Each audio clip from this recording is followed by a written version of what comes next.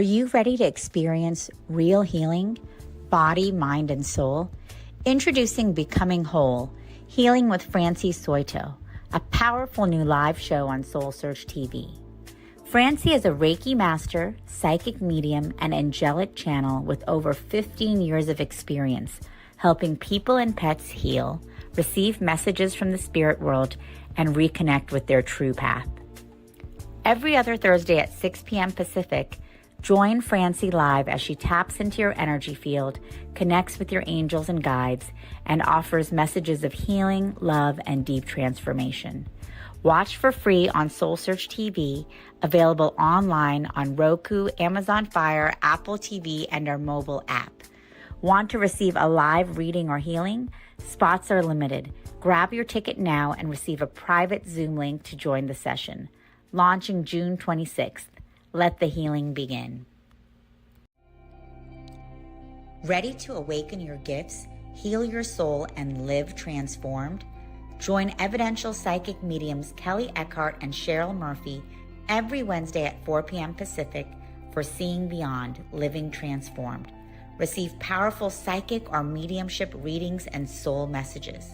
Watch free on SoulSearch TV or reserve your live reading spot today. Every other Thursday at 6 p.m. Pacific, experience Becoming Whole, Healing with Francie. Step into a sacred container of transformational healing, soul alignment, and divine messages. Live healings on Zoom. Space is limited. And journey inward with light mirror reflections. Soul-to-soul sessions with Ragini.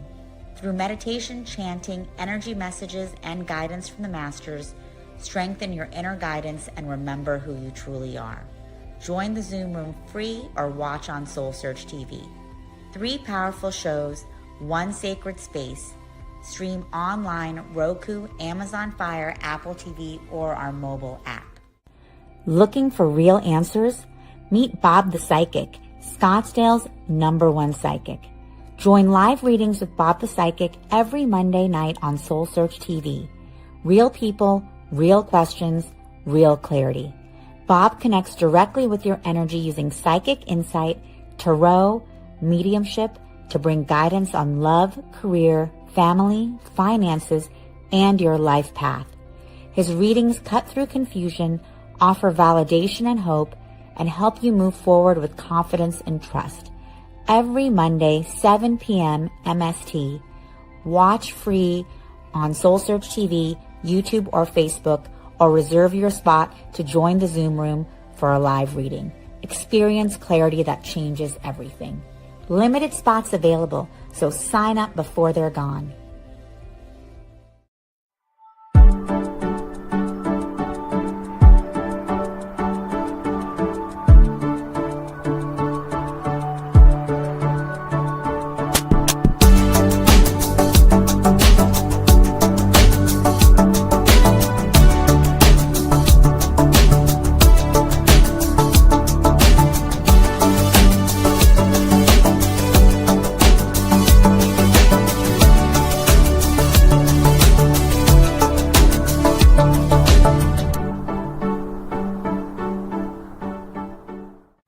Are you ready to experience real healing, body, mind, and soul? Introducing Becoming Whole, Healing with Francie Soito, a powerful new live show on SoulSearch TV. Francie is a Reiki master, psychic medium, and angelic channel with over 15 years of experience helping people and pets heal, receive messages from the spirit world, and reconnect with their true path.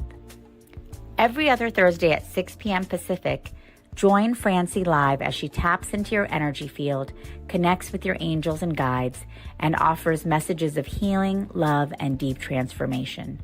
Watch for free on SoulSearch TV, available online on Roku, Amazon Fire, Apple TV, and our mobile app. Want to receive a live reading or healing? Spots are limited. Grab your ticket now and receive a private Zoom link to join the session. Launching June 26th. Let the healing begin. Ready to awaken your gifts, heal your soul, and live transformed? Join evidential psychic mediums Kelly Eckhart and Cheryl Murphy every Wednesday at 4 p.m. Pacific for seeing beyond, living transformed. Receive powerful psychic or mediumship readings and soul messages. Watch free on SoulSearch TV or reserve your live reading spot today. Every other Thursday at 6 p.m. Pacific, experience Becoming Whole, Healing with Francie. Step into a sacred container of transformational healing, soul alignment, and divine messages. Live healings on Zoom. Space is limited. And journey inward with light mirror reflections. Soul to soul sessions with Ragini. Through meditation, chanting, energy messages, and guidance from the masters, strengthen your inner guidance and remember who you truly are. Join the Zoom room free or watch on SoulSearch TV. 3 powerful shows, 1 sacred space. Stream online, Roku, Amazon Fire, Apple TV, or our mobile app. Looking for real answers? Meet Bob the Psychic, Scottsdale's #1 psychic.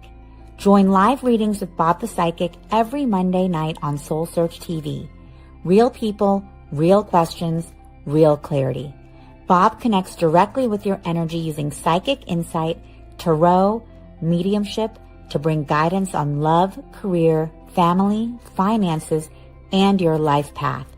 His readings cut through confusion, offer validation and hope, and help you move forward with confidence and trust.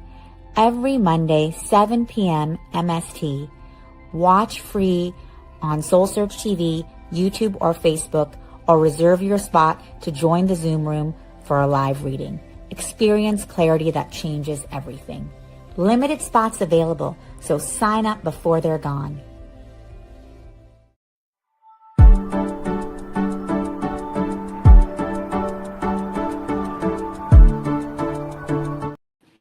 Good morning, everyone.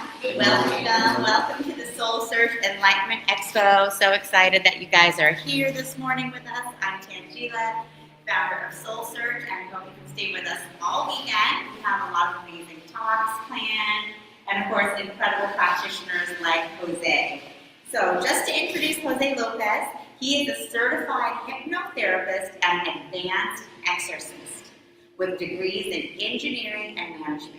He has been researching and practicing different styles of hypnosis and meditation techniques for 25 years, including neuro-linguistic programming, transcendental meditation, Ericksonian hypnosis, active metaphors, past life regression, taming gremlins, lucid dreaming, and Pomodoro technique. On March 2018, while in deep hypnosis, he received the gift of a treasure chest from his angelic guide. The subsequent channeling of dreams and visions resulted in a meditation object now known as the Modi Cube, which he'll be showcasing to all of us today, which contains key elements from the Ark of the Covenant. He also attributes his success from learning complex problem-solving techniques and having helped countless people achieve clarity. And I'm excited that you guys are going to be listening to Jose Lopez and learning about the Modi Cube and connecting to your angelic guides. Welcome. Thank you, Tanji. Good morning, everyone. This is the first day of SoulSearch. I've been with SoulSearch through the years, off and on, basically here in San Francisco, Dublin, and Palo Alto. So yeah. So I'm off and on sometimes. So this is a great chance for you guys because I'm here. Who of you have? We're going to go through meditation, and I gave you a sample here. Excuse me. I gave you a sample, just the cube. That way you are familiar with what I'm talking about in terms of meditation object. What are you going to do is do a meditation that's guided by an object. It's oriented towards the top, the bottom, the right, the left, the forward and back. That's to organize your thoughts. Who here has done meditation? Okay, everybody? Okay, so it helps if you at least know meditation. You can actually, if you practice meditation already regularly, you can go into a deep state of consciousness in just a few seconds, right? You could do that. So everybody can do that, right? Okay, I just want to know what pacing we're going to do it in. This requires imagination also. So not in a passive sense. There's a passive meditation. There's an active meditation. We're going to do active meditation. Should we close the door? What's Can that? we close it? Yeah. You look through my website, you'll see it kind of like a simple explanation of what object meditation is in my style of doing it. So I'll start with my history, the concept behind it. We're going to go through a simple meditation on a beach, and then we'll apply that meditation towards real life. It is very powerful, and I'll tell you why. Let's start off with my history. As Tanji was saying, as the CEO of SoulSearch was saying, that I was inspired by angelic inspiration. How did that happen? The history was started at early before, when I was my teenager. In my teenager, I learned how to do hypnosis. And I used it for helping me concentrate on studying. So, in a basic sense, meditation is useful already just to concentrate. But does it last? It doesn't. And that's the issue that I'm trying to resolve. After my teenage years and through the years, I'm trying to learn as much as possible. And there was a breakthrough. 2018, I was in my hypnosis class. Here in Palo Alto, they have a School of Hypnotherapy. Our professor was giving us a lecture, and we went through hypnosis. And in this hypnosis session, I was supposed to get a gift from a spirit guide. And sure enough, I concentrated, and then I imagined a spirit guide, whatever I believe it should look like. And sure enough, I did see something. It was an angel. It gave me a treasure chest. But it was a special one because on the outside of the treasure chest, it had jewels. It had jewels to the outside. And it told me there was a female, she said, "Aren't you curious? When you get a gift, right, the first thing you do is open the gift." So I opened the gift, and sure enough, I saw my future, right? I saw a future which was to be a speaker like this. So I thought to myself, oh, that's great, right? So I got something from it.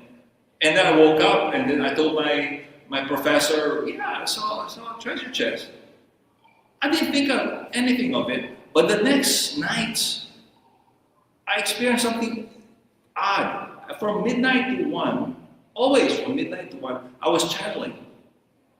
I was always half asleep, and I was always seeing the treasure chest, but in different forms. It was starting to move. It started to have symbols. It started to move around. And I was starting to see where the orientation was. And that's what you're holding right now. The cube, right? The cube looks like this, right? So it's orange in the front for the eyes.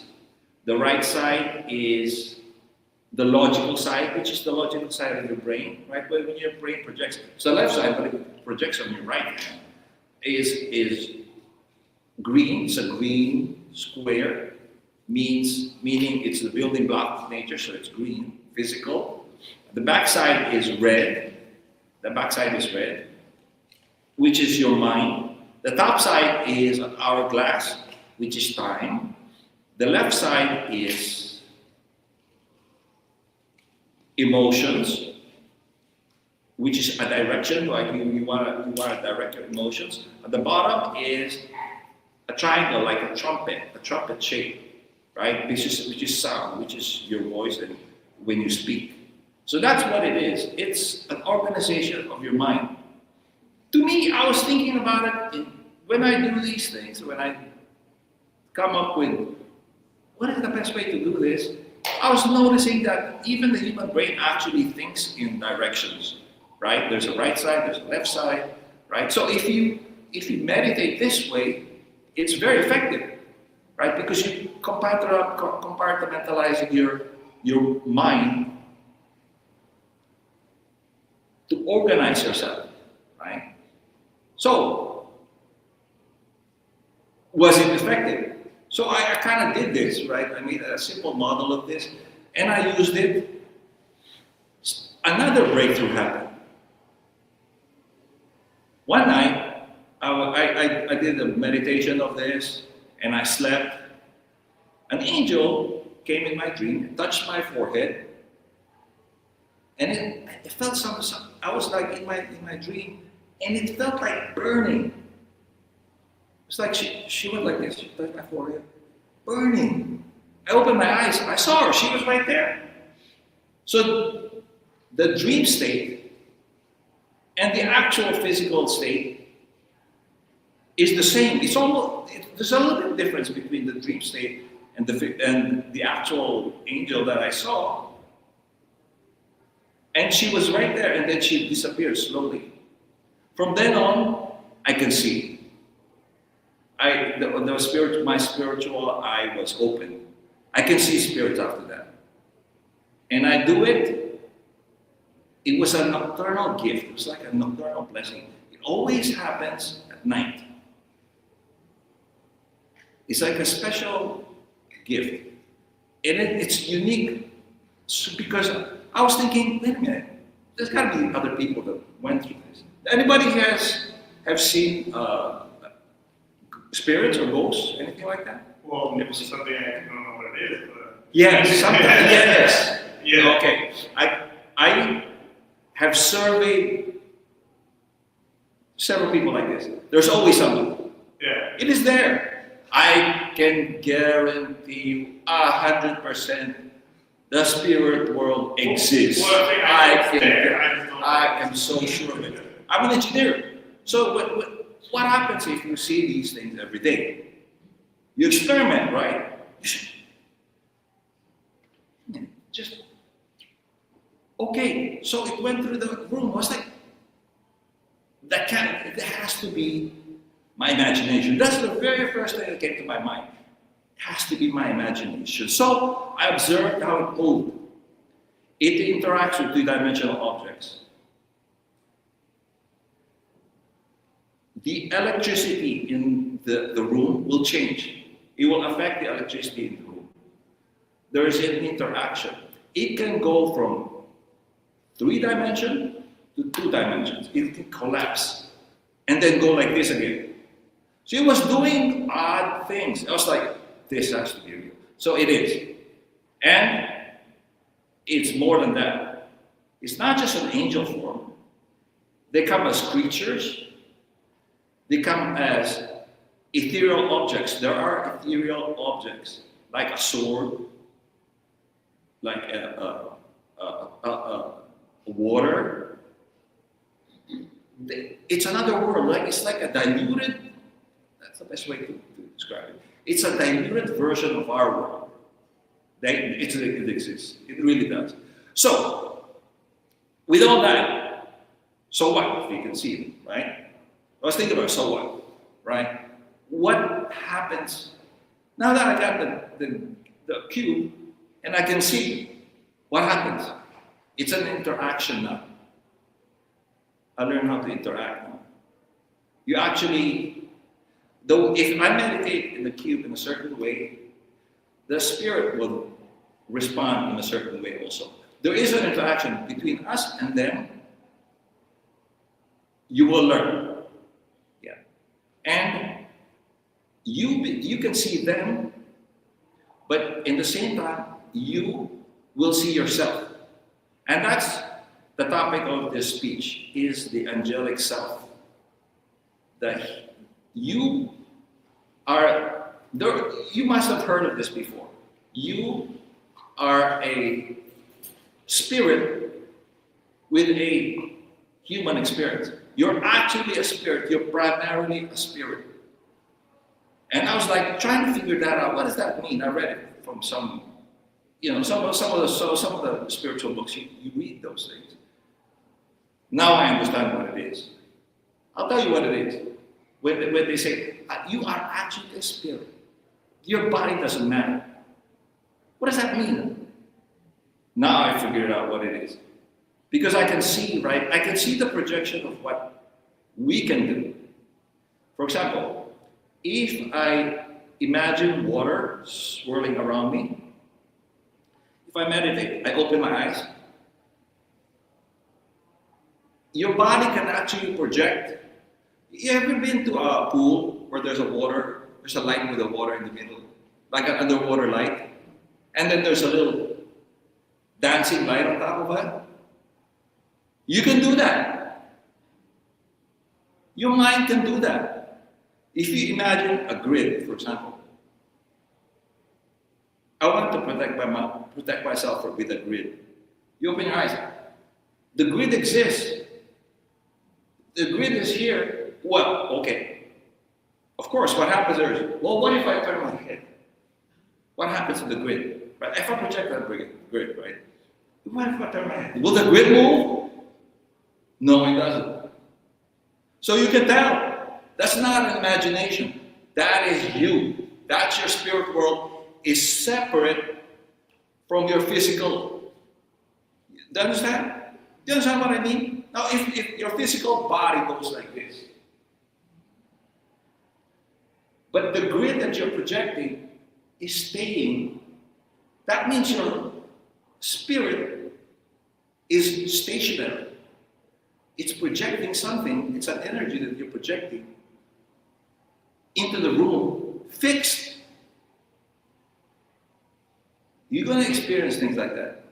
If I've been working with a few people, and so far, only people who kind of like repeating experience. For example, if they see a ghost, and I kind of help them with it, they see it again, but not enhanced, not yet, not enhanced abilities. But there's other enhanced abilities with. Or look at your hand. Go like this. Now, you just see skin, right? I'll let you know what the degree of ascension happens. If you look at your hand, let's say it's dark, right? If you look at your hand and you see an aura, you're at the next level. You're on your way. You have that ability already. What's the more advanced version? You see your hand and you see sparkling. Inside your hand, you can see the sparkling. Right? I'm just letting you know what ascension means. When I say activating your spiritual self, that's what I'm trying to say. Your spiritual abilities improve in time. What's the next level? You look at your hand and you can see the blood vessels.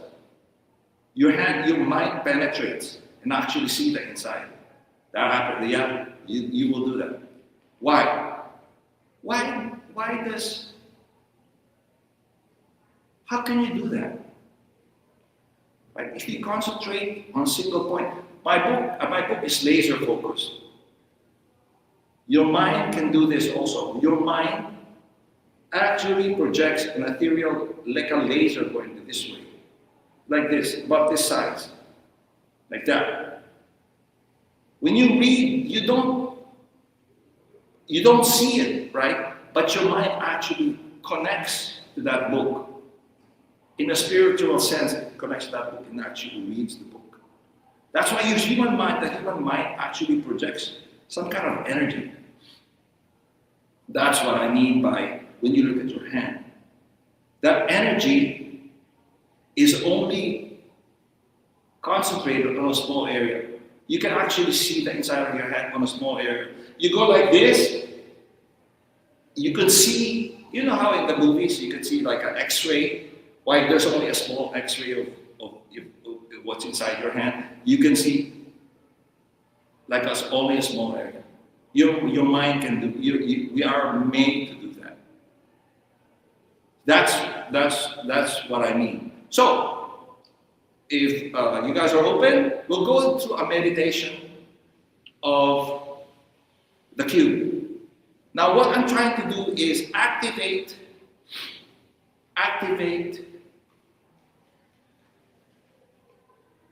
the elements within the human hand. What are the elements within the human hand? For example, when you look at it, it's got water. The cube, this side of the cube represents water. You're activating that. It's got electricity going through it, right? It's got heat. It's got oxygen. It's got iron. The cube is separate, but once you activate those elements, they activate your sight. Once you activate all those elements within the cube, because if you look at the matrix inside my website, you'll see it. There's an element in there that represents iron. Basically, I'm activating the spiritual equivalent, the spiritual energy of iron, the spiritual energy of water, the spiritual energy of air. All those things, you can control them. You can control them. You can actually, eventually, that frequency will be attuned to you and you can see it. You can see things around you, right? So that's what I'm trying to do. So we'll go through a simple beach exercise. So everybody, I invite everybody to close their eyes.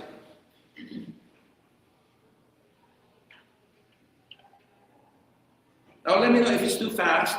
Now imagine a beach in front of you.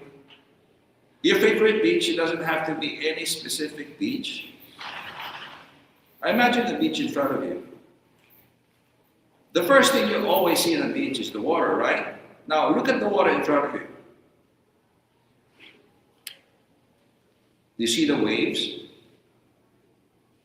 When you see the waves,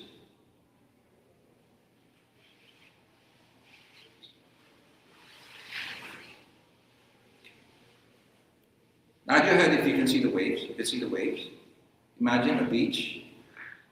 See the waves.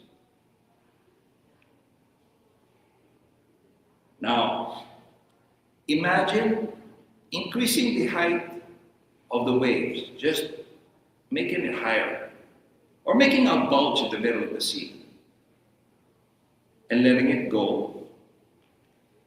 When it goes, you see it splash, right? That's water. That's what I mean by understanding the essence of water. Water exists in the spirit world also. There is an equivalent. If you imagine water, it actually becomes real. You can actually see it. Eventually, those elements will come to life. Now, you just had the water exercise. Now, let's go through the next element. Now, look up into the clouds of that beach. Now, imagine the clouds. Imagine the clouds lightning, like flashing. There's lightning inside the clouds. Now imagine that. Can you imagine the light? Imagine the light of the clouds. You see the clouds? See that there's lightning crossing between the clouds. Now, by your imagination, by your will, create a lightning going into the water. Create 1 lightning. Create 2 lightning again. Create 3. What you just experienced is the control of electricity, electric control.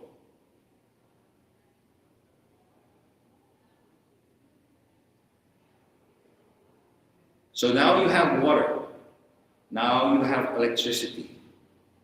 Let's have air. Now feel the air from your right.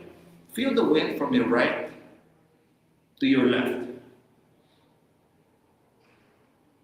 Do you feel it in your skin, that wind? See the water being pushed by that wind.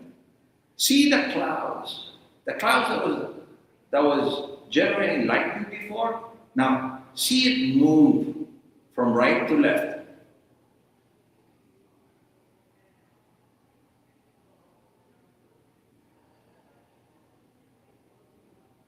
Now stop the wind. Now go from left to right. Do the same thing, create wind from left to right.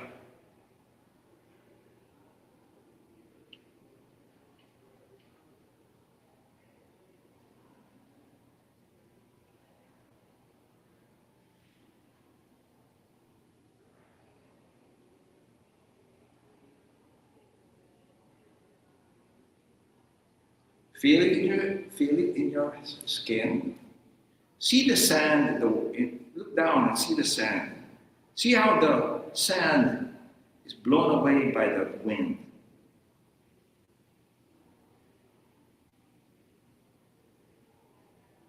Stop the wind. Now this is special. This time you make the wind go counterclockwise around you. This is a special movement, very powerful, very special movement. Make the wind go counterclockwise. Now feel the wind all over your body.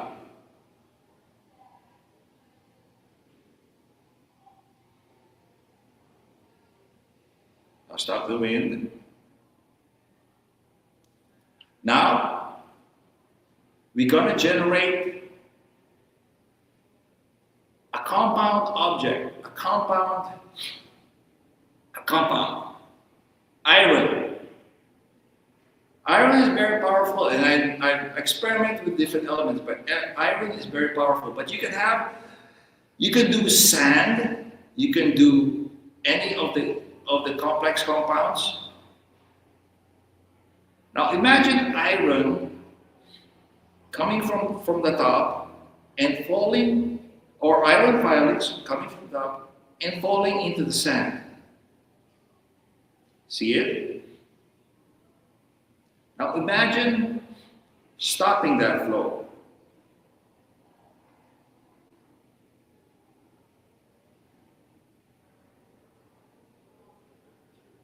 Letting it flow again.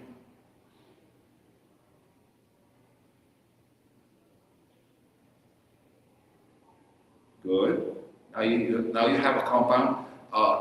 Now you have a compound molecules.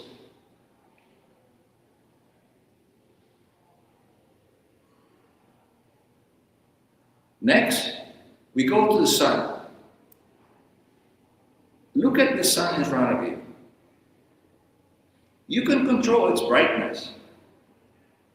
You can make it weaker so it doesn't bother your eyes.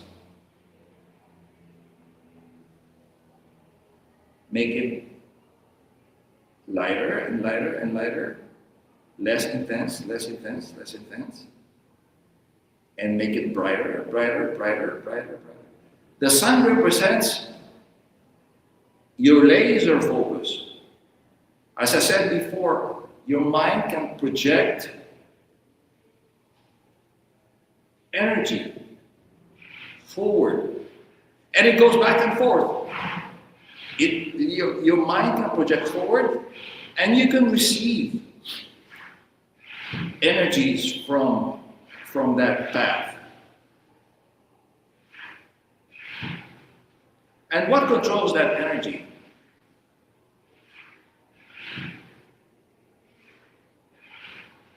You can control that intensity by your mind.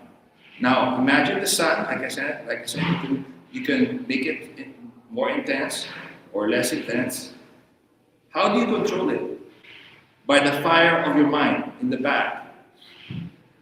Now, this time you generate heat from your back.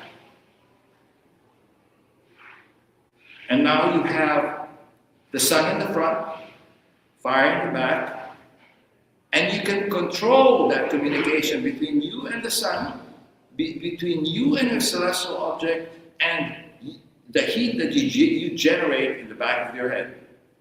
The human body generates heat, or you can actually think of a flame in the back of your head. You can do that. You can go back and forth. Now you can do transactional communication between the sun and the heat, your head.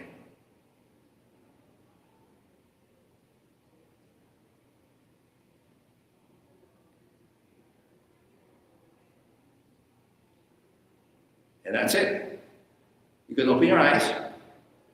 Those are the elements. That exercise activates, the very last one activates the spiritual eye. Is it good? I guarantee it's better. It's better to be in an ascended state. It's only an exercise, you're only doing it a few minutes. But if you keep on doing it, yes, you will see. You will see. You will perceive things differently. That transaction between the celestial object, the sun, and you, the burning of your mind, your will, it will go back and forth. That energy will go back and forth and manifest. It will manifest. It actually affects your life itself, right? That will going back and forth, that energy going back and forth. You will start to control your life when you do that. And what controls it? You'll notice the way I have it oriented. There's time. Time is I represent it in terms of an iron filing, like a sand that's falling. You can control time. You can make the sand faster. You can make it slower, right? You can start, with that exercise, you will start to control time. You will lose boredom.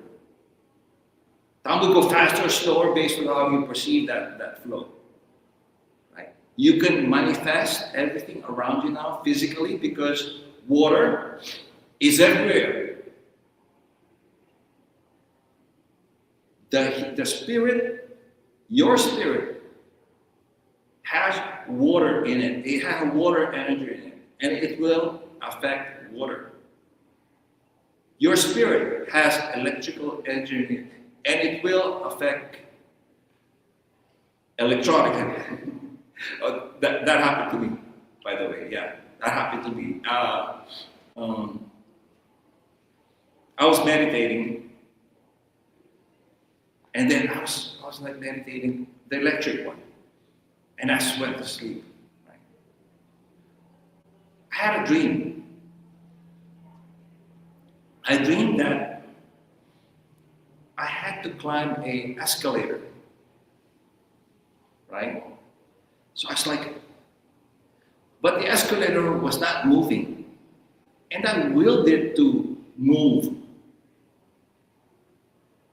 And I heard something, wait a minute, news. I opened my eyes, the television turned on. Yeah, that will happen. You will have the projection of electricity boom, will just go out, and you'll start to turn on computers. You got to start to turn on your television, will turn on. Just because of that energy that you're propagating. So those are the elements. Those are the elements. Now, that was just the exercise. Now, what can you do with all that? What can you do with all that? You can heal. You can protect yourself from unwanted spirits. When you project, when I say iron, the best shield that I found out was like a simple grid around you made of iron. If you imagine that, it will block spirits. How do I know? Right, of course, how do I know? Because I can see them. So there's a transaction there, right? I can see what they are. So if I project a certain energy, I will see what affects them or what doesn't. Right? So I found that that's the one. That's the one. If you imagine a grid, imagine iron, and you project it. Just project it. The spirit will go weaker and weaker and weaker and disappear. Yeah. And you will learn that. That's okay. When you see, you see. The next level is interaction. You will interact next. With the spirits around you, you can interact. Communicate, yes. You can communicate. By the way, the thing about communication, it's instantaneous, by the way. It's only a few seconds. So always be fast and exert your will, because they are moving so fast, their thinking is so fast, that when you see them, the message is already given. You already received something. If you try to remember what was it I saw, what did the spirit look like, you will start to see what they're trying to tell you. It doesn't instantaneous. So in other words, if you want to answer them back, you have to do it fast too. You have to be ready. You have to be conditioned, cue conditioned. All the elements are ready. You know what you want, right? Yeah, that's how it works. It's very short. It's very the communication between us and them is very short, but it's very powerful though, because whatever you're structured, whatever you're conditioned to do, if you project it, the spirit will know immediately what is it, who you are, and what you want immediately, right? And the same way, if they want to talk to you, they will immediately. When I got the treasure chest, it was immediate. It's nothing, but it's life-changing though. Life-changing. Yeah, it'll change your life. It's very okay. Okay, so we have about 10 minutes. So we'll go through just some of the applications of the exercise that I went through. Now in this one, I mentioned it, that the grid, because I like the grid because you want to control what's around you, right? Imagine that the grid, the power of the grid comes from time. What happens there is, the spirit world is more, there's no such thing as imprisoning a spirit. It doesn't work that way. It's more like you delay them. You kind of hold them back. Yeah, that's more the accurate term. It's more holding them back, delaying them, redirecting them. It's more like that. There is no such thing as a permanent, because they come back. they come back. What about that? What about this? So yeah. So we'll go through that real fast, just a grid. Unless you guys want something, you want something else. That's protective. Healing also. Healing is water. When you use water, there's a healing effect when you use water. Electricity has healing effects. But we'll do time. We'll do the middle grid. So yeah, close your eyes. Now, your power comes from your aura. So do this first. right? The top of the cube is an hourglass. And what comes out of the hourglass is sand, right? In other words, but for our application, we're going to use metal filing. Because in time, with all those elements, in time you can create any complex molecule that you want, right? In time you can do that. That's why I have time as in front. So in this instance, we're going to use iron. So let iron fall from the sky, come onto you, and you convert it into a grid. You call upon iron, again, a molecule or compound, create it into a grid. Now, you create several projections. There is one for your aura, create another grid, one for the walls of this room, create another grid, one for this building, and then create another grid, one for this land, the land around us.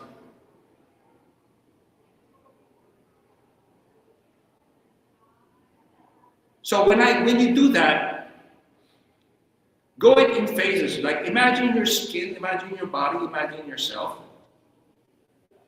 with a grid, a metal grid. Now imagine that grid being projected onto the walls of this room. Imagine that grid being projected onto the building, and imagine that grid having a sphere on this land, the land of this hotel.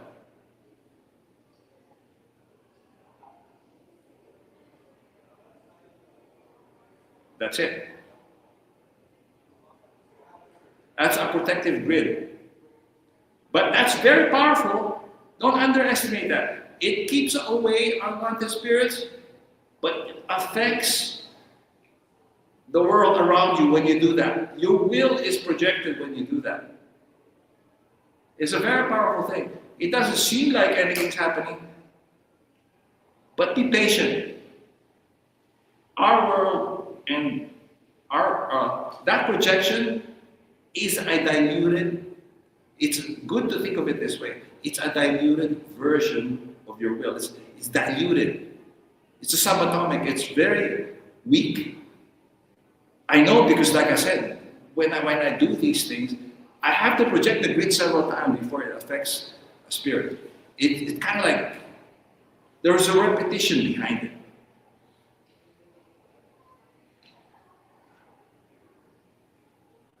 And that's it. That's the grid. Okay. Would anybody want any special request? Anything? Because there are several energies, but would you like to request anything? Healing, for example. Healing. Anybody healing? Okay, we'll do healing. Healing is like this. I experimented on all different modes. Healing is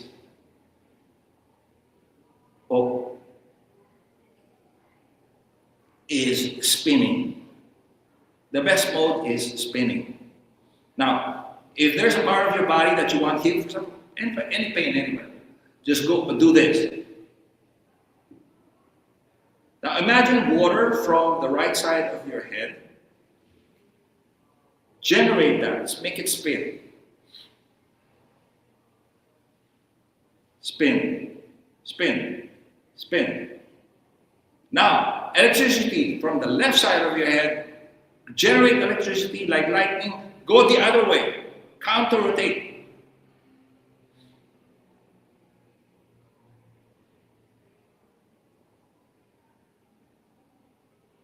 Imagine that. So now you have the power of water, circulation. You have the power of electricity, activation of your nerves, or numbing your nerves. You can do that also. It's a negative effect. Now, imagine a flame in the middle of that. Imagine a flame. Accelerating healing, heating yourself up. And imagine complex compound, like a medicine from the sky, coming down. So you got all the elements of healing now. Now, do that in your head, do that exercise. Now, transfer that exercise, transfer that into a part of your body that has pain. Make that spin. For example, if it's your leg, left leg, for example. Make that water spin on that left leg, whatever muscle it is. Use electricity, go the other way. They work together. Water and electricity. Water conducts electricity, so you can combine them. Warm it up, change the temperature, and then use medicine. A complex molecule, complex compound, medicine coming down.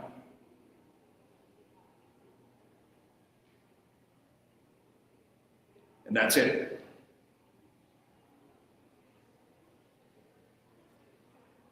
That's very powerful.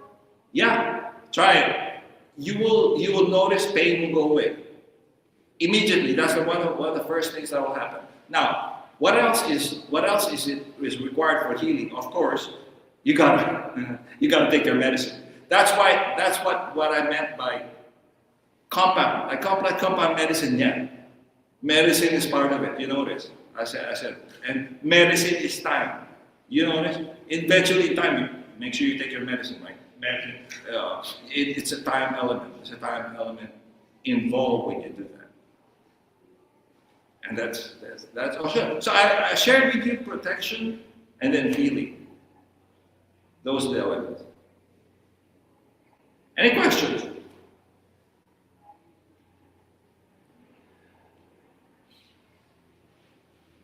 How long did it take? So you made this off of what you saw, or Yeah. came up with Yeah. this?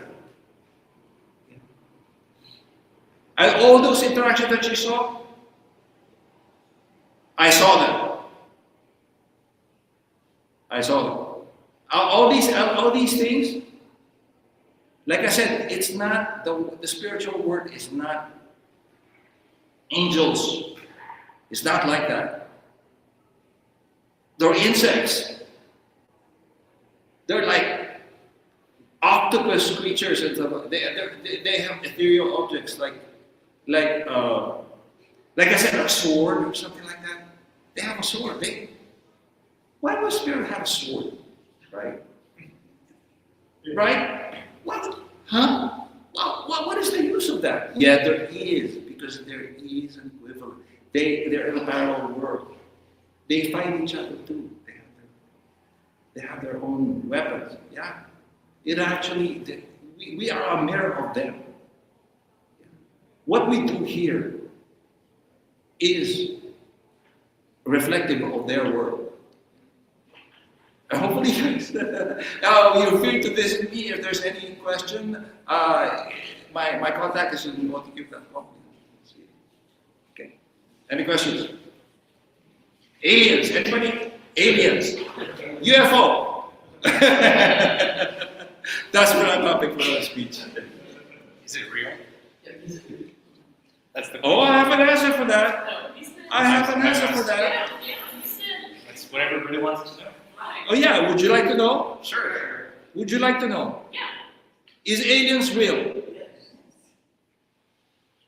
Aliens is an ethereal combination of spirits. I've seen it. You know, a UFO, there is an entity that looks like a UFO. There is a spirit out there that looks like a UFO. Actually, this one is tailored to that. It's the actual spirit, UFO equivalent of this has 14, it's like a spear, and it has 1, 2, 3, 4, like 14 spikes all around it. And it flashes like a UFO. They're there. Yeah. So whenever somebody asks me, well, alien. No, they're not. They're actually just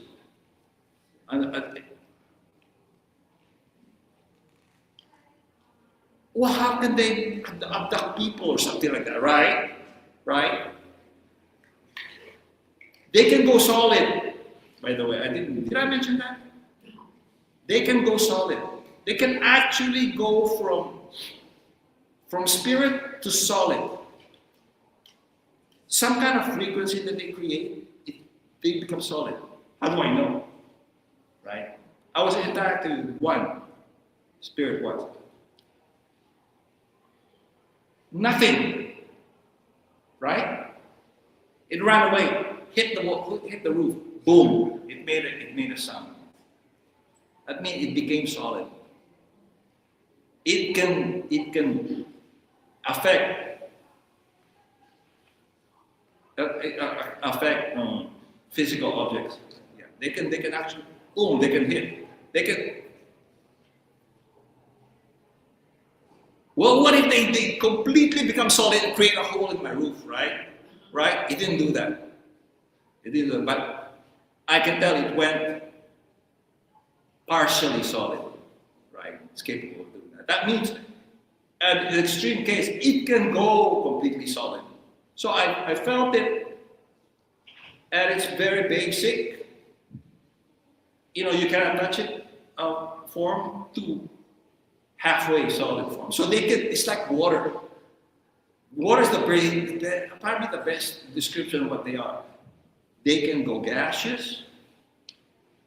They can go liquid, almost like solid, and then solid. Okay, I hope you guys learn a lot.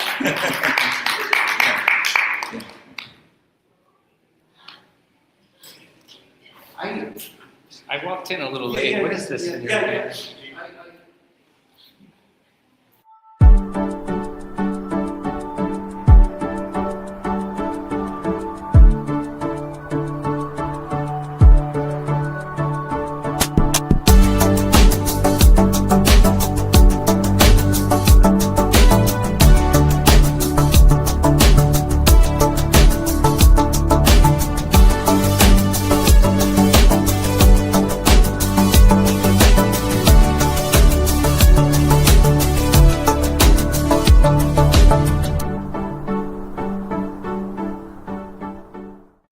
Are you ready to experience real healing, body, mind, and soul? Introducing Becoming Whole, Healing with Francie Soito, a powerful new live show on SoulSearch TV. Francie is a Reiki master, psychic medium, and angelic channel with over 15 years of experience helping people and pets heal, receive messages from the spirit world, and reconnect with their true path. Every other Thursday at 6 p.m. Pacific, join Francie live as she taps into your energy field, connects with your angels and guides, and offers messages of healing, love, and deep transformation. Watch for free on SoulSearch TV, available online on Roku, Amazon Fire, Apple TV, and our mobile app. Want to receive a live reading or healing? Spots are limited. Grab your ticket now and receive a private Zoom link to join the session. Launching June 26th. Let the healing begin.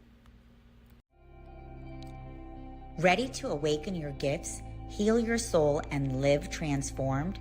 Join evidential psychic mediums Kelly Eckhart and Cheryl Murphy every Wednesday at 4 p.m. Pacific for Seeing Beyond, Living Transformed. Receive powerful psychic or mediumship readings and soul messages. Watch free on SoulSearch TV or reserve your live reading spot today. Every other Thursday at 6 p.m. Pacific, experience Becoming Whole, Healing with Francie. Step into a sacred container of transformational healing, soul alignment, and divine messages. Live healings on Zoom. Space is limited. And journey inward with light mirror reflections. Soul-to-soul sessions with Ragini. Through meditation, chanting, energy messages, and guidance from the masters, strengthen your inner guidance and remember who you truly are. Join the Zoom room free or watch on SoulSearch TV. 3 powerful shows, 1 sacred space. Stream online, Roku, Amazon Fire, Apple TV, or our mobile app. Looking for real answers? Meet Bob the Psychic, Scottsdale's #1 psychic. Join live readings with Bob the Psychic every Monday night on SoulSearch TV. Real people, real questions, real clarity. Bob connects directly with your energy using psychic insight, tarot, mediumship to bring guidance on love, career, family, finances, and your life path. His readings cut through confusion, offer validation and hope, and help you move forward with confidence and trust. Every Monday, 7 p.m. MST. Watch free on SoulSearch TV, YouTube, or Facebook, or reserve your spot to join the Zoom room for a live reading. Experience clarity that changes everything. Limited spots available, so sign up before they're gone.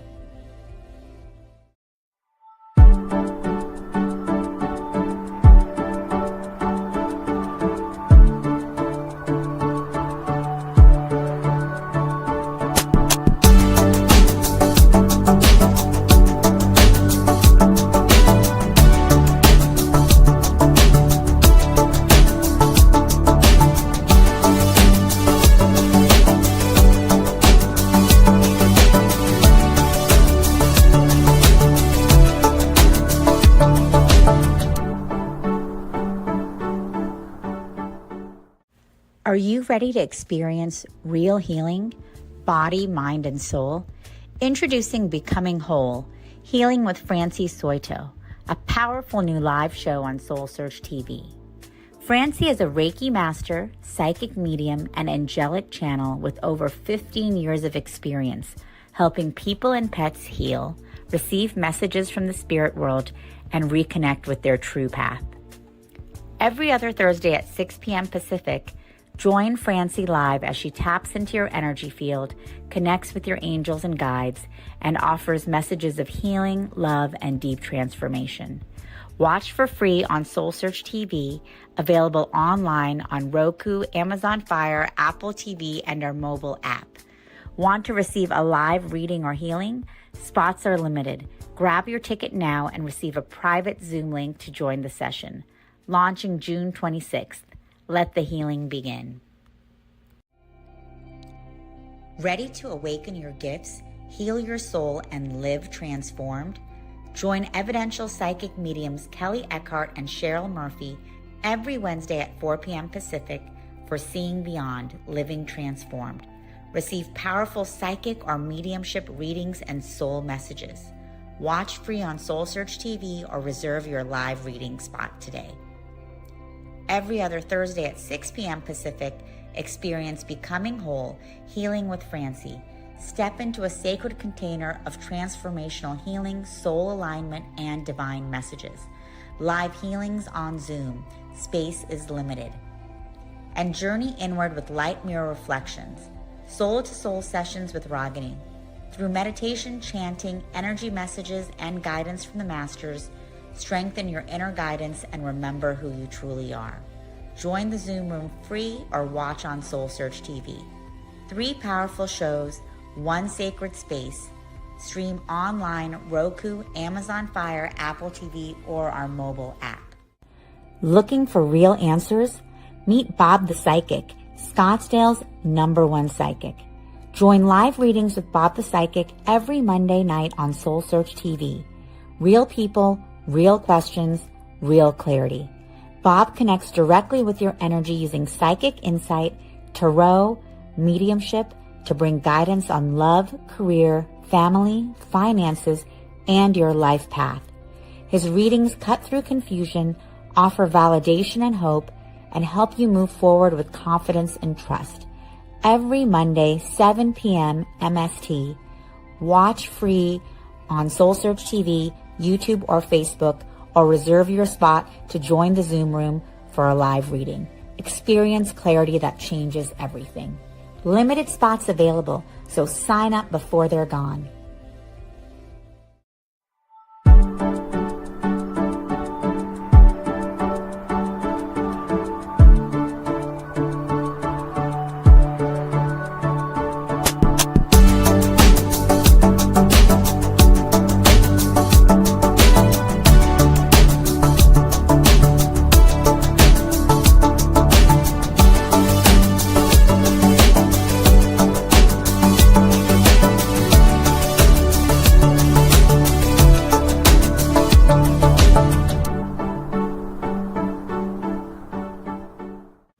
Are you ready to experience real healing, body, mind, and soul? Introducing Becoming Whole, Healing with Francie Soito, a powerful new live show on SoulSearch TV. Francie is a Reiki master, psychic medium, and angelic channel with over 15 years of experience helping people and pets heal, receive messages from the spirit world, and reconnect with their true path. Every other Thursday at 6 p.m. Pacific, join Francie live as she taps into your energy field, connects with your angels and guides, and offers messages of healing, love, and deep transformation. Watch for free on SoulSearch TV, available online on Roku, Amazon Fire, Apple TV, and our mobile app. Want to receive a live reading or healing? Spots are limited. Grab your ticket now and receive a private Zoom link to join the session. Launching June 26th. Let the healing begin. Ready to awaken your gifts, heal your soul, and live transformed? Join evidential psychic mediums Kelly Eckhart and Cheryl Murphy every Wednesday at 4 p.m. Pacific for Seeing Beyond, Living Transformed.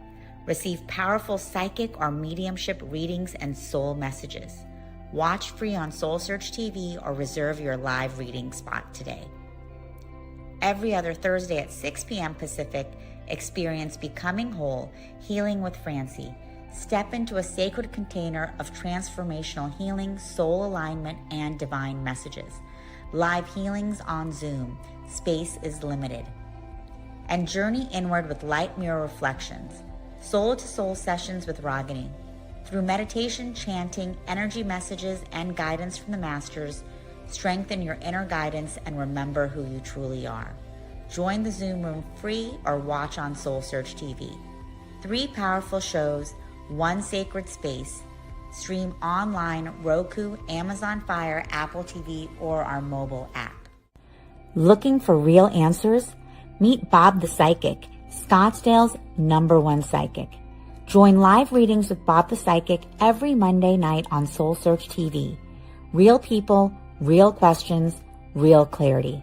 Bob connects directly with your energy using psychic insight, tarot, mediumship to bring guidance on love, career, family, finances, and your life path.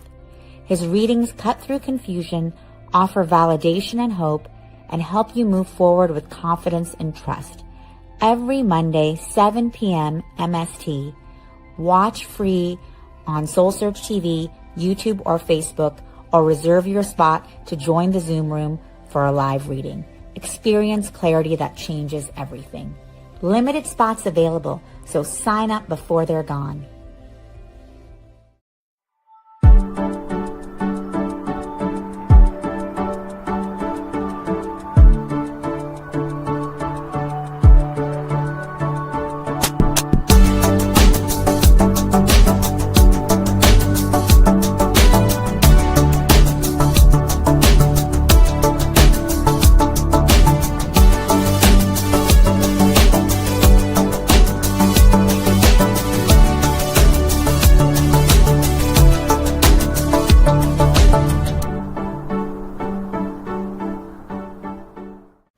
Are you ready to experience real healing, body, mind, and soul? Introducing Becoming Whole, Healing with Francie Soito, a powerful new live show on SoulSearch TV. Francie is a Reiki master, psychic medium, and angelic channel with over 15 years of experience helping people and pets heal, receive messages from the spirit world, and reconnect with their true path. Every other Thursday at 6 p.m. Pacific, join Francie live as she taps into your energy field, connects with your angels and guides, and offers messages of healing, love, and deep transformation. Watch for free on SoulSearch TV, available online on Roku, Amazon Fire, Apple TV, and our mobile app.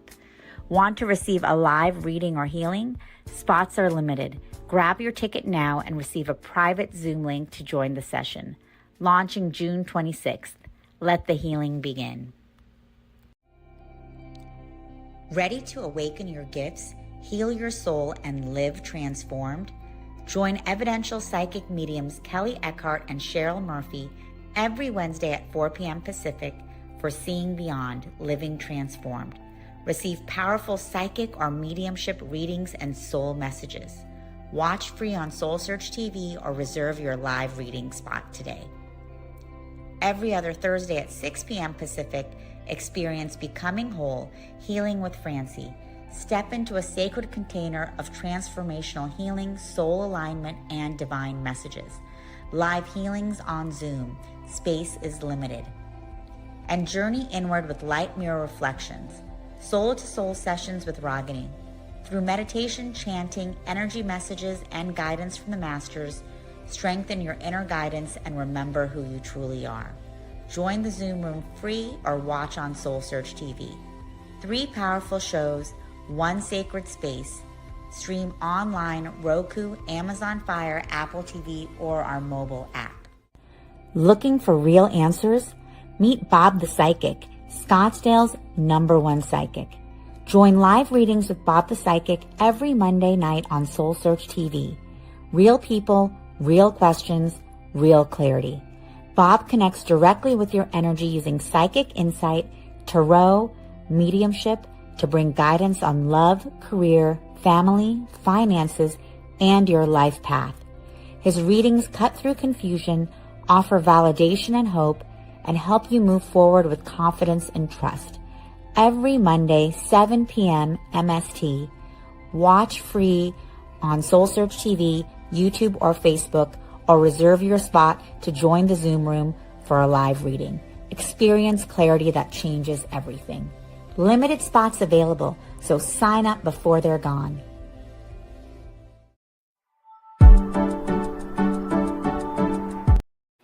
Hello, everyone, and welcome to the SoulSearch Enlightenment Expo, our first one here in Redwood City.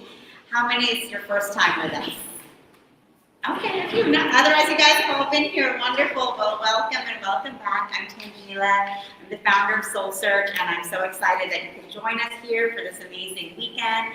Stick around because you're going to meet so many incredible healers like Moon here.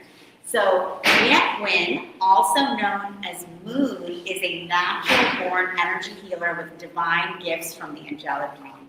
She channels source energy with the highest level of frequency to facilitate healing for physical, emotional, spiritual, and mental pain. In just a short span of 13 months, she has collected over 100 video testimonials from clients stating their pain has reduced or is completely gone after her healing session. Many of her clients claim that 100% of their pain is gone after just one healing session. And actually, Moon did a healing session on me last night and removed my back pain, so I no longer have my lower back pain. And I'm able to be here at the Expo with you guys, which I would have been here anyway, but it's better to be pain-free. so I just want to say that Moon is an incredible healer. She actually started out coming to our expos as an attendee. And at our Dublin Expo, she came to me and she said, Tangela, I have this healing ability. Could I show you? And at that time, she was using a Google crystal. And she showed me her healing abilities then. And she said, do you think I could be a vendor at your events? And I said, definitely, you have a remarkable ability.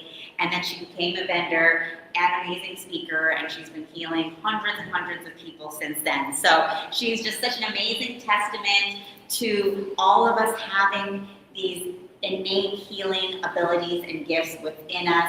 And we're here, when we come together like this, we all activate one another. And so I'm excited that you guys are going to be able to have some healing done by Moon today. Welcome, Moon. Thank you for being here. Thank you, everyone. Hi, so I'm a natural born healer, so I'm 100% self-taught. So I was born with the ability to channel source of the highest frequency and highest vibration. So I'm not doing the healing, I'm just a conduit for source. So I have the ability to facilitate instantaneous pain relief, and I facilitate it through my words, and I also could do it through objects as well too. So I can take any object, and I've demonstrated in my past talks where it could be anything, like a car key, it could be a plastic cup, and I can infuse it with source energy and healing intentions to facilitate pain relief. And I normally demonstrate for physical pain because it's measurable, but I have also able to do it for emotional pain or other ailments. So it could be eczema, it could be for insomnia, but during my presentations, I usually only do physical pain. And I believe that physical pain and emotional pain are correlated because emotional pain can manifest into physical ailments. So even though when I see clients, sometimes they only ask for physical pain relief, and I ask for permission to also do emotional relief. And I always ask for permission for permission to do a session, because I've actually had requests from other clients who told me that like their family member doesn't believe in it, but they really want their family member's pain to go away. I don't do anything against anyone's free will, so I only do sessions with permission. So I'm going to show one of my video testimonials. I think it's because I want to go straight to the healings, and I'm going to also go over how I discovered my gift. Actually, before I do that, I discovered my gift 8 years ago when I injured my back, and I went to a chiropractor, and my pain kept on coming back a week later. 100% of it would go away, and then it would come back, and I was just tired of the pain returning. So one day I went to a gift shop. I got a copper bracelet, and I unintentionally put intentions into that bracelet for like all my pain to go away, because I read about copper's anti-inflammatory, and there's a sign saying it's good for pain relief. And 80% of my pain instantly went away. And then from then on, I was giving away copper bracelets to people, and I noticed their pain would, for some people, 100% of their pain of 20 years would go away. And then some people, results vary also. So some of my clients, their pain goes away by 100%, and it hasn't returned like for over a year, or sometimes a couple months later, they're still pain-free after the one session. But then for some people, their pain comes back by 100% like a couple months later, and then there's a few cases where it comes back the next day, and then there's some cases where it comes back like only a small percentage. It comes back 20 or 50%, but it wasn't as bad as before. So my sessions are not 100% guaranteed.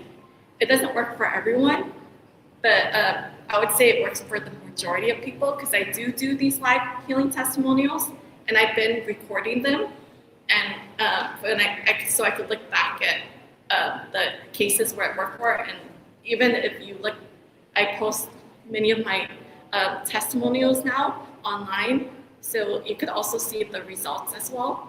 So I'm going to go ahead and I don't know if I'm able to play it. Let me see if I can. I'm going to go ahead and show just probably 2 video testimonials.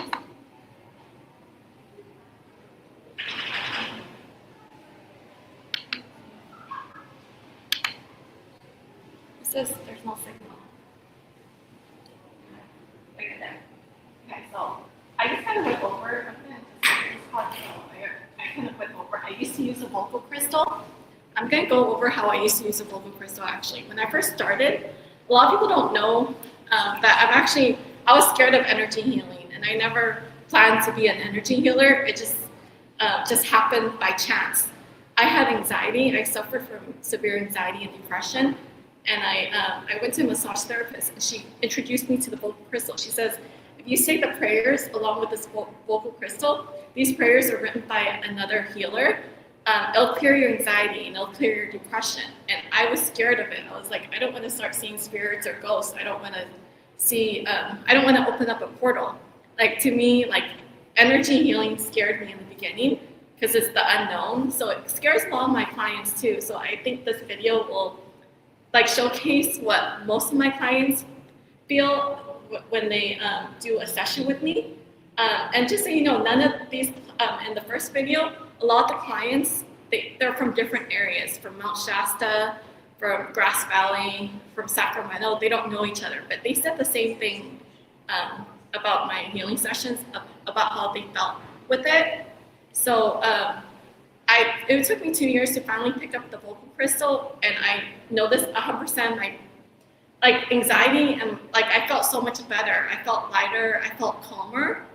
And then that's in the beginning. I was using the vocal crystal and the prayers, and I was using another healer's words, and I switched over to using my own words because when I use my own words, it amplifies. It's actually more effective and it's stronger.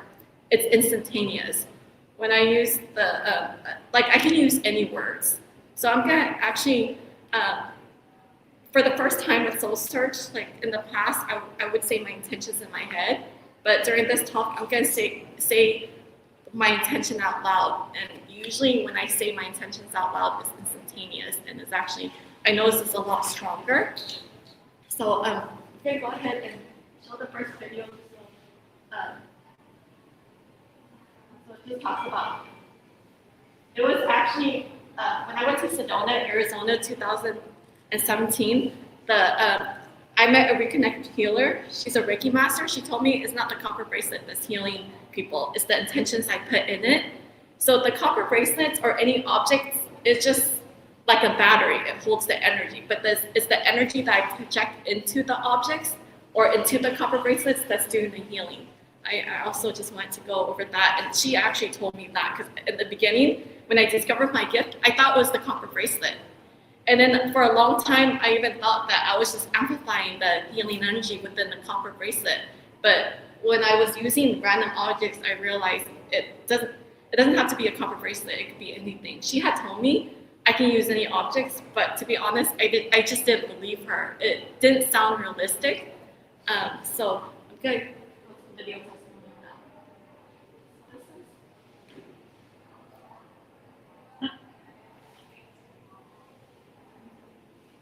Hi, this is Yvette Armu, and these are video testimonials of my clients who all experience instantaneous pain relief.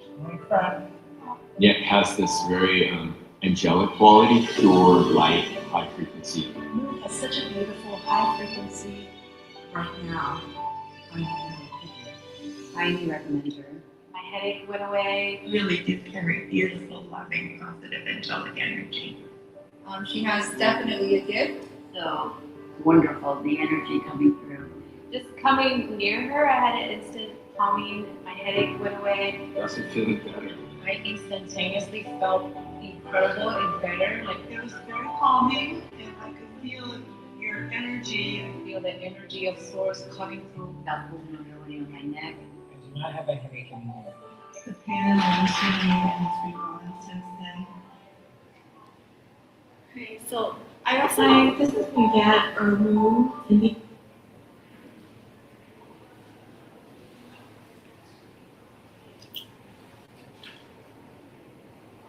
I'm going to do one more video.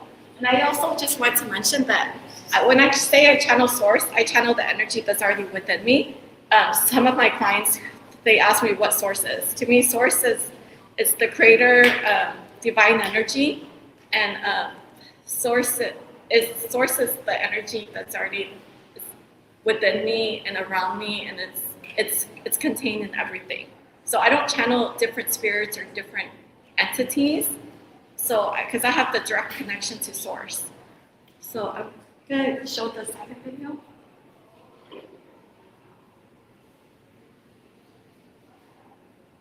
Hi, I visited with New York, and when I sat down, my pain level was a 10.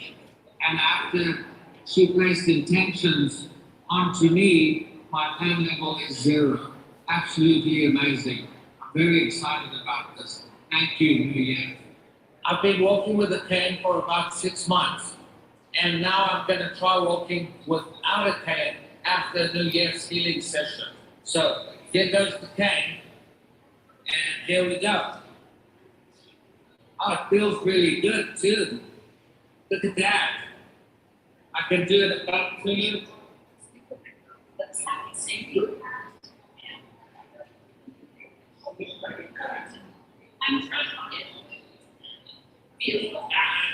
And I did a 2-minute healing session for him. And ever since his 2-minute healing session, 100% of his sciatica leg pain is completely gone and it stayed away. And back then, I didn't touch any clients too. Did you want to demonstrate how you walk now? Yeah. Do you want to? So what's your pain level now? Oh, 0. What was your pain level before 2-minute This session? is 9, 10, sharp pain shooting up the leg. So, yeah. It's been an amazing transformation. And how long were you walking with the cane for? Oh, it was probably about 6 months. Ever since the session, 100% of your pain was gone and it stayed away, right? It is, and I haven't had a walk with the cane. And so coming back and seeing you has been kind of a full circle, which is amazing and shows you have a gift. I want to get to the healing, so I'm going to just turn off. If you want to check out my video testimonials, most of them are posted on my Instagram or YouTube. Because right now I have at least with over 200 people on it, because I do groups as well. So I'm going to just go ahead and start the group session. Is there any questions before I start? Yes? Can you work on writing people? Can I work on what? Writing. I think I don't think I've ever worked on, to be honest, I've never worked on someone that's pregnant, but it's up to the person. So if the person's open to it, then I'm willing to do it. So, because I've never had clients that said, oh, there's bad side effects. The only thing is that many of my clients have said that they feel heaviness on their head, and some of my clients are hypnotherapists and psychics, and they see trauma leaving through their crown chakra. So some have experienced headaches, and then there's few cases where some feel like, like stinging or like some sensation, and then the pain leaves their body and then it doesn't return. But in most cases, I've never had clients that come up to me and said, oh, like I have bad side effects. I wouldn't be doing what I do if there were any bad side effects to it. Okay, so do I have permission to connect with everyone? Is there any other questions? Okay, so do I have permission to connect with everyone's soul? Okay, so I'm gonna just clear my energy, and I'm gonna put a bubble of white light protection around each of you, so only white light positive energy can come through. I'm gonna put a bubble of white light protection around me, so only white light positive energy can come through. And I'm gonna clear everyone's energy as well. And during my group sessions, and also I do have some clients that are viewing me on live stream, so I am gonna actually send healing energy to my live stream audience as well too. And there was one audience member who told me in the past when I was doing the healing for someone's eye, she felt healing. She was in North Carolina and she was watching me on live stream. She felt healing on her eyes. So there's also the possibility that the live stream audience can also feel the healing energy as well.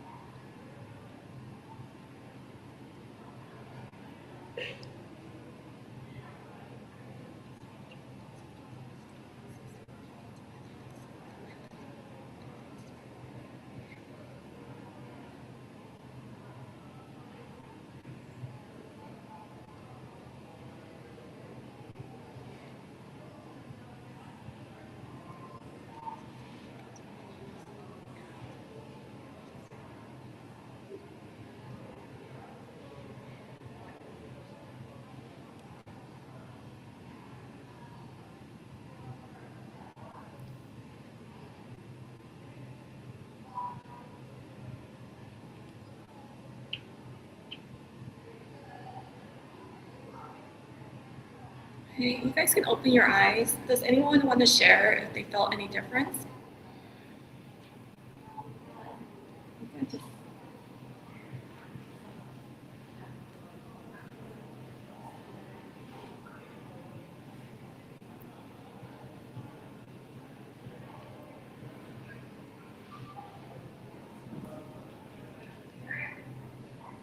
Okay, does anyone want to share? Alright, Okay, I'll share. okay, it's okay. I came in with a hip pain. Oh yeah, did you want to come up and share? Thank you so much. I appreciate you. I came in here with a hip pain, and while I was sitting here, they were talking about just, I felt it easing as we went. Even before the healing Before session, the healing just by with me just talking. Yeah, even before. Yeah, that has happened. There was a guy who told me the same thing happened too. He doesn't remember when it happened, but he said it was before the healing session. It was when I told him I was going to do a group session for everyone. His hip. I think it was his shoulder hip pain. It's released. Is it 100% gone? Well, at the moment, yeah. So when did your hip pain go away? I just felt it easing as you were As speaking. I was talking, right? right? Yeah, because I was told by different healers and because many of my clients are also healers that just being within the energy field of source, or when I'm even when I'm talking. One time I spoke to the lady, she had level 10 pain, 50% of her pain went away. And I didn't even know she had pain. All I did was talk to her. So, because she says I was within her energy field, because I'm also a distance healer. But what was your level of pain before? It wasn't very high. It was about 4. Okay, so before our group session, or 100% of your level 4 hip pain went away just by listening to me talk during my presentation. Thank you. Yeah, thank you. Thank you so much for sharing. And Donna, did you want to share too? You can come up here. Thank you. Donna is actually one of my clients from the past, and she's not my repeat client because all her pain went away. Exactly. Yeah, I never did vision for you though. I don't think why did you but that's You just heal my trigger fingers. oh it's It's gone. gone. Yeah, it's gone. But Pain is gone. was it during the group session? Okay, well, when you were doing your healing, I felt this big, enormous amount, a lot of energy came through me, and it's still in me right now. And then I felt oh my God, this energy. I'm getting healed by this energy. So, and then when you told me to open my eye, I was checking my fingers. I go, oh my God, look at my fingers. I'm Yeah, and that's just so you know, sorry, what was your name? Inga. I didn't know Inga had hip pain, and I even though Donna's my friend, I haven't seen you for a while, Yes. for a couple of months. Right. I didn't know you had trigger fingers. Right. Also. Yeah, I never So, told you. I yeah. had. Did you want to talk about how I did a session for you about over a year ago on your leg and also on your shoulder, I think? Yes. I met Duet a year ago at one of these events, right? And I didn't know her, and I heard that you do miraculous healing, and I checked her out. So a year before that, 2 years ago, I fell and I had some broken bones on my. Never went to the doctor, but I felt I was limping for a long, long, long time. I think it finally healed, but didn't really heal properly. And after a year, the nagging pain was still there. And before that, I had, 30 healers who did healing, lots of healers. But these healing were temporarily, but then it comes back. It came back. But it never went away by 100% too. Exactly. Yeah. Until a year ago when I met her. It was like a 5-10 minute session, right? No, it wasn't that. Was it a 2-minute session? Yeah, it was 2 or 3 minutes, and she just touched my leg 2 places, right? And then that was a year ago, and a pain never came back. And your shoulder pain too. And it never came back. Exactly, it was the shoulder. Oh, Yeah, it was the shoulder. The shoulder's healed, But your leg pain was so severe where you couldn't even walk at times. So it was It level was 10. so bad, yes, I couldn't walk. Even a year after the pain was still there, it just never went away. Yeah, but I never had to do another healing session. Yeah, I for that should area. Yeah, because it was gone. Honestly, I'm hopping around, doing my thing, running, jogging, running, walking a lot. And like a month ago or 2 months ago, we did that online session, right? And I didn't have any pain, but I asked for memory, enhancing my memory. Oh my gosh, there's so many things I remember afterwards. Oh, so for cognitive function. I also do mental clarity, memory loss. I've helped people with I do neurological issues as well, or like through source. So I'm not doing it, but I'm actually I think I'm gonna do vision for everyone because I don't think I ever did vision for you. Yeah. And that would be good. Oh, that would be I know you're wearing glasses. Yes. So then I can see. I'm gonna do vision for everyone in the room. I'm gonna ask for 5 volunteers to come up. But before I do that, thank you so much for sharing. I wanted to demonstrate my healing without touching objects. That's why I brought this. I can show you guys. I also have a gift. I can telepathically use objects without touching it, and I can do it virtually also. So it works just as well virtually as in person. Thank you so much. Yeah. So do you have any volunteers that have chronic pain? I'm looking for people with chronic pain. Okay. For eyes or? Oh no, for just for pain. I'm gonna do eyes for everyone. So does anyone? Do you have another area for chronic pain? Yeah. Okay. So you want to come on first because you spoke. So can you put your object over here so see if in the live streamer see it? I'm gonna put it back here so you can kind of see it. Okay. So that's a bracelet, right? Okay. So it's a gemstone bracelet. So where's your other area of chronic pain? Like the whole back. Your whole back. Okay.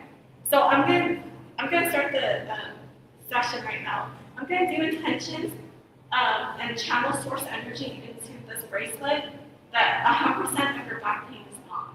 So do you want to grab the bracelet now? I'm not gonna touch it. I just want to show people that you don't want to touch it. Do you feel pain reduction in your back? How much of it is it reduced by? 90% of your back pain is gone. Okay, so I'm going to do another intention. So right now I'm verbalizing my intentions. Whenever I say my intentions out loud, it amplifies my intentions, so it's going to be stronger. Now I'm going to project the healing energy directly into you, and that is the object. I'm going to do intentions that 100% of your back pain is gone now. Do you still feel the pain in your back? What? It's not going. It's 100% gone now? Yeah, right now. So you can see I did it without touching her, so that's how I do the. Thank you so much. You can sign your name and is there another pen? You can sign your name for volunteering so I can track. I like to follow up with clients, okay, or with attendees, also with volunteers. Is there anyone else that wants to volunteer? Okay, so. Actually, I'm going to switch up. Can I have 2 volunteers with chronic pain?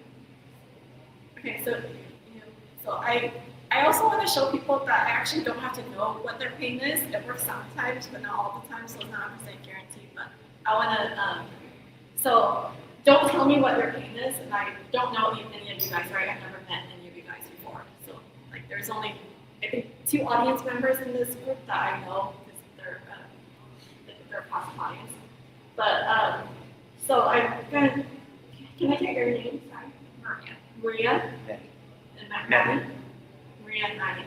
So I'm going to do intentions without knowing where your pain is. You guys both have one area of chronic pain, right? Like, kind of broad. But can you feel it now? Yeah. Okay. So, and you have a area of chronic pain, right? Because it could be digestive issues, it could be tinnitus, it doesn't have to be physical pain, or it could be a headache. So I'm going to do intentions that 100% of one area of your chronic pain is gone now for both of you guys. Okay, so do any of you guys feel any pain reduction? Okay. I don't feel anything right now. So 100% your pain went away? It's hard. I thought to move around a little. But Right what now, pain was it? What level was it before? Maybe a 4 or 5. And where was your pain? It's my lower back. So your lower back pain went away. Okay, so I'm going to just keep a channel object. Because sometimes the verbal intention, like sometimes it doesn't work, or there's cases where it takes time. Sometimes my sessions are not instantaneous. I've had people come up to me and said, "Oh, I didn't feel anything when you asked me, but 5 minutes later, all my pain went away." And then there's also the possibility, because this is not 100% guaranteed. So yeah, I can channel both of your objects at the same time. I can channel two.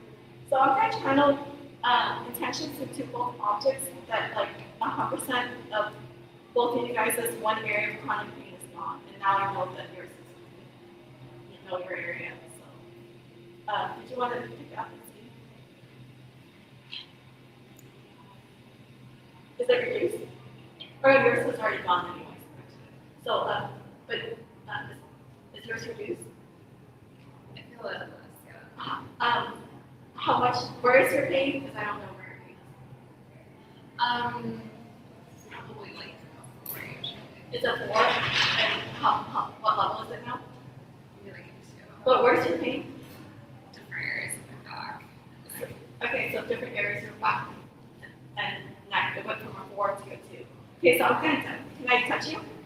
So I'm now going to amplify my intentions with touch. So I'm going to just do you want to choose your back or your neck, which area, or I can just do both.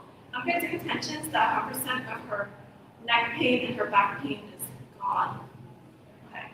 So is it reduced further?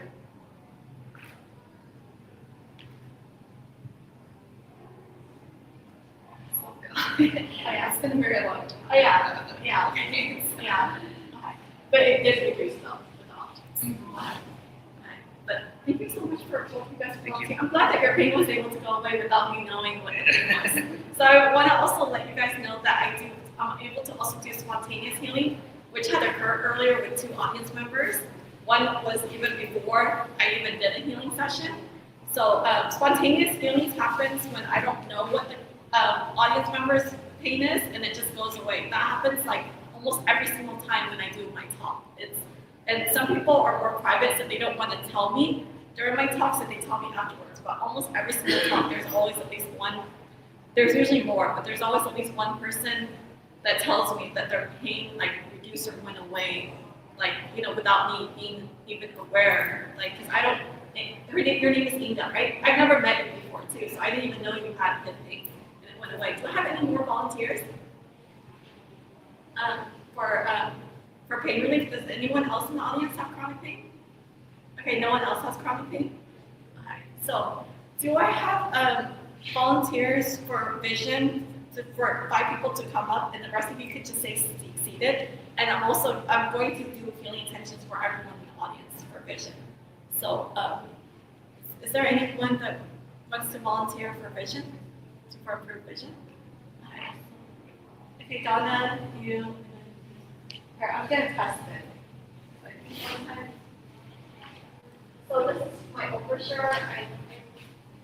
My new brochure is 2, at least this is 12-point font. I think that my new brochure, my font is like 8-point font. It's really tiny. So I just want to test it. Can you read my brochure? A little bit. Alright, maybe I'll just test it with this one. Can you read this one? It's really tiny font.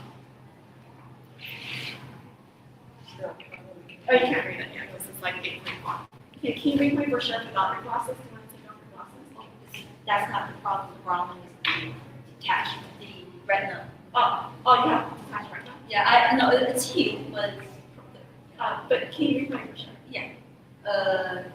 How it works, like right Okay, how about this one? Okay. Healing session benefits many clients. That part. Oh.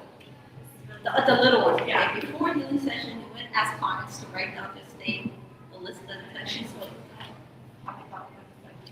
Oh, even small. She is definitely self-taught. Okay, so it's kind of hard to tell it, but maybe you'll feel like healing your eyes. It's okay. Can you read this for sure without your glasses?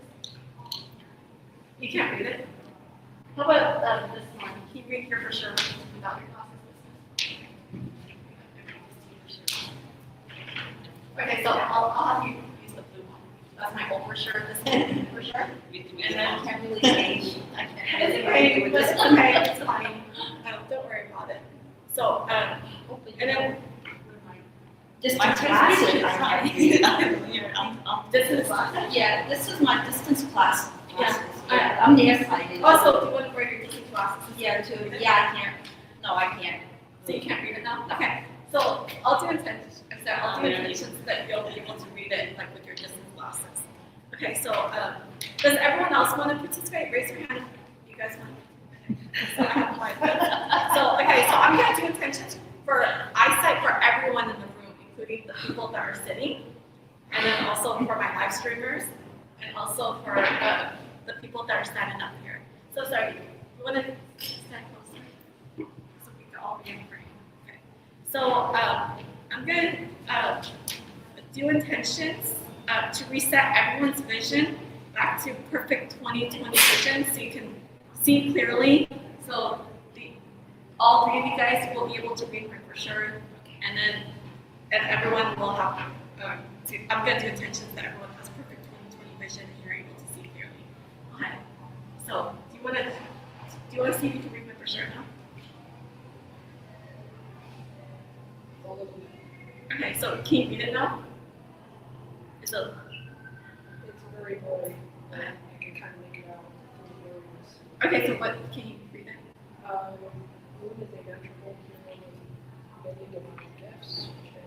But before, could you even make it out? Barely. Okay, but before you couldn't read it then, right? No. Okay, before you couldn't read it all, but now you can read it. Okay, so can I chat? I'm going to do intentions directly into you that you'll be able to see perfect 20/20 vision and be able to easily read my brochure very clearly. Is it better now, your vision? A little bit. So is it easier to read? A little bit better. Yeah. Okay, so do you want to see if you can read my brochure? Barely. But before you couldn't read it all, right? Yeah, I just see your vision through. Okay, with my glasses on? Yeah, it was blurry. I can make out the lines and some of the words. Some of the words. But before you couldn't even make out any of the words. Yeah, right? it was like, Before you couldn't make out any of the words. Yeah, it was blurry. Yeah. So can you read some of the words that you can make out? Client write down a. Here, I'm going to do intentions directly. I'm going to do intentions to reset your vision back to perfect 20/20 vision, and you can see clearly, and you can read my brochure easily. Okay. So, do you want to? Yeah. Client write down. It's a little better.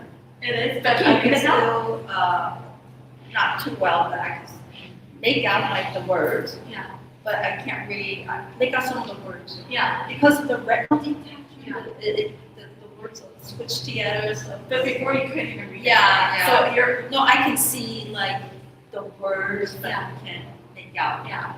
But both of you guys say that your vision, even though it's not perfect, you feel some improvement. Yeah. So do you want to see if you can read my brochure? Okay, so. I don't. I'm gonna do intentions directly into you that you can read my brochure.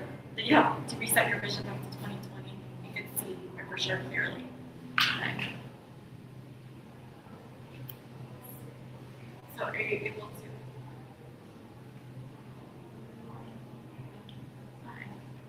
Fine. Thank you so much for everyone. Does anyone else want to share if they were? Can you raise your hand in the audience if you feel like your vision improved? I just want to see. Okay. Well, thank you so much, everyone. Yeah, thank you. I'm gonna have my booth in the far corner if you have questions or you want to visit me. Thank you.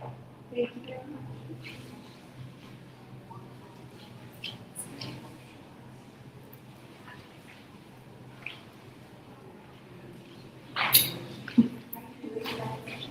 Yeah.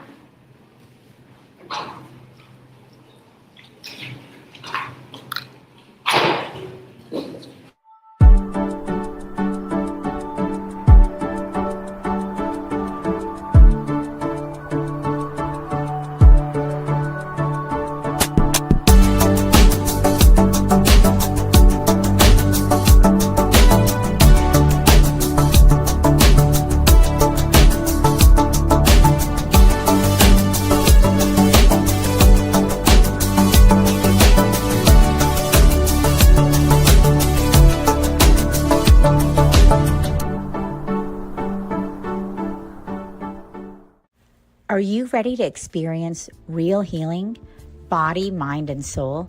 Introducing Becoming Whole, Healing with Francie Soito, a powerful new live show on SoulSearch TV.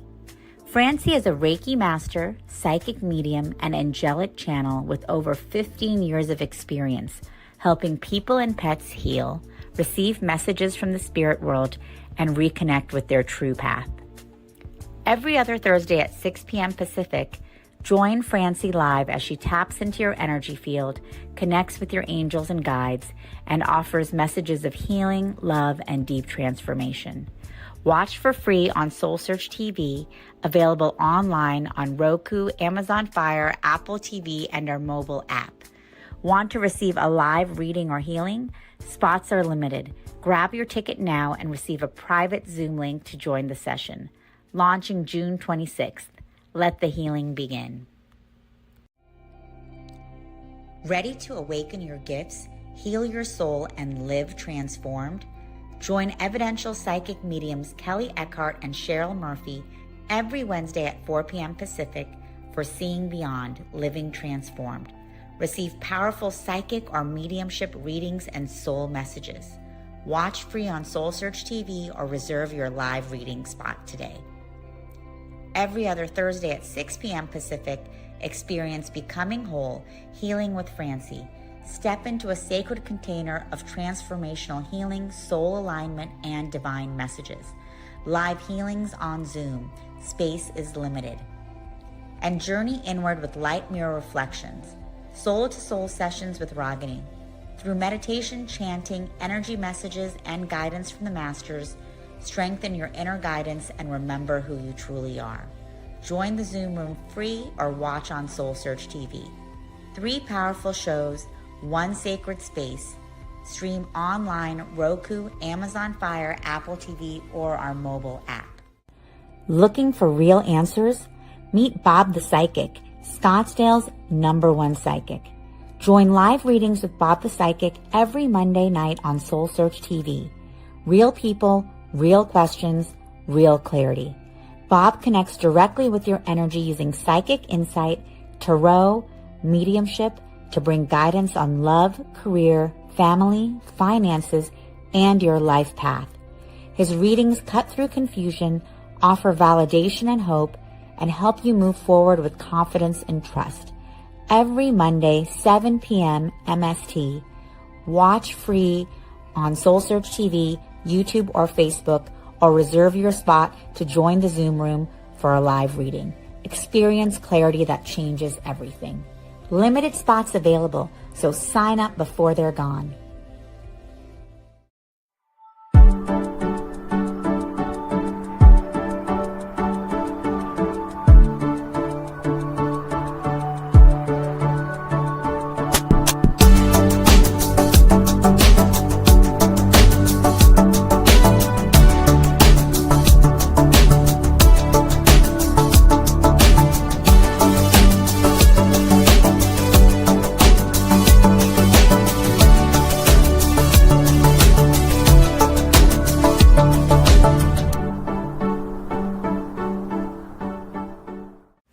Are you ready to experience real healing, body, mind, and soul? Introducing Becoming Whole, Healing with Francie Soito, a powerful new live show on SoulSearch TV. Francie is a Reiki master, psychic medium, and angelic channel with over 15 years of experience helping people and pets heal, receive messages from the spirit world, and reconnect with their true path.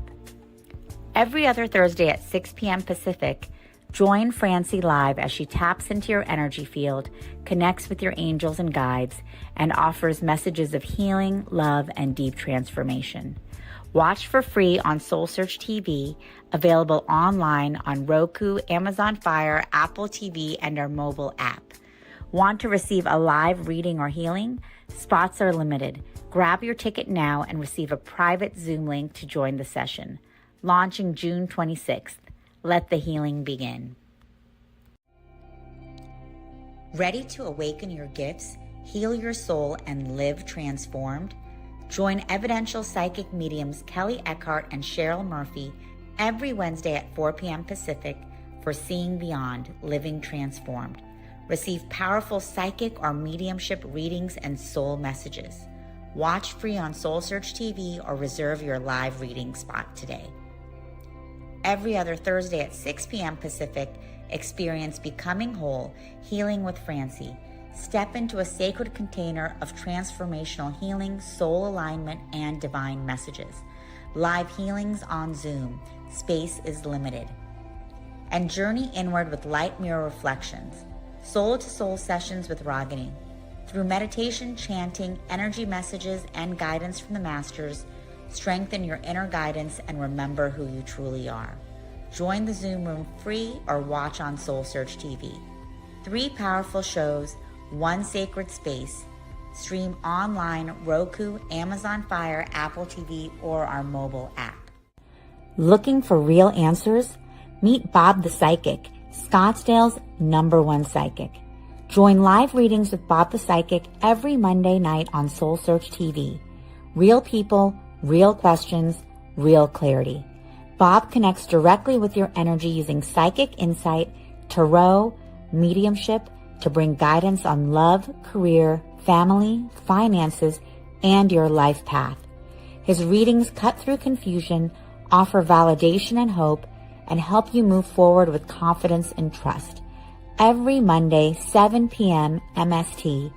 Watch free on SoulSearch TV, YouTube, or Facebook, or reserve your spot to join the Zoom room for a live reading. Experience clarity that changes everything. Limited spots available, so sign up before they're gone.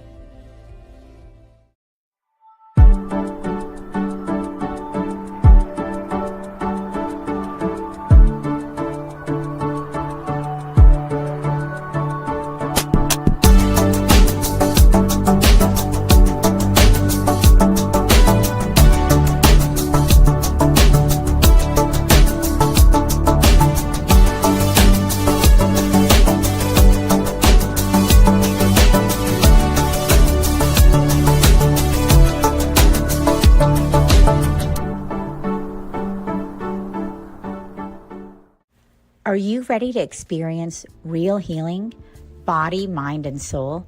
Introducing Becoming Whole, Healing with Francie Soito, a powerful new live show on SoulSearch TV.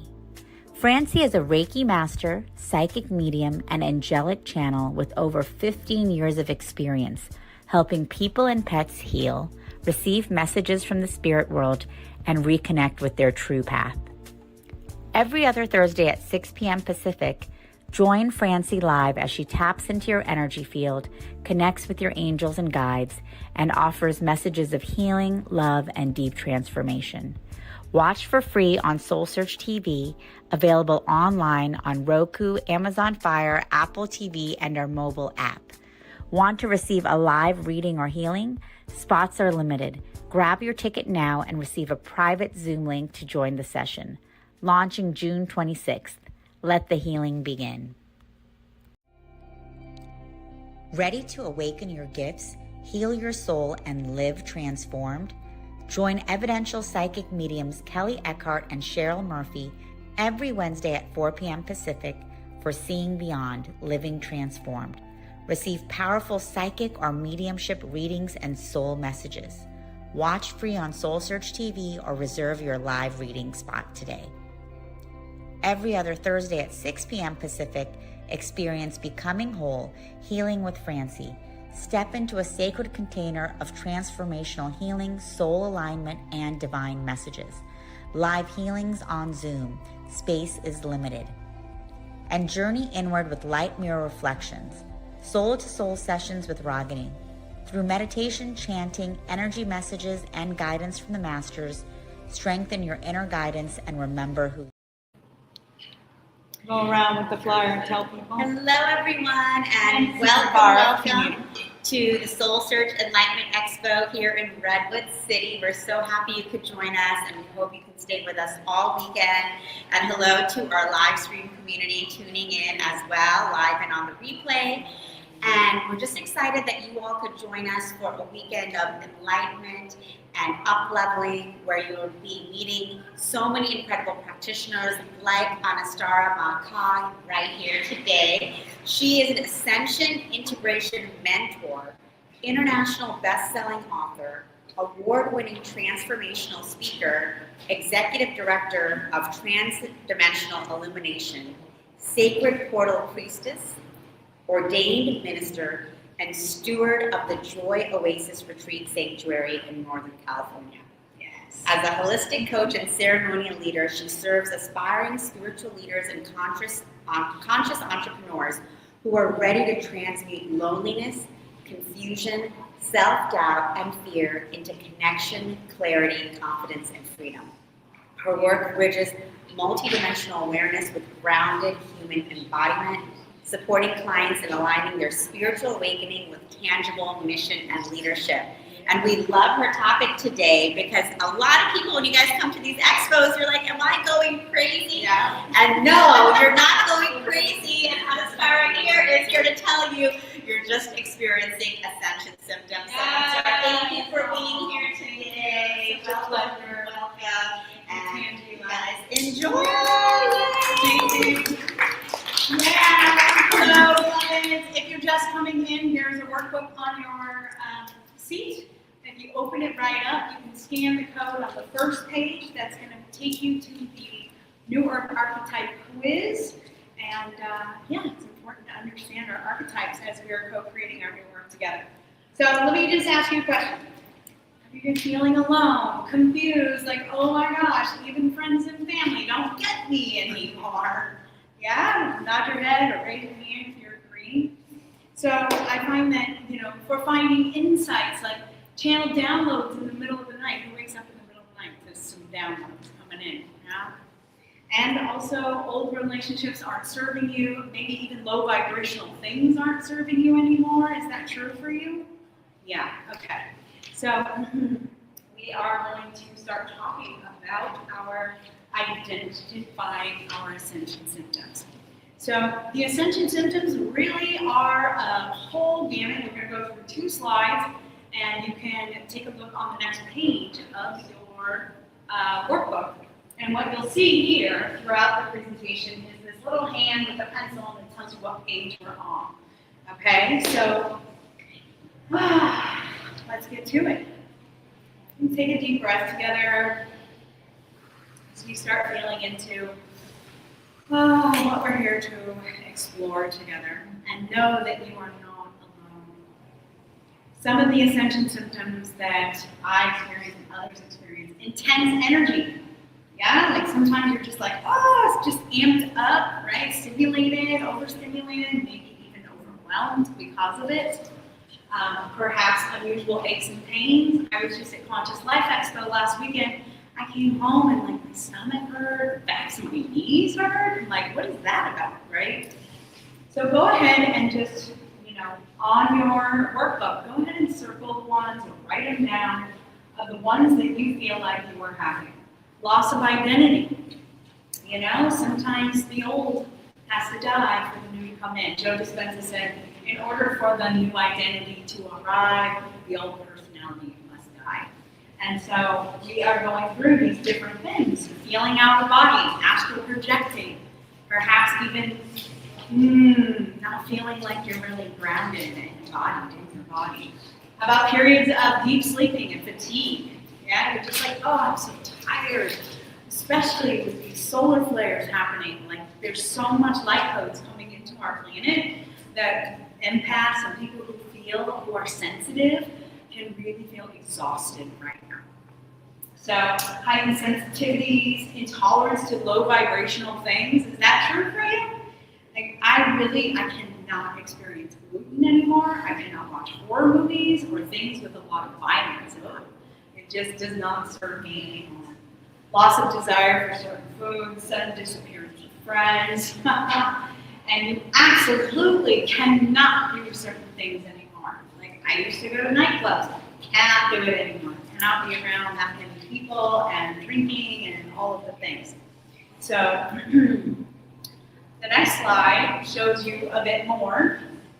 So experiencing emotional ups and downs, right? Those waves of emotions and just riding the waves and being okay with it. Understanding that whatever you're going through, you're gonna get through, right? I like to say what's in the way is the way, right? What's in the way for us is what we need to work through and get to the other side. Wanting to go home, the feeling of just wanting to be more closely connected to God, source, creator, energy.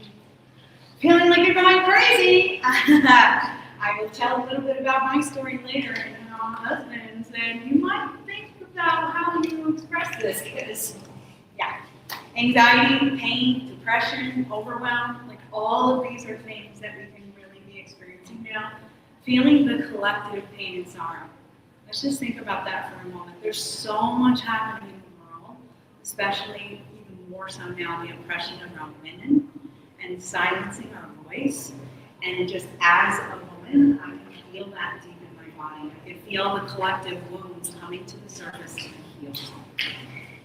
Vivid and wild dreams. How many of you have very vivid dreams? Yeah, like I seriously, woo! I wake up, I just channel them down. I use an app called Otter, and it records my voice, and then it just transcribes it for me, which is nice.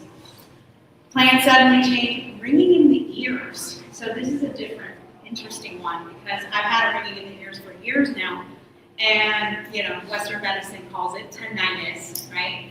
But what I notice is when I have that ringing, I immediately pay attention to my surroundings, my physical surroundings. I have avoided a car accident. I've avoided falling down the stairs. I've avoided a glass breaking off of the table, right? And so I have transmuted that into what I call my awareness alarm system, right? Maybe even an alarm is a different, it's a charged word, but I transmuted it. Aura migraines. A couple of my clients have aura migraines. Never heard of it. Light comes into your field of vision. You can no longer see, so you can't drive, you can't walk, you can't do anything, but sit and let it pass. And so those clients have discovered that the aura migraines give them the gift of presence, right? The gift of presence. So part of working with these ascension symptoms is how am I going to transmute these? How do they impact your life first? Like, what is the challenge that it brings up for you? So those of you who are in your workbook, that's in page 3, you can just jot down a couple challenges. Like, what comes to mind really quickly? All right, like the aura migraine. Can't drive. The ringing in the ears. Okay, I have a hard time listening to really loud music or being in space with a lot of loud talking. So how is that impacting your life? All right, so move on to the map of where we're going. Oh, I forgot my little, I had the visual aids. So I'm holding up a piece of paper right now. It's got an A on it and a line with a B on it, okay? A is what I call awakening without integration. Feeling overloaded by all these symptoms, all these things that are happening to us, but not knowing how to ground them, not knowing how to center, not knowing how to integrate or embody them. Like maybe your higher self is speaking to you, screaming at you that it's time to do something new in your life and make an impact and help the world in some way. But we don't know quite how to get to B. So point B is all about who we want to be, who we came here to become.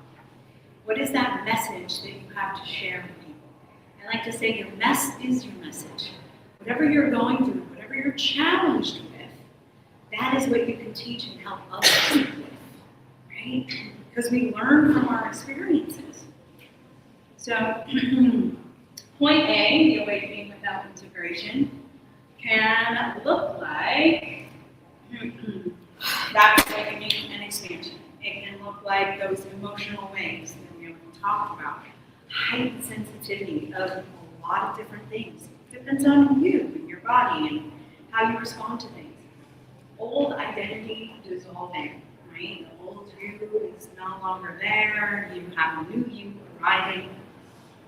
Nervous system overwhelm. I even like to start saying electrical system, right? One of my mentors shared that with me the other day, right? It's not just nervous system regulation, it's electrical system resignation, right? Feeling ungrounded, unsure, exhausted, knowing that something big is about to happen, either in your outer world or your inner world. And so you're preparing for change. But sometimes there's a fear of the unknown.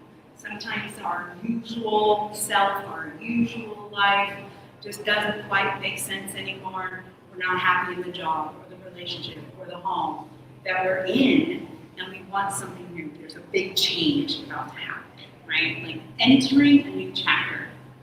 So when awakening happens without integration, what can occur is that we can feel disillusioned, we can feel beyond overwhelmed, just complete exhaustion. We can feel grandiosity, we can feel isolation, we feel isolated and alone because people just don't get me anymore, right? Burnout, self-doubt, imposter syndrome, there's a lot of things that can happen when you are awakening without integration.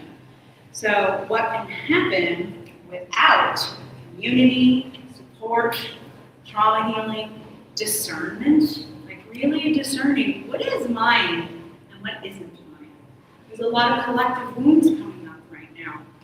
And it doesn't mean that we have to hold it on our own shoulders, right? I like to say, stop trying to just hold it all together, and why don't we all hold it together? Why don't we all heal these things together? Because as we do our individual healing, we are doing it for the collective as well. So I wanted to share just a little bit about my story because, first of all, I'm only just coming out, kind of publicly, so to speak, about my story. And so I want to share it with you because I feel like maybe there might be some alignments, there might be some things that you resonate with. And you can just feel like, oh, well, okay, my story isn't as bad, or, I don't like to say bad because that's a comparison. But you might find some golden threads. So my name is Mama Stora Maka. I'm the founder of 1111 Unified and the Ascension University.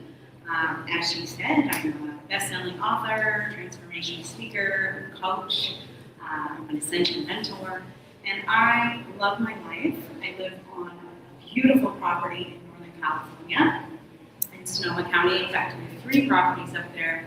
One of them we run as a private retreat center called Joy Oasis.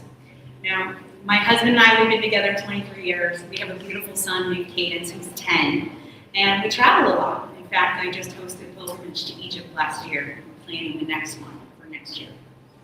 And I just love what I do. It just lights me up. It fills my cup, right? It wasn't always that way.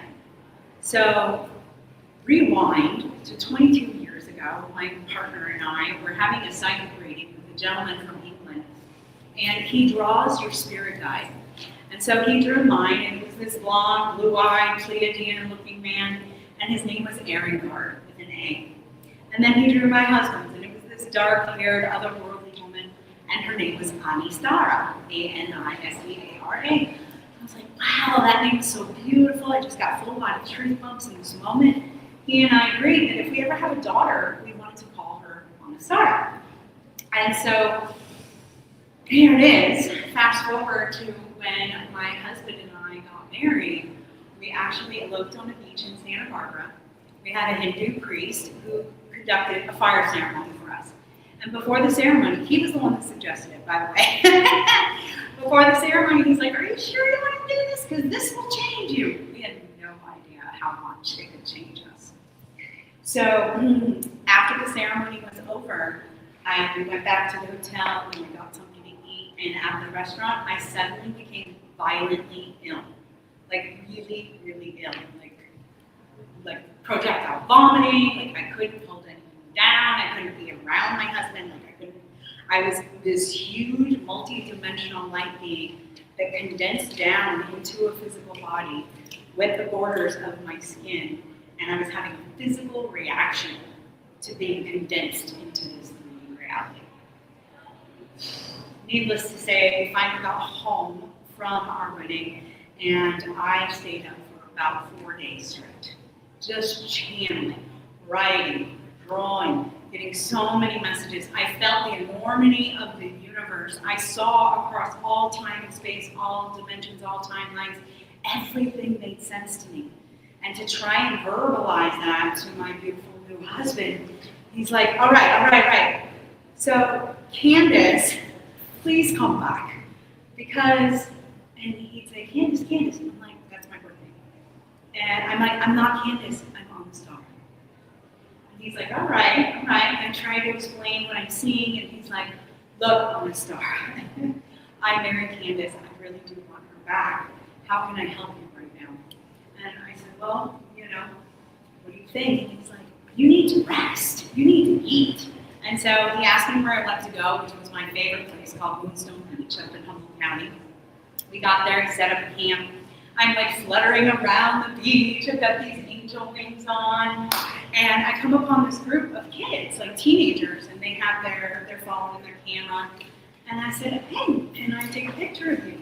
So I took one of their phones and I took a picture. And in that moment, I felt like literally the EMFs and the vibration of the phone in my hand, and I couldn't stand it anymore. So I ran. And I swear to you, I buried the phone in the sand. Not a good thing to do, right? So they're calling out, Anastasia, come back. We called the police. I'm like, oh no, right? So I'm like digging up the phone, I come back, and the screen is cracked. I'm like, I'm so sorry, I will buy you a new phone. And by that time, it was too late. The cops were there. They asked me, like, who are you? I'm like, I'm Source. They're like, where do you live? I said, Moonstone Beach. They're like, no, what's your address? I said, right here, right now. They're like, this woman's crazy. Like, she's off her rocker, or she's high on something. We need to shut her down. We need to make her small. She's too big. Her light body's too big. We need to reprogram her. And guess what? They handcuffed me, took me to jail. First and only time. Not going to happen again, ever.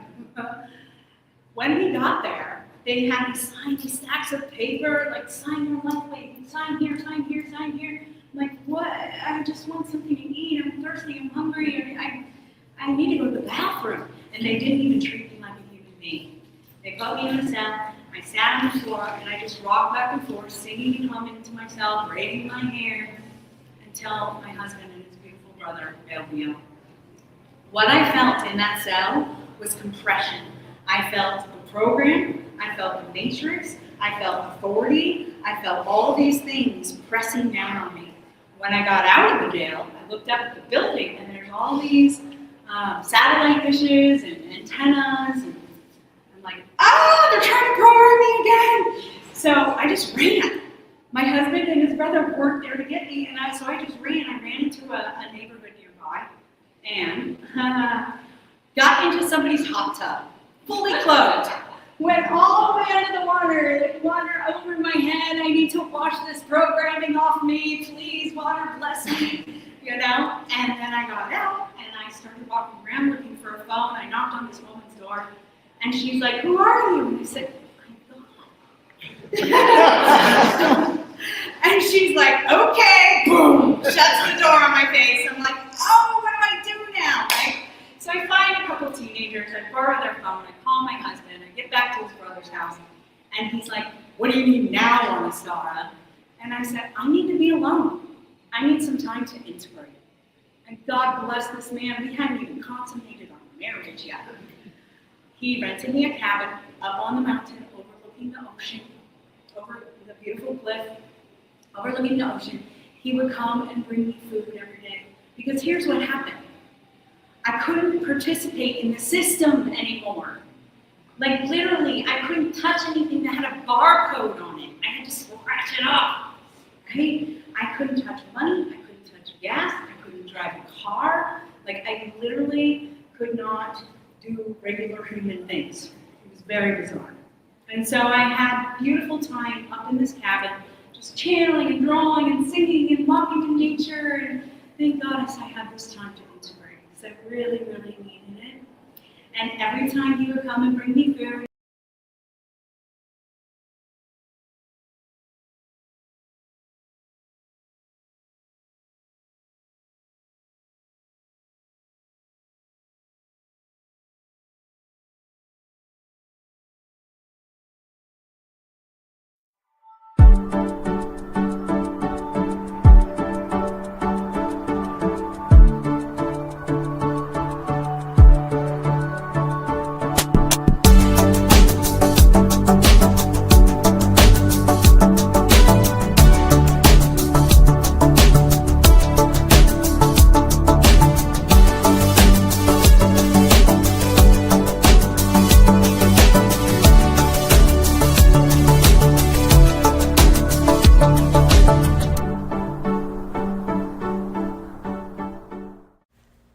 ready to experience real healing, body, mind, and soul?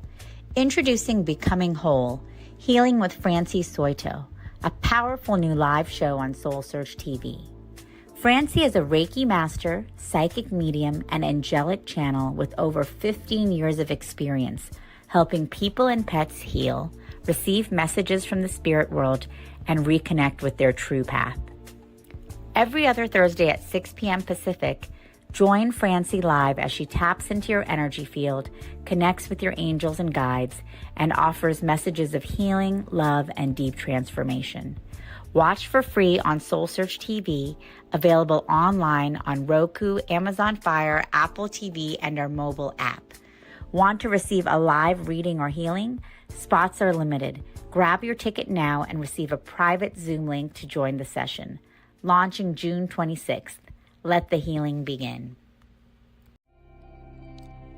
Ready to awaken your gifts, heal your soul, and live transformed?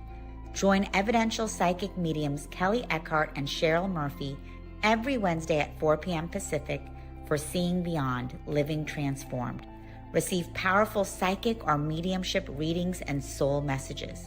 Watch free on SoulSearch TV or reserve your live reading spot today. Every other Thursday at 6 p.m. Pacific, experience Becoming Whole, Healing with Francie. Step into a sacred container of transformational healing, soul alignment, and divine messages. Live healings on Zoom. Space is limited. And journey inward with light mirror reflections. Soul-to-soul sessions with Ragini. Through meditation, chanting, energy messages, and guidance from the masters, strengthen your inner guidance and remember who you truly are. Join the Zoom room free or watch on SoulSearch TV. 3 powerful shows, 1 sacred space. Stream online, Roku, Amazon Fire, Apple TV, or our mobile app. Looking for real answers? Meet Bob the Psychic, Scottsdale's #1 psychic. Join live readings with Bob the Psychic every Monday night on SoulSearch TV. Real people, real questions, real clarity.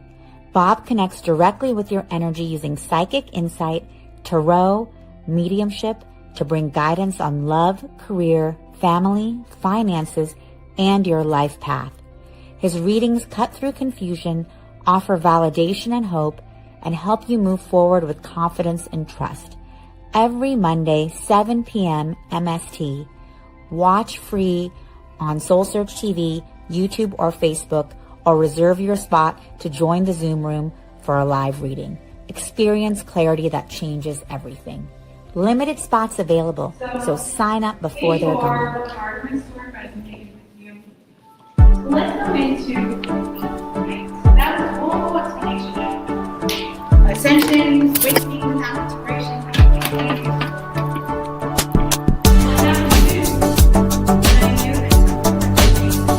I seek support, right? My husband, he had been holding me in such a beautiful way, and I really needed somebody who could understand exactly what I was going through, and so I found a mentor and a coach, and I found a way through different courses and documentaries and films and meditations and deepening my daily practices, and that's how I came out the other side.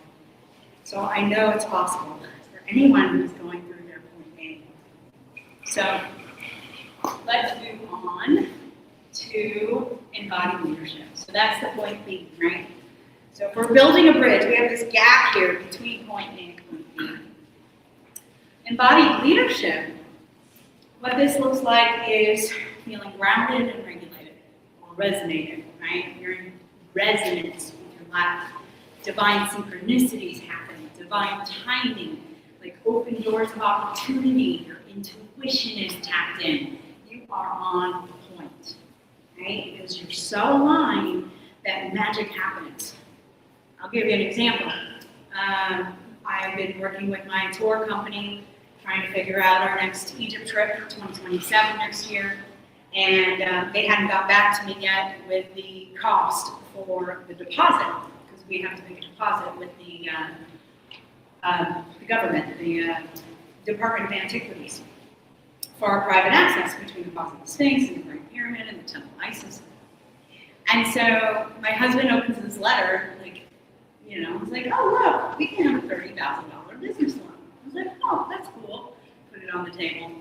3 days later, I got the memo that the deposit for the Egypt trip is $30,000. So guess what's happening now? Things that I need are coming before I even ask for them, before I even know that I need them. So that's powerful, right? Embodying, integrating, clear direction and purpose, really understanding, okay, what is my life for?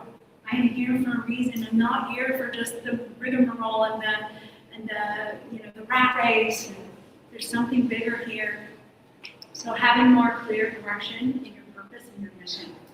Living your spirituality through your humanity. I like to say that when you spiritually embody yourself, that it reflects in your 3D reality, in your outside world, right? Because our inner world reflects our outer world, the micro to the macro to the micro. It's reciprocal. So people who are leading themselves through their spiritual path into their work, then they have a life of integrity.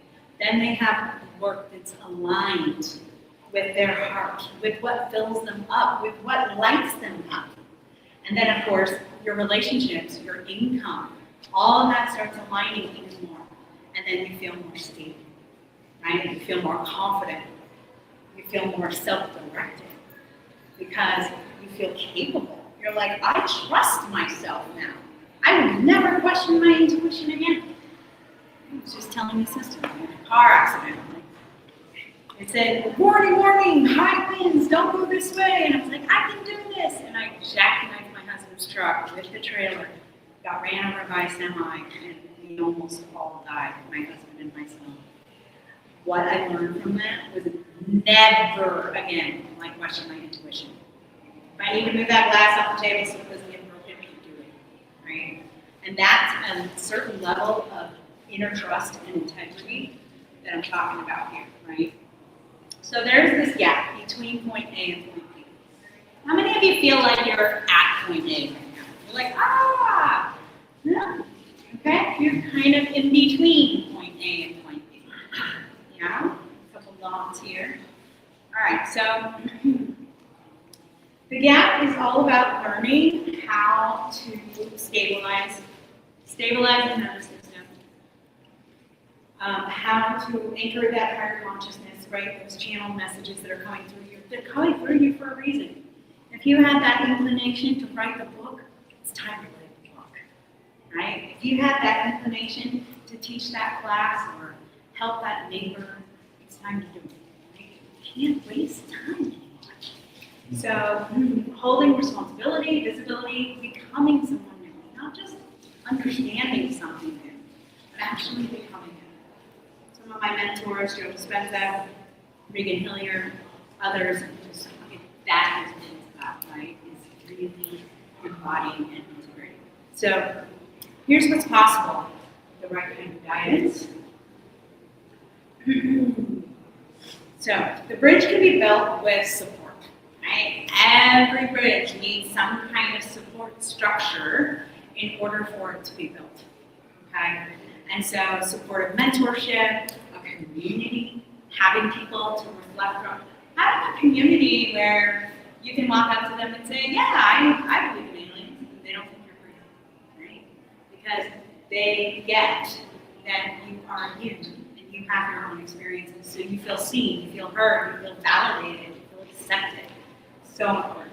Spiritual discernment, really understanding what is the energy that's yours and what is the energy that isn't yours.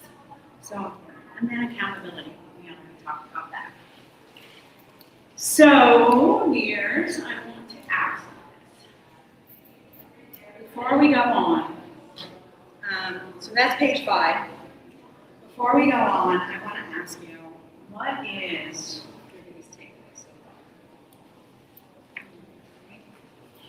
So, as you're writing that, I want to say, here's some of the things that you can do starting now.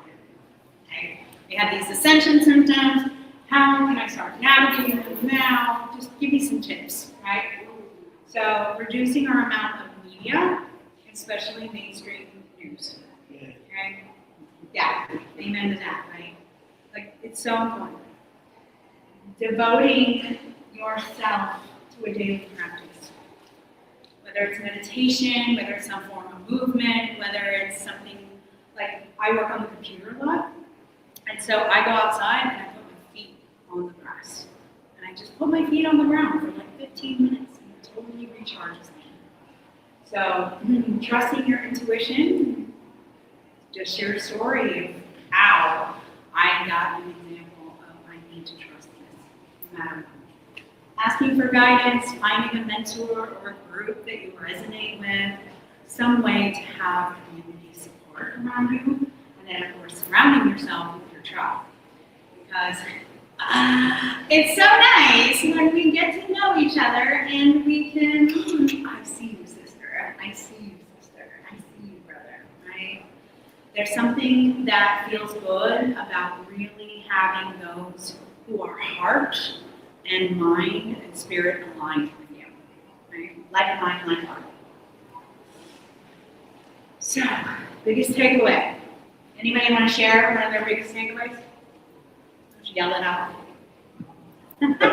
Yes. How do I find a mentor in my tribe?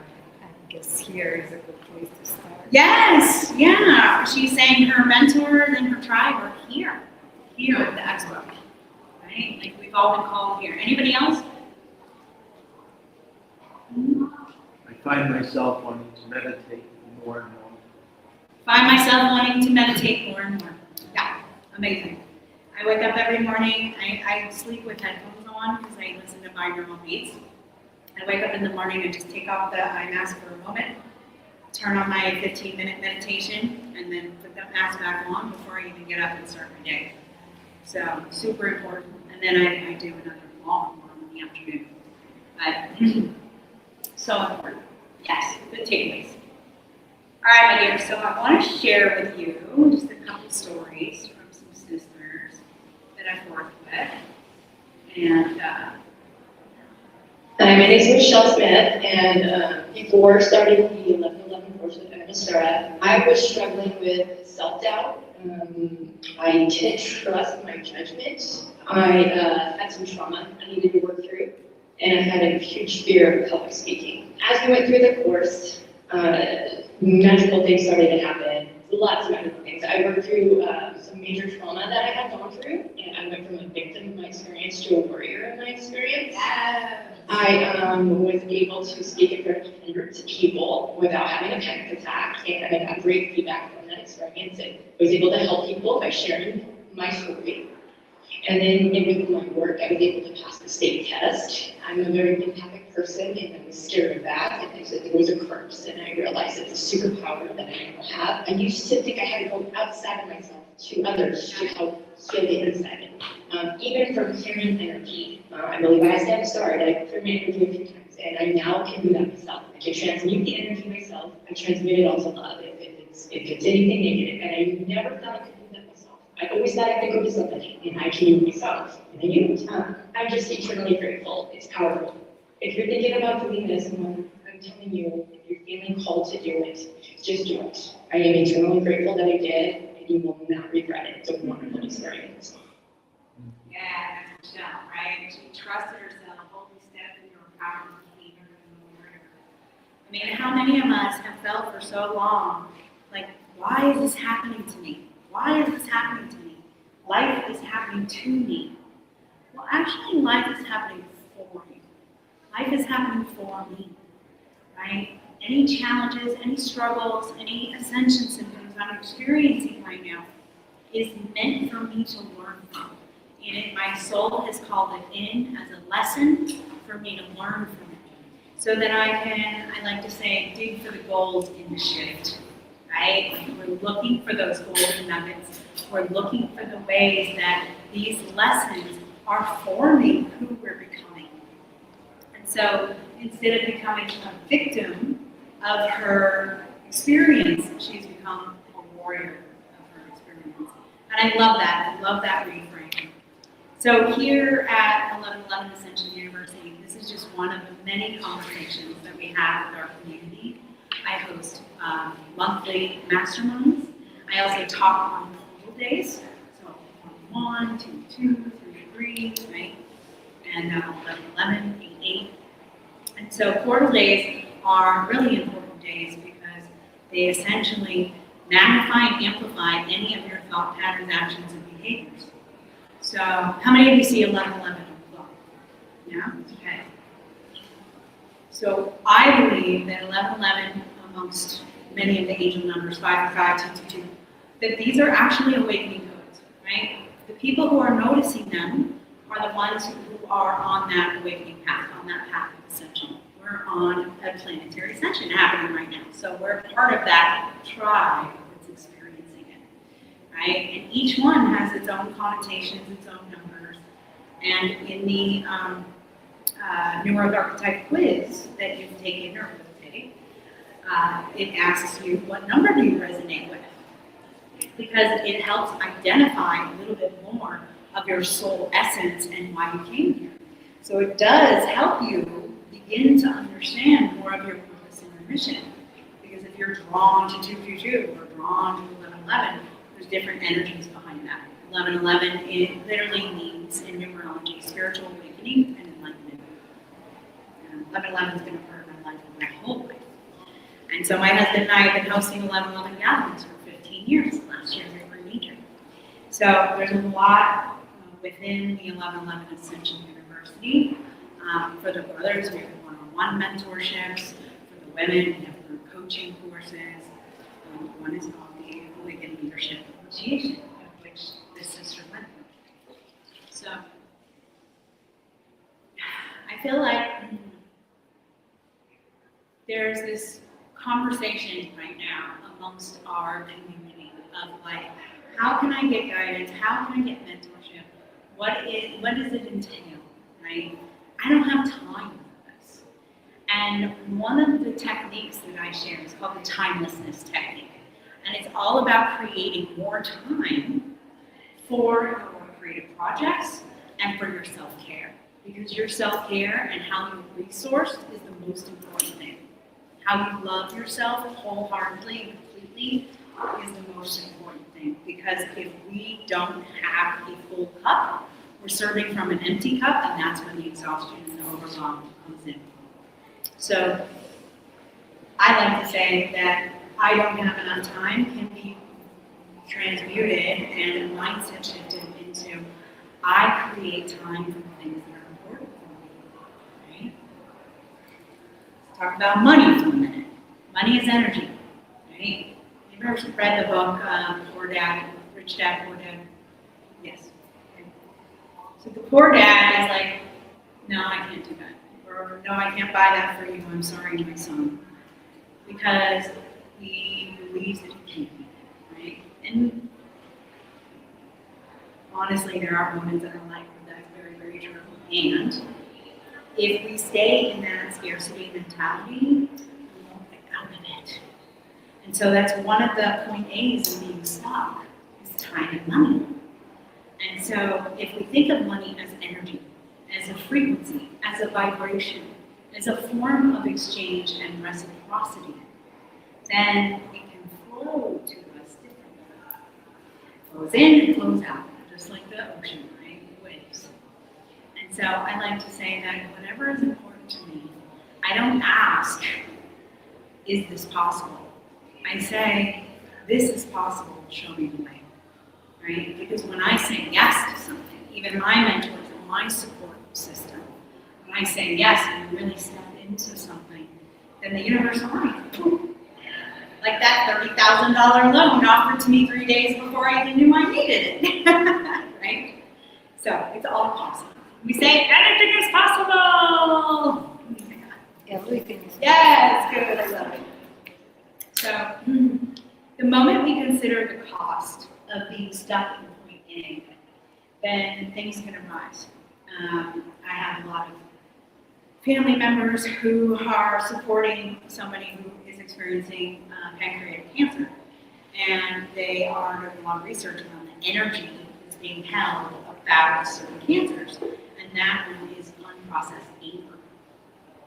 Right? And so if we're stuck somewhere and we're just running the wheel and we're not processing these things, then we can run into deep stress, which dysregulates us completely, misaligned relationships, work, etc. And then health issues can arise. We can actually receive dis-ease in our body if we don't find a way to get through what we're getting through. And so having a support system is important. I want to share one more story with you, Jody. Hi, my name is Jody Sunshine, and I just want to tell you how much the 1111 Ascension University changed my world. I used to be my biggest critic, and I was worried a lot of times about what people thought about me. What would they think? What would they say? How would I come across? And one of the biggest things I learned was how to really hear my own heart and my own voice, my own spirit and soul louder than the judgment of others. Another fun thing was learning my superpowers. Really just diving into what are my gifts and how can I serve the world in a bigger way. So because of the program, I feel so much more clear about my mission and purpose, and also I'm done hiding. It's time for me to shine. So thank you, Honest Rock, for waking up this part of me who knows her purpose, knows what I'm meant for, and is going to share it with the world. Yeah, amazing. Love Jody. She actually was at Conscious Life Expo with me last weekend. And one of the things that she really discovered was that she's a sacred songstress. And guess what happened last week? She was on the main stage singing. So she had been working at like a car, like delivering soap to car washes and things like that, and really not serving her purpose. And now that she's stepped into it, she is just fully on fire. It's amazing. So, beloveds, what resonated with you? What kind of feelings were brought up for you in any of those stories? Something in my eye. So you know you want to make an impact and leave your legacy. You know that there's something big for you. You know that Spirit is guiding you on your path. And if you're unclear what that is, or you're unclear in your direction, or you need to build that bridge from point A to point B, I would love to talk with you. I would love to discover more about you. What are your challenges? What are your goals? What's that point of success that you see for yourself? Like, what does that actually mean to you? Right? That feeling of fulfillment is what I prefer to say. And so I'm opening myself up to this invitation. The temple doors are open, and we can explore any of the supports that we have here at Ascension University. More than that, I want to get to know you one-on-one. And so, the sisters, there's that Awakened Leadership Initiation, the group coaching course. It starts March 10th. It's a 3.5-month experience where we end at my retreat center, at Joy Oasis in Sonoma County, for a 3-day live in-person retreat.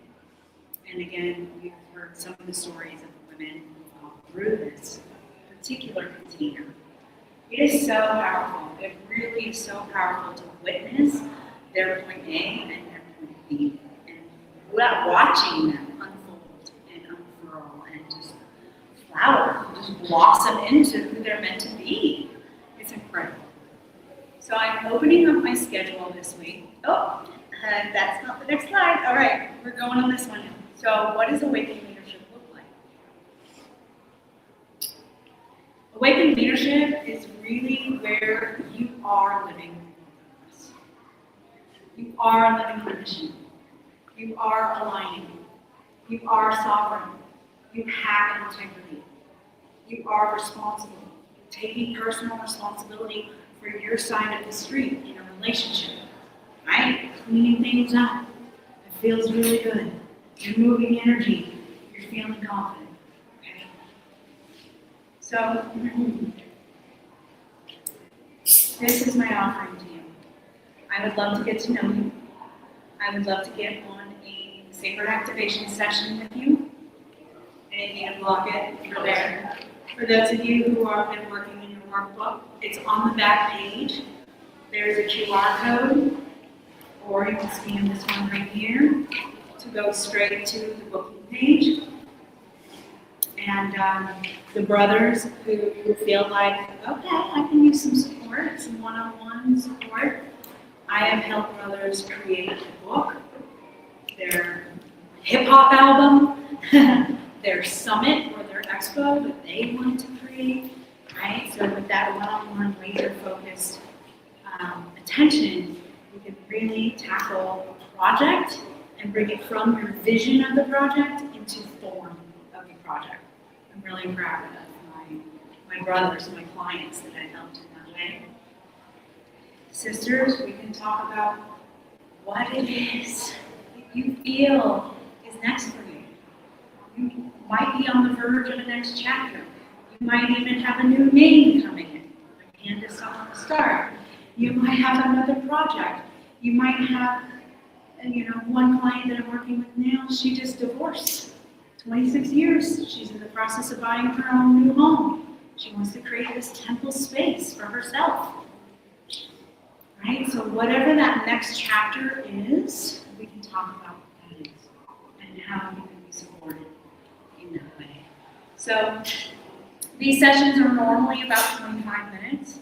If you book it this weekend before the expo is over, I will give you 45 minutes for the session. Okay? So the booking link is open now. And I really just want to have a heart-to-heart. I already spoke with one sister, heart-to-heart, just in my booth. And if you're feeling called to talk with me here live, you can do that as well. When you go into the main room, literally my booth is right there in front of you. It's all purple and gold. It says 1111 Ascension University. And what I'm doing today is I'm offering free readings for 15 minutes. We'll go over the New Earth Archetype quiz. I'll ask you some questions, you'll respond, and we'll just start to feel each other out and see if you can really feel like, okay, this could be my tribe. Okay? So please come by the booth and check that out. I also have amazing jewelry from Bali, Egypt inspired, my son 3D prints pyramids. Before taking on Star's course, I would say I was completely overwhelmed and confused. My son 3D prints pyramids and Isises. He's 10, and he said, Mom, I want to contribute to the booth. Can I do something? I'm like, well, why don't I bring your 3D prints? He's like, okay. So that's there at the booth as well. And then I have a drawing.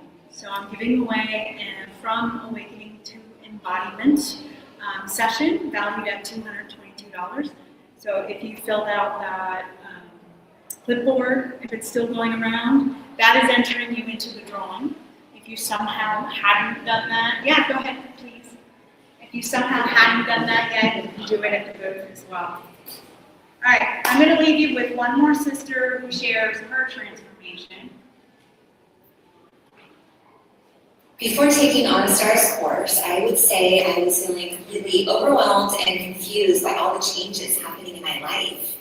I was awakening, and I felt like I was going crazy. I left a 20-year career in the dental field to pursue my true passions as a graphic designer, event producer, and singer, but I was still doing side work from home for a dental office. I wasn't sure how to fully transition into a work that aligned with my highest calling, and I was struggling to make money doing what I love. On top of that, my family was in desperate need of a bigger home. My partner and I were sharing a tiny room with our 3-year-old daughter, and our house was small. My 17-year-old was in the other small room, and we just needed more room to thrive. Then during Anastara's course, everything began to shift. I learned how to turn my challenges into superpowers, and that made all the difference. Fast forward to now, I'm living in my dream home, and I'm finally pursuing my passions full-time as a cosmic co-creatress with spiritual entrepreneurs. I'm also a part of a healing harmonic trio called Seraphim, and I'm actually getting paid to share my voice and my gifts with the world. If you want to live a life where synchronicity leads the way, and where you wake up every day doing what you love, and where you can really make a difference in the world as a leader in our new earth, I highly recommend joining Anastara's group coaching course. It completely transformed my life, and I know it can do the same for you. So Heather is now my personal assistant. She says cosmic co-creatress. She is now living in one of the homes that I own. Like, when we go through a container like this together, sisters, it is also a collective, right? Like, we form a community, we form our tribe, we help each other out. There was 2 women that had preschools in their homes, and they didn't want the preschool in their home anymore. There was another woman who had property who always dreamt about having a preschool on the property. Guess what happened? They went into business together, right? So there's room and space for collaboration and cooperation and co-creation. So again, it's not just about your individual healing, it's the collective. And as a tribe, we can all lift each other up. I like to say, a rising tide lifts all boats. That's from one of my mentors, and it's so true. So please book some time with me. I would love to talk with each and every one of you. And if you have a moment before they close us out, let's all stand for a moment and just take a breath together. Yeah. So there's just 3 breaths I want to do. So we're gonna go from Mother Earth, sipping up the energy, and then we'll send it out. So sipping up, sending it out with a ma.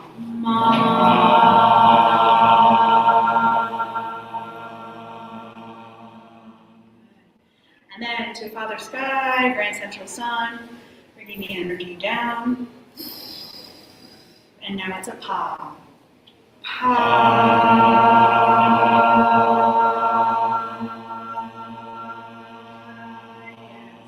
Mother and Father. So left hand down to Mother, right hand up to Father, bringing it together.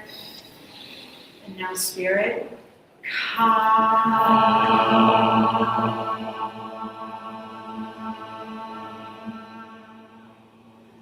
Thank you for embodying the Holy Trinity in this moment with me. Love you all. Thank you for being here. Yeah. Amazing. Yay.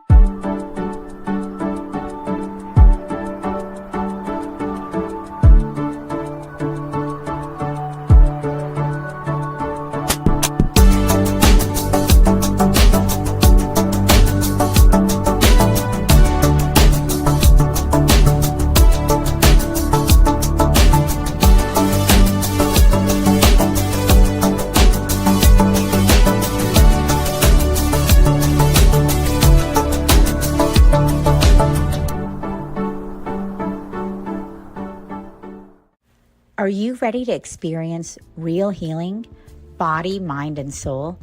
Introducing Becoming Whole, Healing with Francie Soito, a powerful new live show on SoulSearch TV. Francie is a Reiki master, psychic medium, and angelic channel with over 15 years of experience helping people and pets heal, receive messages from the spirit world, and reconnect with their true path. Every other Thursday at 6 p.m. Pacific, join Francie live as she taps into your energy field, connects with your angels and guides, and offers messages of healing, love, and deep transformation. Watch for free on SoulSearch TV, available online on Roku, Amazon Fire, Apple TV, and our mobile app. Want to receive a live reading or healing? Spots are limited. Grab your ticket now and receive a private Zoom link to join the session. Launching June 26th. Let the healing begin.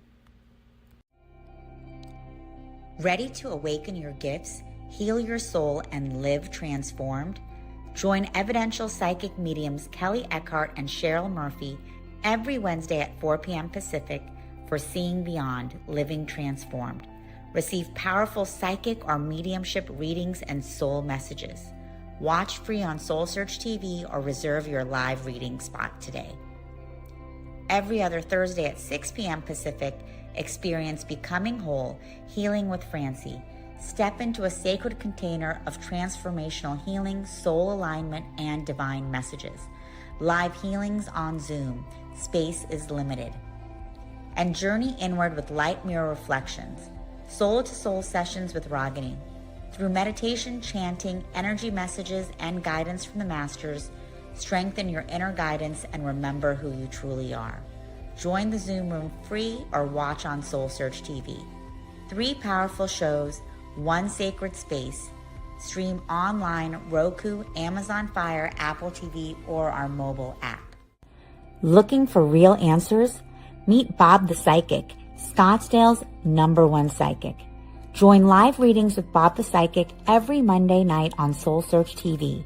Real people, real questions, real clarity. Bob connects directly with your energy using psychic insight, tarot, mediumship to bring guidance on love, career, family, finances, and your life path. His readings cut through confusion, offer validation and hope, and help you move forward with confidence and trust. Every Monday, 7 p.m. MST.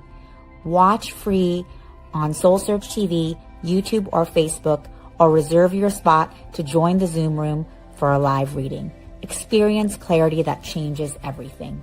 Limited spots available, so sign up before they're gone.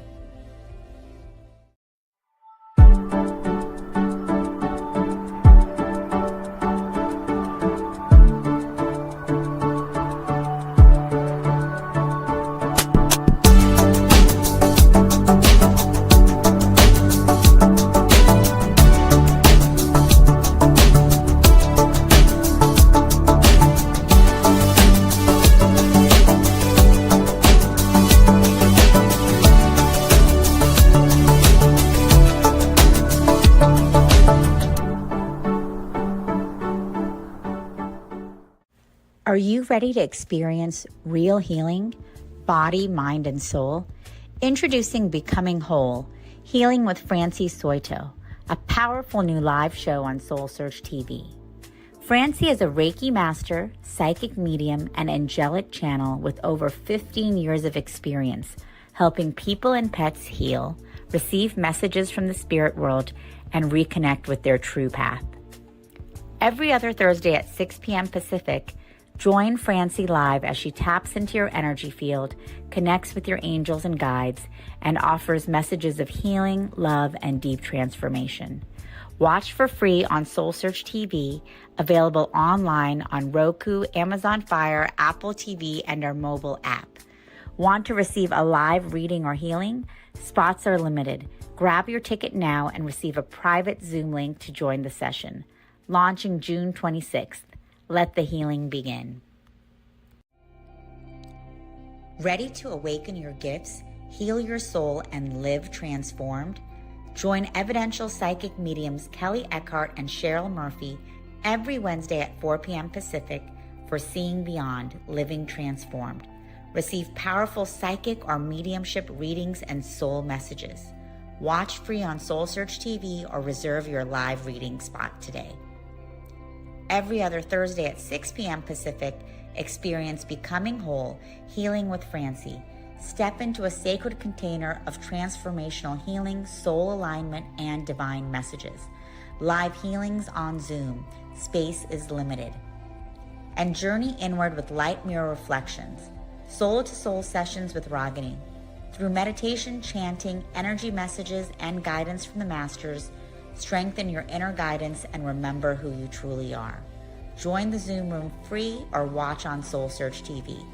3 powerful shows, 1 sacred space. Stream online, Roku, Amazon Fire, Apple TV, or our mobile app. Looking for real answers? Meet Bob the Psychic, Scottsdale's #1 psychic. Join live readings with Bob the Psychic every Monday night on SoulSearch TV.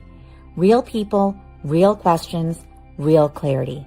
Bob connects directly with your energy using psychic insight, tarot, mediumship to bring guidance on love, career, family, finances, and your life path. His readings cut through confusion, offer validation and hope, and help you move forward with confidence and trust. Every Monday, 7 p.m. MST. Watch free on SoulSearch TV, YouTube, or Facebook, or reserve your spot to join the Zoom room for a live reading. Experience clarity that changes everything. Limited spots available, so sign up before they're gone.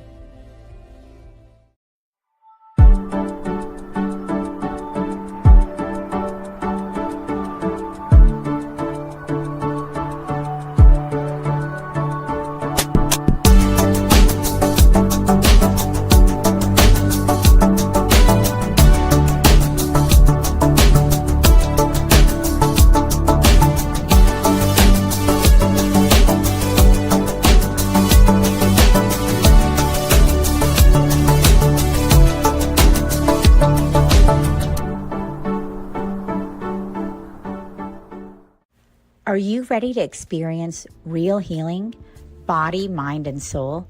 Introducing Becoming Whole, Healing with Francie Soito, a powerful new live show on SoulSearch TV.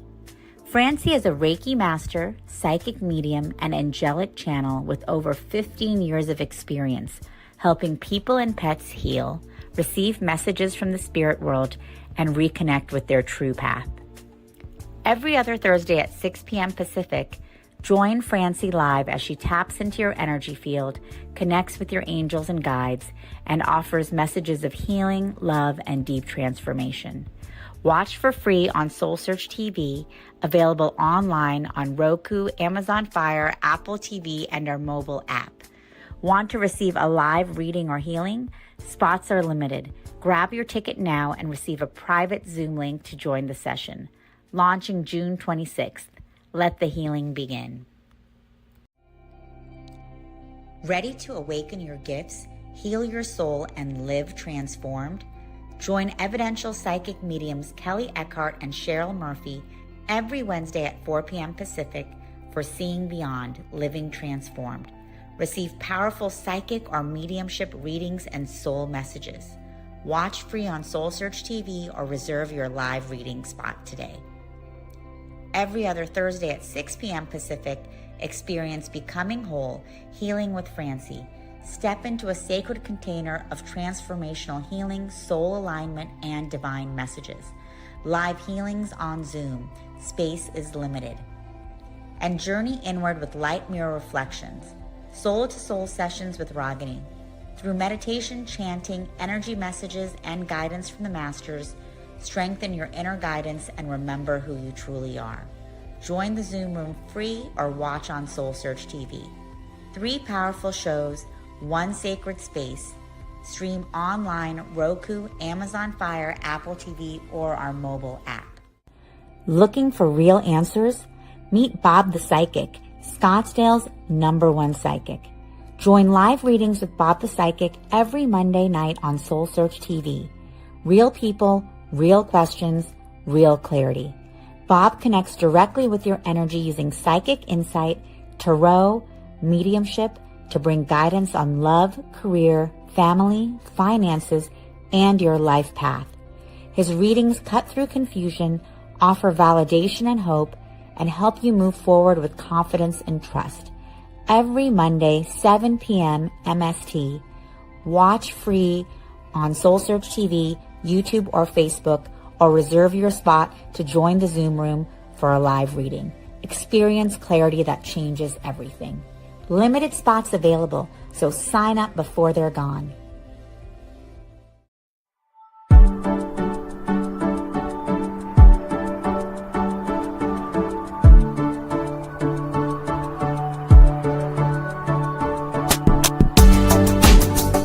Here, you go to soulsearch.com, you'll see like 20 cities. We will be at all of them. Yay. This is Angela, who's the owner of the show. We're so blessed to have her here today. Shows. We've been coming here for about 20 years, and she is taking up the gauntlet, and she's putting on all these fabulous Northern California shows. We're also in Southern California as well. But if you're on our newsletter, you'll get the local events here, and of course around the country. Yes, yes, yes. There's also, if you want to take a picture or have a brochure, the upcoming classes in Burbank, that's also in the back. So if you feel like you really want to take a class, take a brochure or take a picture, and then I'm going to let you do everything. Okay. Are you ready? Wonderful. Hello, everyone, and welcome to the SoulSearch Enlightenment Expo here in Redwood City. We're so happy that you guys could join us for this weekend of enlightenment and awakening and connection and community. We love bringing our soul family and our spiritual community together like this. I'm Tangela. I'm the founder of SoulSearch, and I'm just delighted that you guys are all here. And I'm delighted you guys are going to be meeting Chris Valentine and all of the amazing practitioners here all weekend.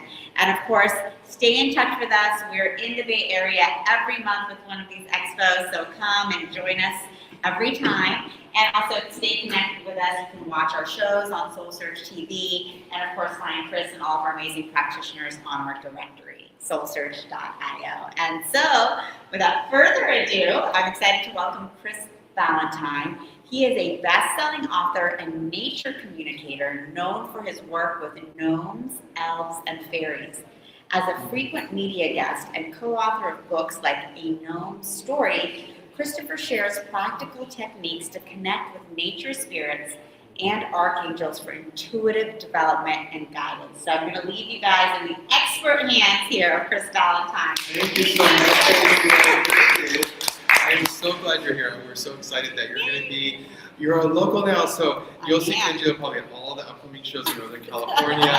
We just did a Southern California show together, and I just love working with her, Barbara, Allison, the whole team, everybody that SoulSearch has brought together are the most wonderful people, so we are so blessed to be here, and we're thankful that you all are here. So thank you, and basically, every time I do a lecture, it is something different, kind of brand new, because we try to gear towards topics that you want to cover. The title of this particular lecture is about archangels, tied to your path, also tied to soulmates, which we can cover if you want. Learn how to attract a soulmate to you. We can also talk about nature spirits, which Tangela was mentioning. We have 4 books channeled from them. We've been on Coast to Coast many, many times over the years, if you know that show with George Norrie, as well as all the guests doing New Year's Day prediction shows. We're typically on there during St. Patrick's Day weekend, which is coming up fairly soon, because we channel leprechauns and we teach you guys how to see them in events just like this. That's what we like to see, smiles on your faces, because we want to make this fun today. So if you have a question on any metaphysical topic, feel free to raise your hand, even if it is off topic, and we will delve into that, because you'd be surprised how fast this 15 minutes goes. So one of the things I'm going to start with, just so you have a little background information, is on Dr. Von Lahr, who is back here again for the 20th year at this hotel. Tangela somehow miraculously found this hotel, and I said, did you realize this is where New Living Expos hosted the hotel for all the vendors for years? And so when I found out we were coming back here again, I was so excited, because we've been here so many times. It's actually changed names 4 times since we've been here in the last 20 years. So it used to be, I think, it was called the Palace, and it was like a palace. It was like Excalibur, which is one of our classes coming up. Then it changed to Sofitel, which was completely French speaking, which was fabulous. And then it went to the Pullman, and now it's a Marriott. So it's great to be back here again. The first time we ever came here, Christian was so busy that we stayed and did readings over here in this little nook. On Monday and I think Tuesday we stayed. So the hotel is super nice and let us stay doing readings. But he is here today and tomorrow. I'm going to give you a little background on what he does, so you know if you are interested in a session. He does have openings this afternoon and tonight and tomorrow. We typically start at 8 in the morning and go till midnight. He is the only one that is allowed to do that, and that does do that. The show officially goes from 10 to 6. So we are here after hours too. A lot of people live close by, they go home, come back, we'll be right here in the first booth when you go in. Our banners are all over the hotel, so if you want his contact information, feel free to take a picture of that. You'll have my phone number that goes to my cell phone. You'll have his 2 websites and his email address. It's also the newsletters going around too. Feel free to add yourself and you'll get not only this event, but other local events in the area as well as Southern California, Arizona, Nevada, and his upcoming classes, which I'll touch upon in Burbank. Those are actually not too far away if you drive. A lot of people fly in from here, from San Jose, Oakland, San Francisco Airport. Those are always 1 weekend only, Saturday, Sunday, small class size, if you're interested in developing your psychic skills. Our next class is Wizardry, which is high magic, learning how to not have to continue coming back over and over and reincarnating like the prophets, the ascended masters like Jesus, Mother Mary, Buddha, Kuan Yin, wizards, prophets. They're all kind of in that same group where they didn't go through the birthing process over and over again. They just changed their energy. Have you heard of Saint Germain? Excellent. He is a perfect example of somebody that does that. And you can even Google him or Wikipedia him, and it'll tell you. We don't understand this, but it looks like this guy, Saint Germain, has lived hundreds and hundreds of years. which, by the way, we all used to live hundreds and thousands of years until those aliens messed with our DNA, which we can talk about too if you want. But basically, he is somebody who would go into the forest, come back out, and look like somebody else. That is the wizard class that's coming up May 22nd, 23rd, 1 weekend only. He's only doing this once. He's not going to repeat it. So if you are interested, we have like 1 or 2 spots left. Definitely contact me during the show. If you do sign up, by the way, to any class while this show is going on, you do get a huge discount. So let me know. We have payment plans if you're interested in that. Any questions so far? Great. So Dr. Von Lahr is doing readings one-on-one. You can also have whole families sit together, which you will be seeing all day today, as well as couples. If you want to share it with their friend or family, you can sit together and share a whole hour. They'll go back and forth really fast. He is primarily working with your guides and your higher self to give you the information. They're on a much higher plane. You can see much further into the future. He's also a clairvoyant medical intuitive, one of 2 people in the world that literally see, eyes open, into the body, down to the blood and cellular level. He gets to the root cause of any health issue and solves it and or heals you. Since COVID, he's been doing something new, which is, if you say certain things, he may decide to just heal you. If somebody wants to close that door, you can. Because I know there's a child screaming over there. You might be able to hear a little bit better. So that is something that he actually was in Agoura Hills, Thousand Oaks, Calabasas 2 weeks ago. Every single person at that show wanted to do a health scan, and those are spectacular. He is not like many psychics in that, well, since I'm being filmed, I won't say that part, but basically he is here very seriously as a problem solutions oriented medium. Which means any issue that comes up, no matter how serious, and we already have 2 people this weekend with cancer coming to see him. So whether it's cancer, or you're having problems at work, or you're looking for a soulmate, he is here to take care of that. So when you leave that booth, you are better off than when you came in. So that is what he asked God Universe for. If you come to him, the agreement with God that he has is that if you come to him, he has to be able to solve it. And that is what he does. So medical scan was big a few weeks ago. And by the way, that's how cities kind of work.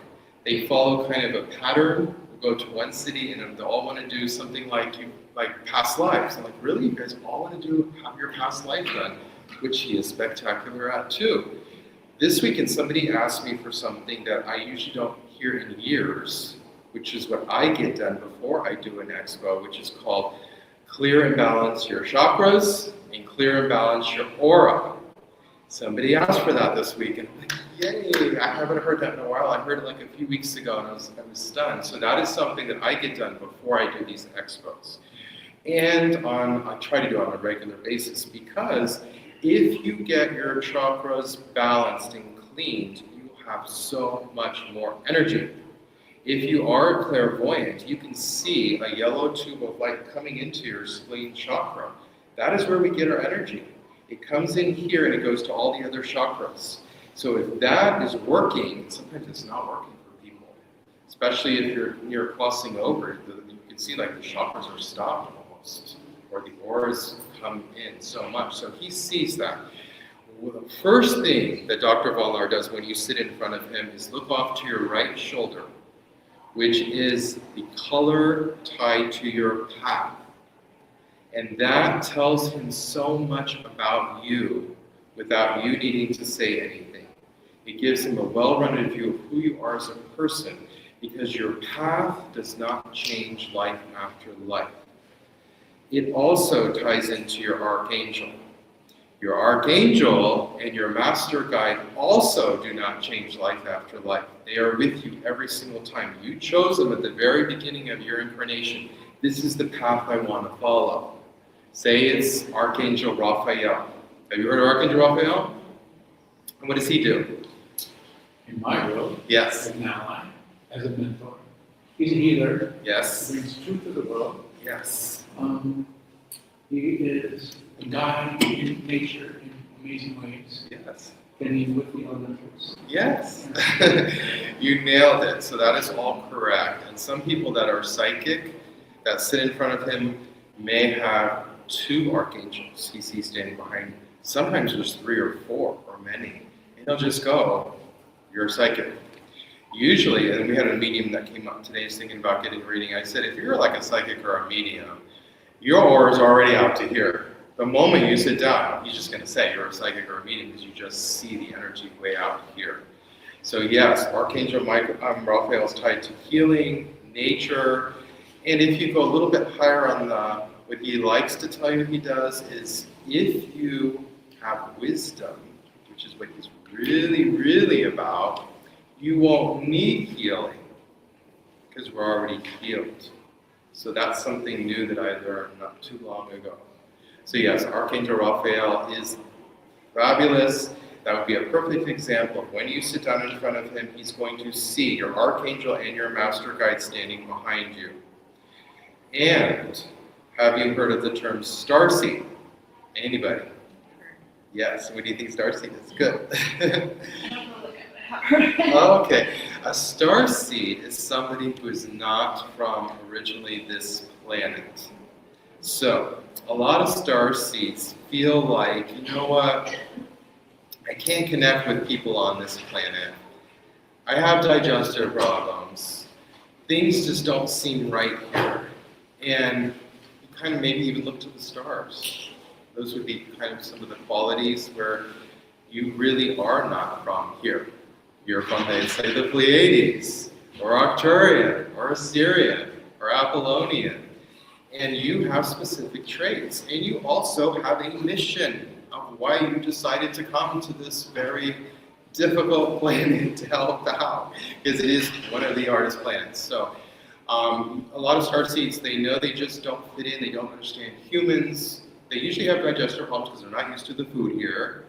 And they just know they have a purpose. They usually can't figure it out. You usually have been here in the past. You're coming back to check up on your work, like the temples that you built, and you put insignias on there. So you're coming back to see how things are going. You're here to help or make a difference because humans wouldn't make it without you. So very, very important if you do feel like you're not from here. That is also something he can do in the reading. If you are wanting to know where you're from, he will tell you. We had a starseed class we've done, I think, at least 2 times where we proved 3 different ways which you can do yourself to figure out where you came from. He's very specific, not just the constellation, but the planet. And it's shown to you 3 different ways. Usually, also, when you get a reading with him, the information is validated 3 different ways. And when he's preparing the classes, he also likes to make sure what he's getting psychically is correct, so he'll check the internet. And what's interesting with the internet that's been going on for a long time is they will literally put a white piece of paper on the screen if he's finding stuff that they don't want him to know, which he already knows, he's just trying to validate. And then lately, they just erase it in real time, which is a little bit, kind of scary. But the information was always there. The whole purpose of the internet was to capture the information from all the university libraries and put it online. All the books there go online. That was the original purpose. And now, more and more and more, this information is being wiped out. And so that is one of the reasons he teaches the classes, is so the next generation knows how to do what he does. He's been doing this for decades, born with the gift, seeing spirits as a little boy. Nobody in his family knew what was going on. Usually it skips a generation where the grandparents had it, parents don't know what's going on, and then the grandchildren get it. In his case, he was raised by his grandparents, and even they didn't know what was going on. So he saw everything. And it was so terrifying, especially if you don't know how to filter. You see everything, and you don't want to. So as a child, he would sleep upright in bed with his eyes open all night because he was so scared. But that is an example of not having the information. He had to do it the hard way, getting the ancient texts, learning it, and psychically. And a lot of people over the decades have asked him after they get a reading, they go, you know what? How did you do that? Please teach me. Please mentor me. That is why we have the classes. So if you didn't get a brochure, feel free to grab one on the table. You'll see the classes coming up for the next year. That is to teach you how to develop your own psychic skills and do what he does. One of the next ones that we're doing that we haven't done in about 5 years is called MIT, which stands for Medical Intuitive, but not your regular medical intuitive. How to see with your eyes open into the body like him, get to the top 7 diseases, and how to ameliorate them. Any questions so far? Covered millions of topics. The other specialty that I will mention that he does that's very popular is how to attract a soulmate, which we're going to talk about today in this class. We're going to go into more detail if you want to know how to do that. And the way it works with him, it's very detailed. He gives you names, dates, places, where to be. What's really valuable is he'll give you information that is good for life, which is one of the things, how to not just attract a soulmate, but your cycle of attraction that repeats every single year for life. Even if you're with your soulmate, you'll notice everybody attracted to you during that time of year. If you were married or had boyfriends, you'll also see a pattern come together where you're like, oh my gosh, during my cycle of attraction is when I met my husband or my boyfriends or girlfriends. Everybody is attracted to you during that time, men, women, everybody. So that's very valuable to know, because even if you're with your soulmate, you'll notice that pattern repeating every single year. Everybody's attracted to you. So that fits in also with your time of birth, which you'll notice, which he doesn't even need to know, and the soulmates. Everybody has 3 soulmates at any one time. Because I get asked this question a lot. What happens if I lose a soulmate? It's over. No. So if your soulmate gets hit by a Guinness truck, and that's a joke, thank you for laughing, another one comes in. God always makes sure you have 3 at any one time. Or you get a divorce, or you lose a husband, and that's from Mrs. Doubtfire. Somebody told me, you know, that joke's from Mrs. Doubtfire. I couldn't remember, I just knew. But, you know, she goes, I think it was Sally Field goes, oh, he died by the drink, and then Mrs. Doubtfire says, no, he really got hit by a Guinness truck. So anyways, if something like that happens, all kidding aside, somebody else will come in. So you always have that until like 99. And I'm saying if we get our DNA fixed from these nasty aliens, I don't want to judge. But basically, we did used to live thousands of years. So a lot of you already know that. And if you look in the Bible, that's literally what it says. We used to live 2,000 years. So part of our classes and the wizard classes, getting our DNA back, getting it fixed, getting all 12 strands going online instead of just 2, which we also get a lot of star sun codes coming in. Except when they're chemtrailing like crazy, like they are today, this weekend, and this past week, which we can go into too if you want to go into that. Any questions so far? Because we're covering a myriad of topics. I'm going to keep talking about soulmates though. So when you get a reading with Dr. Von Lahr, he is one of the only ones that lets you record it with your cell phone, which we actually encourage you to do so because we want you to follow the steps, especially with the soulmate reading, because if you skip steps, it does not work.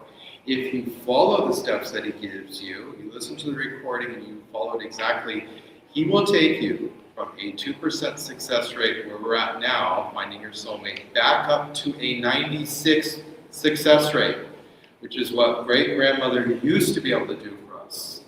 As you get older, you become more psychic. So she could, of course, see who was a match for you. They would just arrange marriages, so to speak. That's your match. That's who you're supposed to be with. So that's what he's doing for you too if you do get a soulmate session. And the first thing that you need to follow as far as steps is the closure period. The closure period, a lot of times while we're at these shows, some of you are in that period right now, where you get these texts or calls out of the blue from old boyfriends. You're like, after all these years, you're now checking in with me? The whole point of that period is Dr. Von Lahr is not trying to fix you up with these guys, but you do need to be nice to them when this starts to happen. Because the whole purpose of that period is God, universe, showing you what in a female to male, I'll make that clear, because there's Male to male, female to female, different types of relationships. There's twin flame and soulmate, they're all different. But in a female to male, the female is the one attracting the male to them. When these old boyfriends are coming back into your life, that's God universe showing you who you attracted. And the point of that is, don't make the same mistake, right? Because so many people, and you talk to your friends and they go, I keep getting these awful guys. Why do I always get the worst scoundrels? You're the one attracting them. You're the one choosing them. So during that period, God universe is showing you what you attracted. You take responsibility, right? And then you say, I'm not going to do that again. But also in that process of just being nice to them, maybe have a cup of coffee, nothing further than that. You're getting your magnet pieces back. You as the female are the broadcaster. You decide the location, the time, who you want. You are sending that out. He will do that for you. He will tell you the exact place and time to be. He used to tell you down to the hour, and it would just totally freak people out because there'd be so much pressure on that day. Like, oh my God, you need to be under the Golden Gate Bridge at 2 in the morning while it's drizzling. No, you don't want to do that anymore. So he literally will give you a 2-week spread on either side of that meeting date. So you have a whole month for you to decide. Most of you, and this is so shocking to me every weekend, are already going to those places that I'm amazed he will tell you. I remember he told one lady, he says, well, I hate to tell you this, but your soulmate meeting is in Costa Rica in June. She's like, oh my God, I am never going to Costa Rica. She called me a few weeks later and says, guess what? My job is sending me to Costa Rica on a business trip in June. So that happens. But a lot of times you guys are already planning vacations to Las Vegas or whatever, where he sees where you're supposed to be. So you're already picking it up. And you also do decide how this all works. So you always have the power. Any questions so far? Yes? I guess I'm confused what you're talking about this other person. Yes. So basically what I do is talk about nature spirits and how to see them in expos just like this, which is what Tangelo, the owner, introduced me as. So we have gone all over the country in places just like this, I think almost all 50 states, teaching you how to see nature spirits live right here in small gatherings like this. We can do that today if you want. If that's what your focus is, we can focus on nature spirits. That's more of my speciality. What I like to do before I get into those other topics, because I do have more time to talk, usually I have 25 minutes, today I have 55, is just give you a little background, because some of you are already signed up for readings and you want to know what to expect, and some of you are thinking about getting a reading, so I'm just giving you a little background on him. But if you want to switch gears and focus on nature spirits today, we can do that. Some of you did tell me you want to know how the soulmate works, so that's why I started going into that. That is one of his specialties. And by the way, that's about a 45-minute reading. It does include your archangel and your path. The title of this lecture is Archangel's Path and Clairvoyance. And what I'm going to talk about right now is right on topic, because one of the things that he starts with is your path, and when he tells you your path or anything that is correct during session, say yes, because your archangel is listening to you. Guess what your archangel cares about? It's only one thing, and I think I told some of you today, possibly. It's the title of this lecture. Anybody guess the one thing your archangel cares about? Are you on your path? If you are on your path, that is all you agreed to when you came here.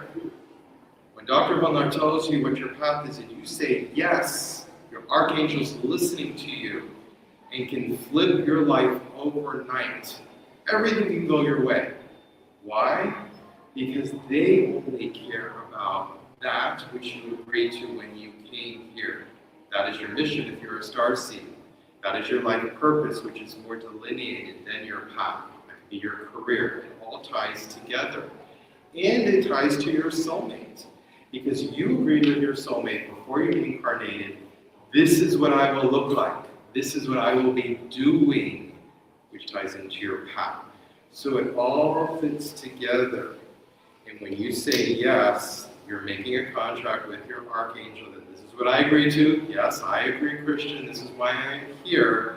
Your life can change overnight. So, any questions on that? Yes? So what happens if you're not on the path? You will find your life very difficult, and it usually amps up. The longer you are off path, the harder your life gets. Knowing who your archangel is tells you so much about yourself and your personality. So I always tell people, if you're getting a reading with him, ask who your archangel is, because he sees the archangel standing behind you and your master guide. And by the way, if you are a starseed, he will tell you, like, I'm a little afraid to tell you that maybe you didn't know this, but your master guide has a triangular head. You are not from here. And they will usually know. They will usually know, yeah, I'm a starseed, I have alien guides, because your master guide will be an alien guide. And they will usually kind of fit human, they'll have a torso, things like that, because the universe does follow a pattern, but they will look a little different. So, does that answer your question? I guess What was your question again? So I guess that without even seeing like a proper reading, like you probably kind of feel that okay, my path is difficult. So maybe you're not on the path. Correct. Yeah. It's the same thing if you are clairvoyant, but you're not using that gift, or clairaudient, I should say. You'll start getting ringing and buzzing in your ears all the time. That is spirit trying to give you messages. If you close it off long enough, guess what happens? Somebody here today, I think, actually had a reading already this morning. You start losing your hearing. You're not hearing out of this year because you waited so long to be off path and not get messages. So your body starts taking the hit, so to speak. You start having these things where God is trying to get through to you any way he can. Yes? What's the difference between a master guide and an archangel? Good question. So what's the difference between a master guide and archangel for those that are watching? A master guide is tied to life after life that's gone through what you've gone through in all of the past lifetimes. They know you inside and out. An archangel would be higher in that at the end of every universal cycle, God picks the best of the best during that cycle, and those are the ones that are the archangels in the next. So they could be like people that went through this universe, that cycle, that were so advanced. They would be the next race of archangels, which would be different than a master guide. But they are so close to each other in a sense, because they're both with you life after life. You chose that archangel, you chose that pathway. When you were at the point of deciding, do I want to be a human or do I want to be an angel? That is when you pick the archangel, tied to your path, and it stays the same. So this time around, if you're Raphael, you may decide to be a doctor. In a past life, you may have decided to be into metaphysical healing with herbs, more of a holistic modality. In another lifetime, you may have decided to be a nurse. In another lifetime, you may have decided to be Sue and help with the medical industry. She's our next speaker who you absolutely have to listen to next. Is it time already? No, it's not. Next? Okay, so you just came to listen to me. Excellent. So we're talking about archangels and the difference between them and master guides. An archangel is higher. The higher you go, the closer to God and the more accurate the information. An archangel is as close to God as you can get. That's why I tell people, ask for I just put it in there now. When you get a reading, I'm just gonna put it in your notes because I think it's the best thing you can do. And then look up your archangel after. And you'll see, you know what, that's who I am. Those are my personality traits tied to your career. Some people are later in life retiring and they want to know what's next. It still kind of follows your path, which is your archangel. And your master guide has been with you life after life. They know why you're here this time around, what you're trying to accomplish, like your archangel, and they're here to guide you. Get messages from them. You can do mediumship. He will see crossed over family standing behind you sometimes. If the person standing behind you is screaming to give you a message, he will of course do so. There is also a pattern of where they come in behind you. Your archangel is going to be huge. That's going to be the biggest one. That's another difference. They also come in a color. In our classes, we teach you the colors. Dr. Valar is the only one in the world that I know of that actually put together the placement, because they do actually come in a certain area behind you and your friends and family and clients if you're doing readings. Most people who take our classes don't want to get a booth and do that, but we do have a few every time if you want to do that as well. But knowing the color tells you who the archangel is and tells you their function. Doreen Virtue was one of the first ones that came up with the colors tied to the archangels. She got pretty much everything right, except Archangel Raphael, he feels is more of a bluish green. So it's the only thing she didn't quite get right, which blue is tied to wisdom. If you have a bluish gray path color, remember I told you he looks here first and sees what your path is? That is why he is able to tell you with so much specificness what you have done up till now. They'll say things like, you are a psychiatrist, not a psychologist. That is how specific, because the gradients of color that he sees tells him that information. And it doesn't change. Color is a universal language.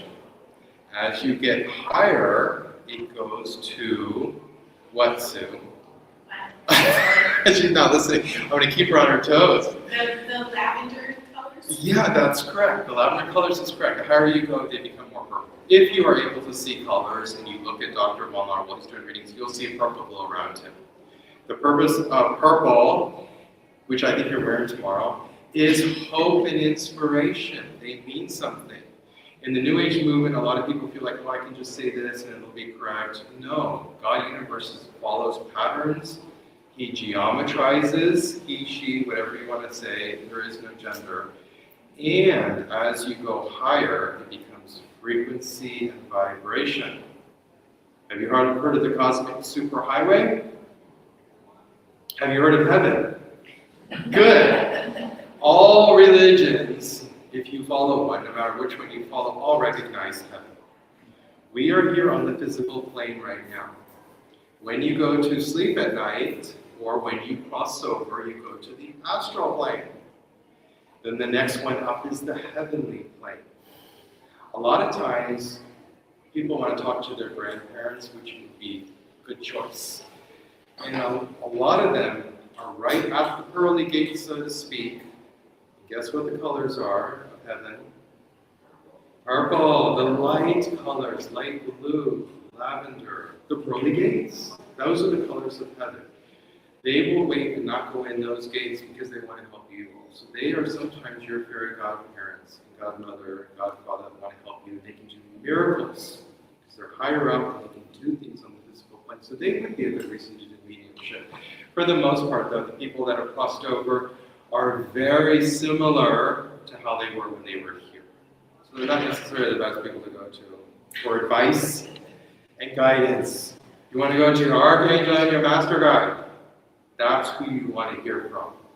And your archangel is as close to God as you can get. So those are the people that were the best of the best that came back. They're here to start the next universe, the next race of man. They are spectacular. And look up your archangel after he tells you, and you'll see that's who I am. It'll make so much sense to you. And if you're psychic, you may have 2, 3, or 4. The lady that's getting a reading right now, I shouldn't give you that information, but she has 2. I think it's right. Anyways, that's that. Any questions so far? These are good questions. Okay, so that is something that you can do, soulmate reading. That is a speciality. It ties to your path, your archangel, your career. It's good for life. He also handles legal questions. He's helped lawyers all over the country. He gets flown up to Washington, D.C. to help with the biggest cases. He can literally pick out in a jury lineup which way they will vote. He is always right. And you would be surprised, maybe not. These lawyers will do anything to win a case. I mean, anything. They use psychics too, just like Hollywood uses them. In astrology and politics, they are using clairvoyance. The great thing about a clairvoyant is, people say, how does he work all day without stopping? How does he go to midnight? He's seeing it. He's not pulling things out of thin air and using card decks. Nothing wrong with card decks. I use them myself. Angel card decks are very virtual. I love them. But they're kind of limited in what the card is that you pull. When you're clairvoyant, you're just seeing it. Seeing is believing. That's why we teach that. That's why we can show you some pointers on how to see nature spirits today if you want. Because people believe what they see, and that's how we started. That's what I wanted to do. That's why we started those books. You don't, good news, have to be a clairvoyant to see nature spirits. They're right here on the physical plane with us. They're just a half-dimension away, which is known as etheric energy. Have you heard of etheric energy? I know you have. Because if you've heard of Tesla, guess what's coming out? Nikola Tesla, if you watch YouTube videos, free energy, which is what he was trying to bring to everybody, is now being allowed to be seen on YouTube. We shouldn't necessarily be paying for gas and oil, right, Sue? Right. We should have free energy, which is what he was trying to bring. The Eiffel Tower, I think, was a good example of bringing in that energy. Tartaria, which is now coming out all over the internet, finally, are past incarnations of civilizations that came before us, used and had free energy. And it looked like it was a heck of a better society, if you ask me. These old buildings that you see all over the world that look exactly the same, that are kind of Romanesque, were here before us. Washington, D.C. didn't just miraculously appear. If you look at the old photos, it was already here. And that would be considered Tartaria. So, hopefully we're not getting too conspiracy theory. If people start walking, I'm like, oh my gosh, I'm going too far. But we can talk about those issues too. But with nature spirits, they tend to blend in with nature. So, one of the best places to start practicing seeing them is where? Nature, outside, of course. And some people say, you know what, I don't have a backyard. I have a balcony and an apartment. Great, practice there. Some people say, I don't have that. I have a window box. Great, put planters in the window over your kitchen sink and practice there.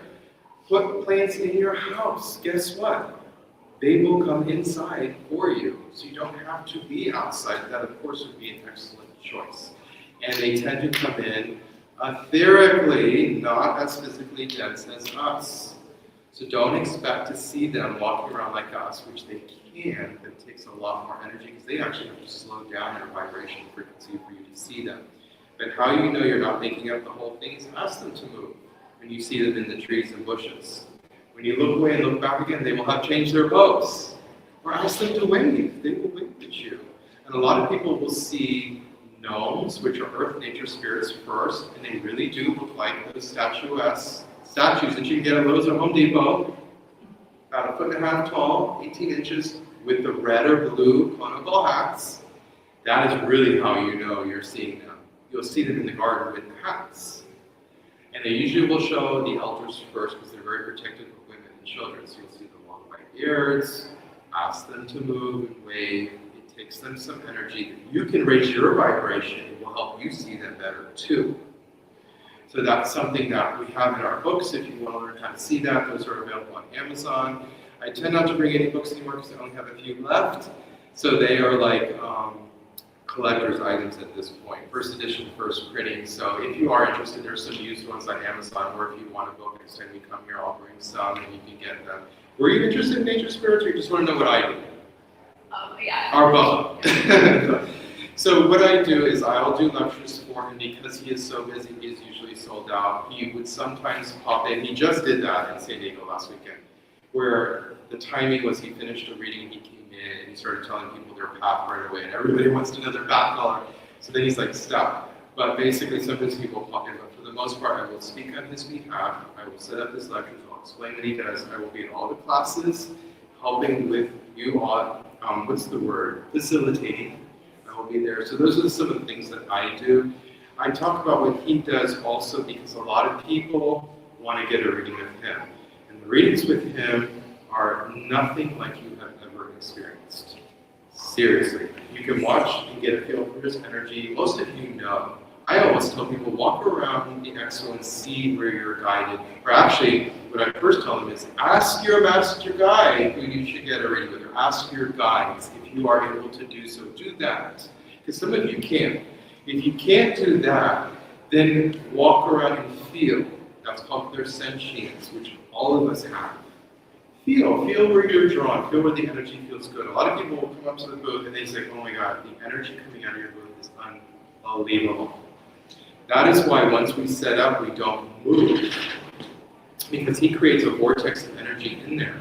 And we have found, what we used to do at this hotel, we did it, we would do readings and then the show would be over and so many people heard about it and want to get a reading, so then we would, in this corner over here, the hotel let us do readings. We find when we move locations, that vortex of energy no longer is as strong. So once he is set, we are allowed to attend. You let him stay until midnight like all the other shows.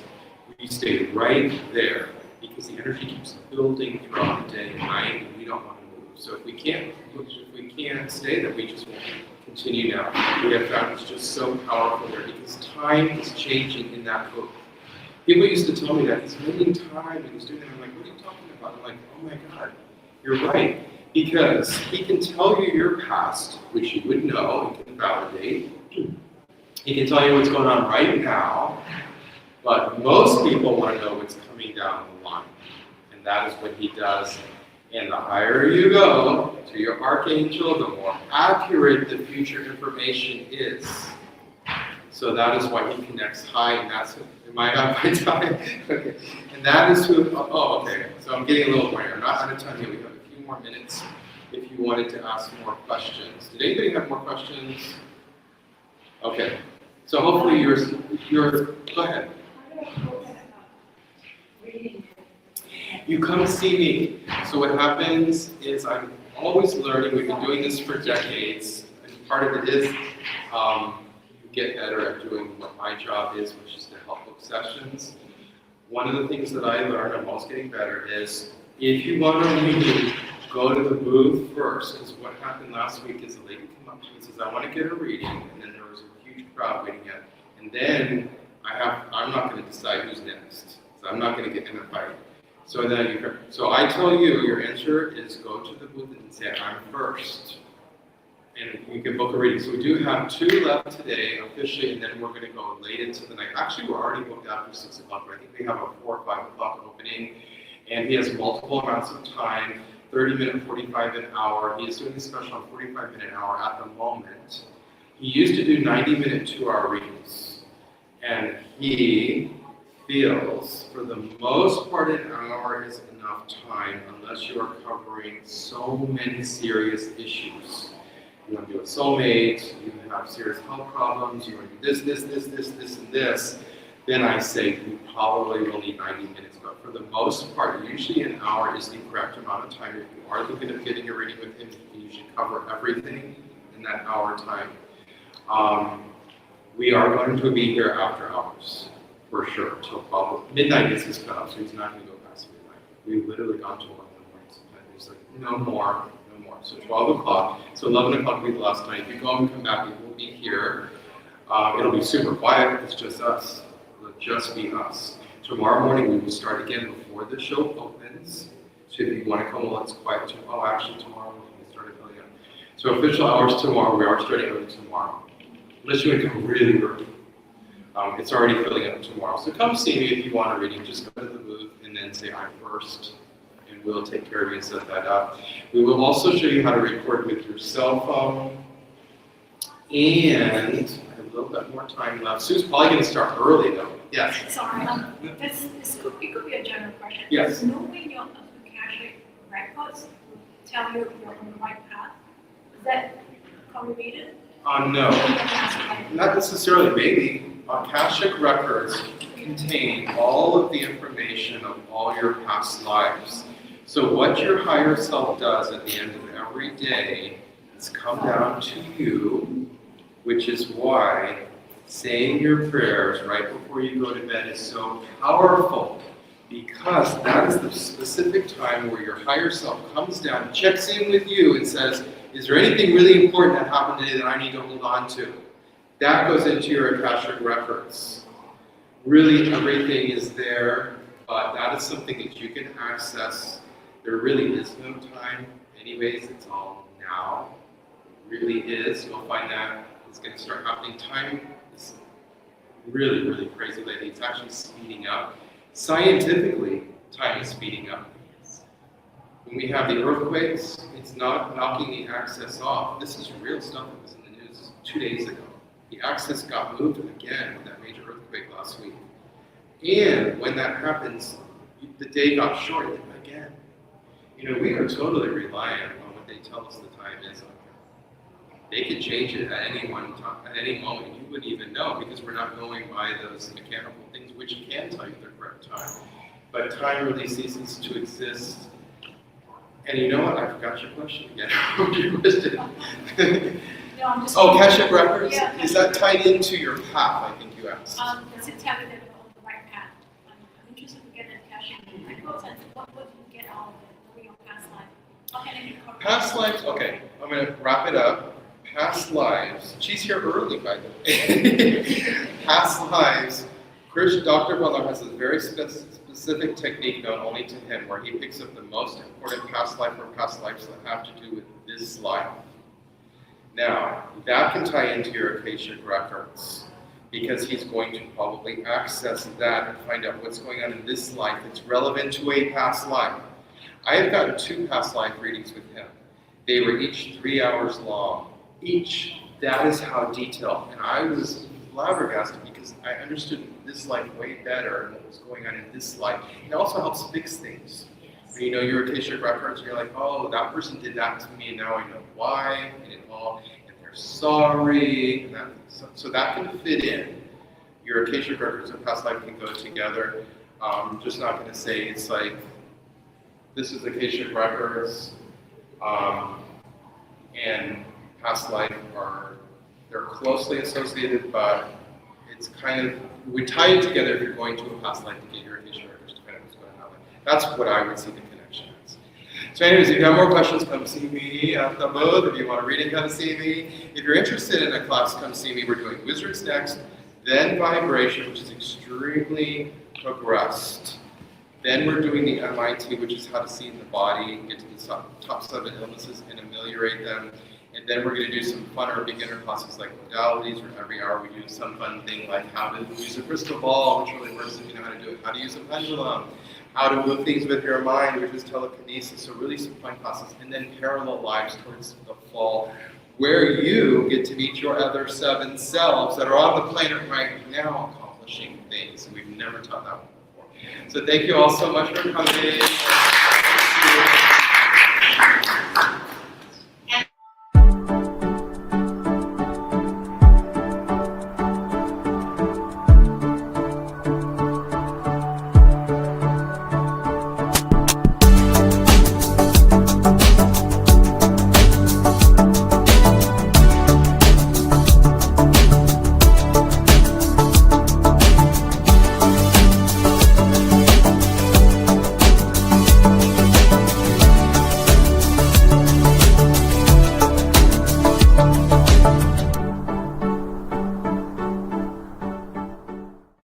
Are you ready to experience real healing, body, mind, and soul?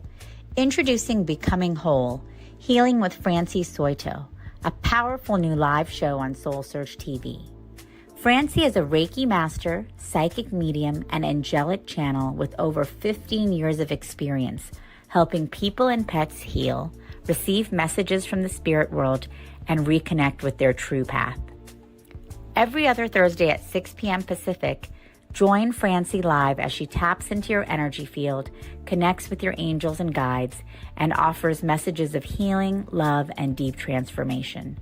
Watch for free on SoulSearch TV, available online on Roku, Amazon Fire, Apple TV, and our mobile app. Want to receive a live reading or healing? Spots are limited. Grab your ticket now and receive a private Zoom link to join the session. Launching June 26th. Let the healing begin. Ready to awaken your gifts, heal your soul, and live transformed? Join evidential psychic mediums Kelly Eckhart and Cheryl Murphy every Wednesday at 4 p.m. Pacific for Seeing Beyond, Living Transformed. Receive powerful psychic or mediumship readings and soul messages. Watch free on SoulSearch TV or reserve your live reading spot today. Every other Thursday at 6 p.m. Pacific, experience Becoming Whole, Healing with Francie, step into a sacred container of transformational healing, soul alignment, and divine messages. Live healings on Zoom. Space is limited. And journey inward with light mirror reflections. Soul-to-soul sessions with Ragini. Through meditation, chanting, energy messages, and guidance from the masters, strengthen your inner guidance and remember who you truly are. Join the Zoom room free or watch on SoulSearch TV.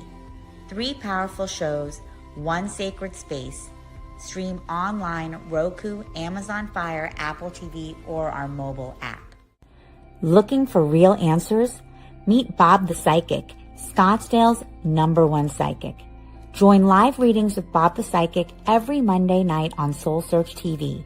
Real people, real questions, real clarity. Bob connects directly with your energy using psychic insight, tarot, mediumship to bring guidance on love, career, family, finances, and your life path. His readings cut through confusion, offer validation and hope, and help you move forward with confidence and trust. Every Monday, 7 p.m. MST.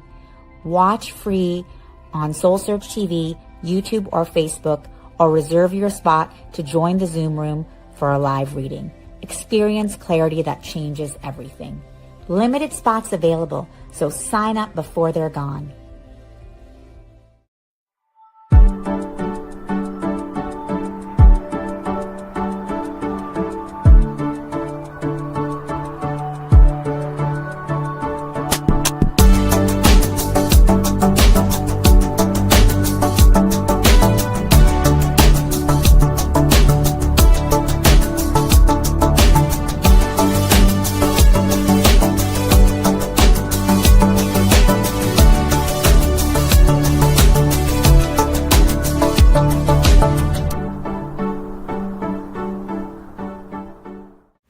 Are you ready to experience real healing, body, mind, and soul?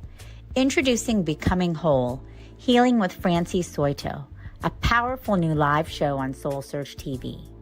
Francie is a Reiki master, psychic medium, and angelic channel with over 15 years of experience helping people and pets heal, receive messages from the spirit world, and reconnect with their true path.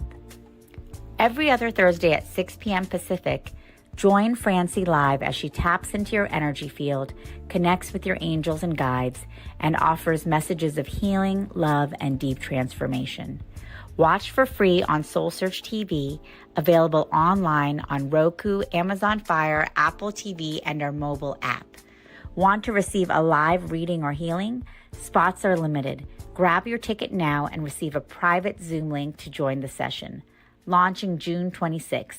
Let the healing begin. Ready to awaken your gifts, heal your soul, and live transformed? Join evidential psychic mediums Kelly Eckhart and Cheryl Murphy every Wednesday at 4 p.m. Pacific for Seeing Beyond, Living Transformed. Receive powerful psychic or mediumship readings and soul messages. Watch free on SoulSearch TV or reserve your live reading spot today. Every other Thursday at 6 p.m. Pacific, experience Becoming Whole, Healing with Francie. Step into a sacred container of transformational healing, soul alignment, and divine messages.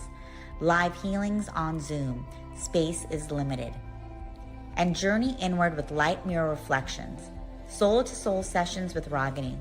Through meditation, chanting, energy messages, and guidance from the masters, strengthen your inner guidance and remember who you truly are. Join the Zoom room free or watch on SoulSearch TV. 3 powerful shows, 1 sacred space. Stream online, Roku, Amazon Fire, Apple TV, or our mobile app. Looking for real answers? Meet Bob the Psychic, Scottsdale's #1 psychic. Join live readings with Bob the Psychic every Monday night on SoulSearch TV. Real people, real questions, real clarity. Bob connects directly with your energy using psychic insight, tarot, mediumship to bring guidance on love, career, family, finances, and your life path. His readings cut through confusion, offer validation and hope, and help you move forward with confidence and trust. every Monday, 7 p.m. MST. Watch free on SoulSearch TV, YouTube, or Facebook, or reserve your spot to join the Zoom room for a live reading. Experience clarity that changes everything. Limited spots available, so sign up before they're gone.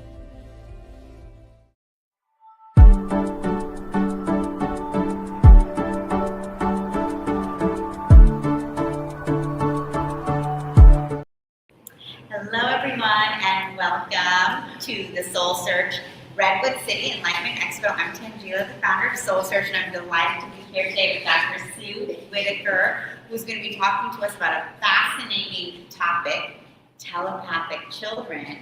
And to introduce Dr. Sue, her extraordinary journey began in remote Alaska, where she grew up in a tiny village immersed in nature, curiosity, and a deep love of science and service. From pioneering the use of computers in education to becoming a national advocate for alternative medicine after a life-threatening poisoning, Sue has consistently stood at the forefront of innovation and courage. Following a successful career in education, consumer protection, and renewable energy sales, she was called onto a new path of energetic healing that led to the founding of Wellsong Energetics. And you can find her at her booth inside as well, where she has amazing technologies for detox and more. And today she is also a master dowser, author, and pioneer of vibrational medicine. Sue blends cutting-edge science and spiritual insight to help others access profound pathways to wellness, guided, as she says, by love above all else. So thank you for bringing all of your energy and expertise and vibration to SoulSearch, and we're excited to learn more from you. Thank you. Thank you. Thank you. Okay, so I'm Sue Whitaker, and I, like she said, I was born and raised in Alaska. I was born in Fairbanks, which I'll tell you, you'll be glad you're not there. I looked a little bit ago and it was minus 38 below. I'm glad to be from there and not in there. But what I find is my life was so different than almost anybody else's on the planet. I lived in a tiny little Indian village of only 50 people. My dad was Chippewa Indian, and he would say, every time I would say, I don't know what I should do next, you should go visit the old ladies. Well, I didn't know what an old lady was. I mean, I'm an old lady now, but I'm very different than those old ladies. But I would go down and they would show me things like how to pick herbs off of the tundra, or how to pick something off a birch tree and make a poultice and make people well. And they would talk to me about different things that were going on in the village with people being sick. And if they came to give vaccinations in our village, my dad would send me as fast as I could run down to the old ladies. He didn't want me to get vaccinated. He believed that white people came to kill the Indians. And you got to remember his time frame. It was back in the late 50s. And he was hated on this planet because he was Native American. And so if they came, he worked for the federal government. So they would come in and they would vax everybody, and especially the children. And he would send me off. I was immediately to go to the old ladies because he didn't want me to die from anything that white men would give us. And so I lived very differently. We didn't have a grocery store. We didn't have anything. I mean, there was nothing in our village. A train went north from Anchorage to Fairbanks once a week, and the next week it came south. So as a very curious little girl, I knew every conductor on every train. I knew everything there was to know about trains. In fact, one or two times, and maybe more, I remember a couple, there would be a note for the engineer, and they would give me a Y stick, and I would hold the Y stick, and the conductor would put his arm through the Y, and he would have a message on a string. And so that was how my life started. I didn't have anything like you guys have.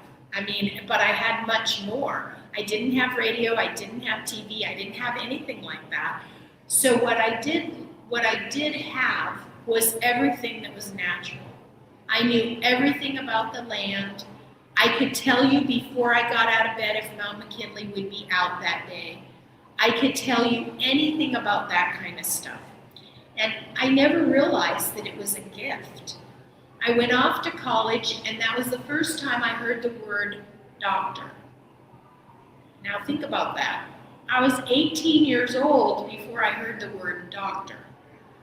And so I wasn't raised to go to medical personnel, but I started teaching in Bush, Alaska, and I got formaldehyde poison, and it was so bad I had more than a cadaver.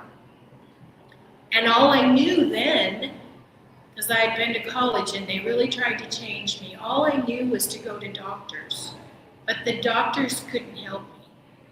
And that comes into the story as we get started. I want to start talking about telepathy, but I want to talk to you about what it is in my opinion. Okay, this is just my opinion. I believe it's not mind reading. I believe it's not mystical. I believe it's the coherence that sends us the information in images, in energy, in time and space, and it's that gut feeling that you get. That's what I believe it is. And this book that I wrote was downloaded to me. So when I first started going on podcasts and they started asking me questions about it, I don't know how much you know about channeling, but when you channel something, you don't remember anything. I can barely tell you what's in this book because it didn't come from me. And I didn't realize it didn't come from me until I started working with other people. People like Bruce Lipton, people like Lee Carroll. You guys know who Lee Carroll is? Lee Carroll wrote Indigo Children. And he channels a person called Cryon. And I was in a conference with him. He didn't know I had written a book. And he channeled an entire paragraph out of this book, word for word. I was like, that's crazy. How did he know that that was in my book? So I went up to him and I said, Lee, I don't know you. I said, I'm good friends with Bruce and I'm here because of Bruce Lipton. And I said, but I have to tell you that when I was sitting in there, you were talking about looking at a child in an airport or a restaurant and channeling with that child.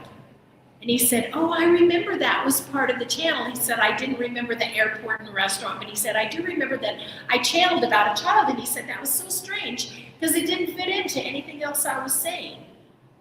And I said, well, it's really interesting. And I opened the book and I showed him that exact paragraph in the book.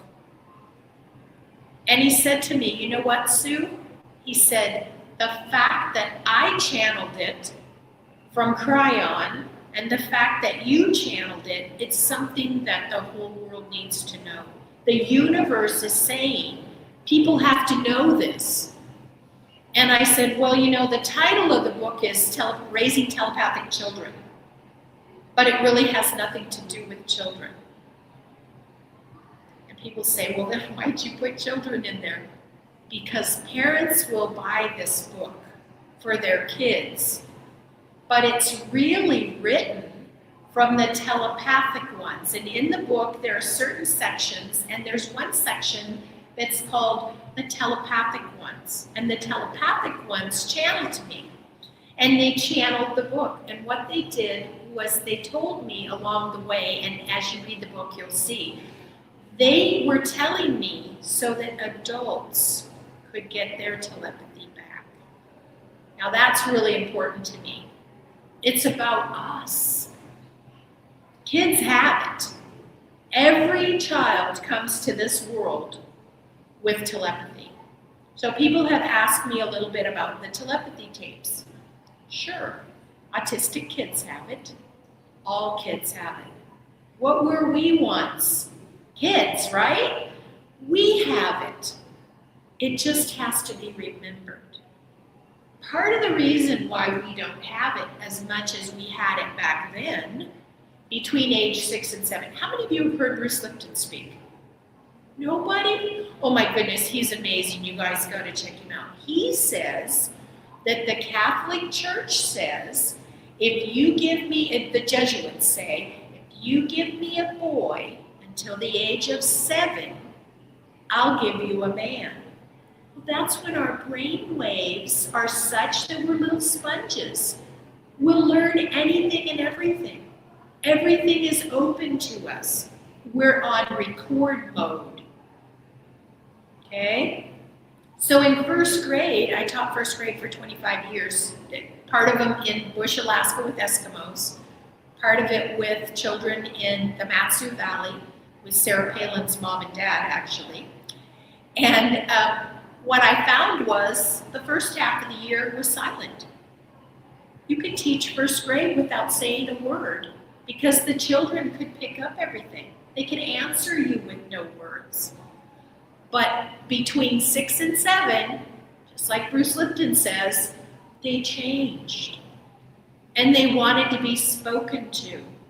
And they weren't open anymore. And they didn't love everything. They suddenly change. They change because society says, stop using your imagination. That's silly. Don't act like that. People will think you're strange if you say that.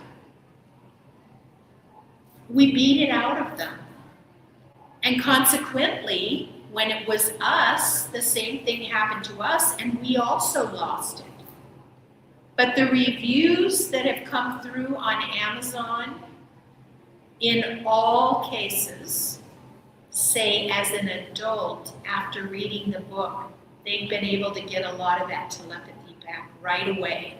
So by the time they finished the book, they had a lot of it back. One guy called me and he said, I'm failing. And I said, there's no such thing as fail. We're remembering. You can't fail remembering.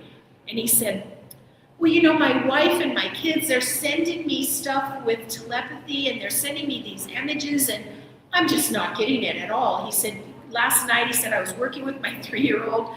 My 3-year-old was sending me a snowflake. And he said, a snowflake, how easy is that? He said, all I got was an X. I said, think about a snowflake. A snowflake is an X with a line down the middle. I said, you had most of it. He said, I did? And I said, take your paper right now and get a pen and put an X. I said, now draw a line right down the middle. He said, oh, it looks like a snowflake. And I said, you're getting the messages, but you're turning them off. What turns off the images? Well, listen, is it quiet? No, probably where you live it isn't quiet. We hear trains, we hear trucks, we hear Dodge Challengers driving by, right? All the noise that we hear, that all cuts in to the quietness that we need to use the telepathy. So one of the things I say in the book, and I find it as funny, some parents are writing to me telling me they think it's horrible. I say get a little basket and put by the door. Put a very nice little note on it that says, please drop your cell phone here. When you come to visit us, we want to talk to you. We want to visit with you. We don't want you like this. And that's one of the reasons why Bradley Nelson, anybody know emotion code, body code, belief code? No? Oh my gosh, he's another great guy. He wrote the emotion code. He says that the problem is there's so much interference. And I found a video, and now I can't find it anymore. I've been teaching dentists a 2-day energy class every summer. And in the dentistry class, I showed a video, and a guy had set up a machine where he could see the wave patterns of all the frequencies that are around us, and people could not see each other in a room this size. You couldn't see the other people. You could hear them, but because we could actually see all the frequencies, you couldn't see those people. And that's what's interfering. It has nothing to do with that we've forgotten. We've forgotten too. But why? Well, we have to hurry up and get ready to go to work, and we have to hurry up and get our lunch for our kids, and we have to hurry up and get this, and we have to get the car ready, and we have to. And all those have to's are filling our lives full of vibrations that make it so that we can't get into these other things. We did a research study, and we found that the people that can get into things like telepathy, the clairvoyance that Chris was talking about, the mediumship that he was talking about, if we can cut the frequencies and get the toxins out of us, we are back to square one, just like where I lived out in Bush, Alaska. You have all the peace and quiet and serenity that you need. But right now we're full of toxins. We're full of all of these vibrations. When we carry a phone around with us, this phone, and like in here, every one of us has some kind of a phone. Some people have more than one. I go to conferences that are 3,000 or 4,000 people sitting in a room. We're frying ourselves to death.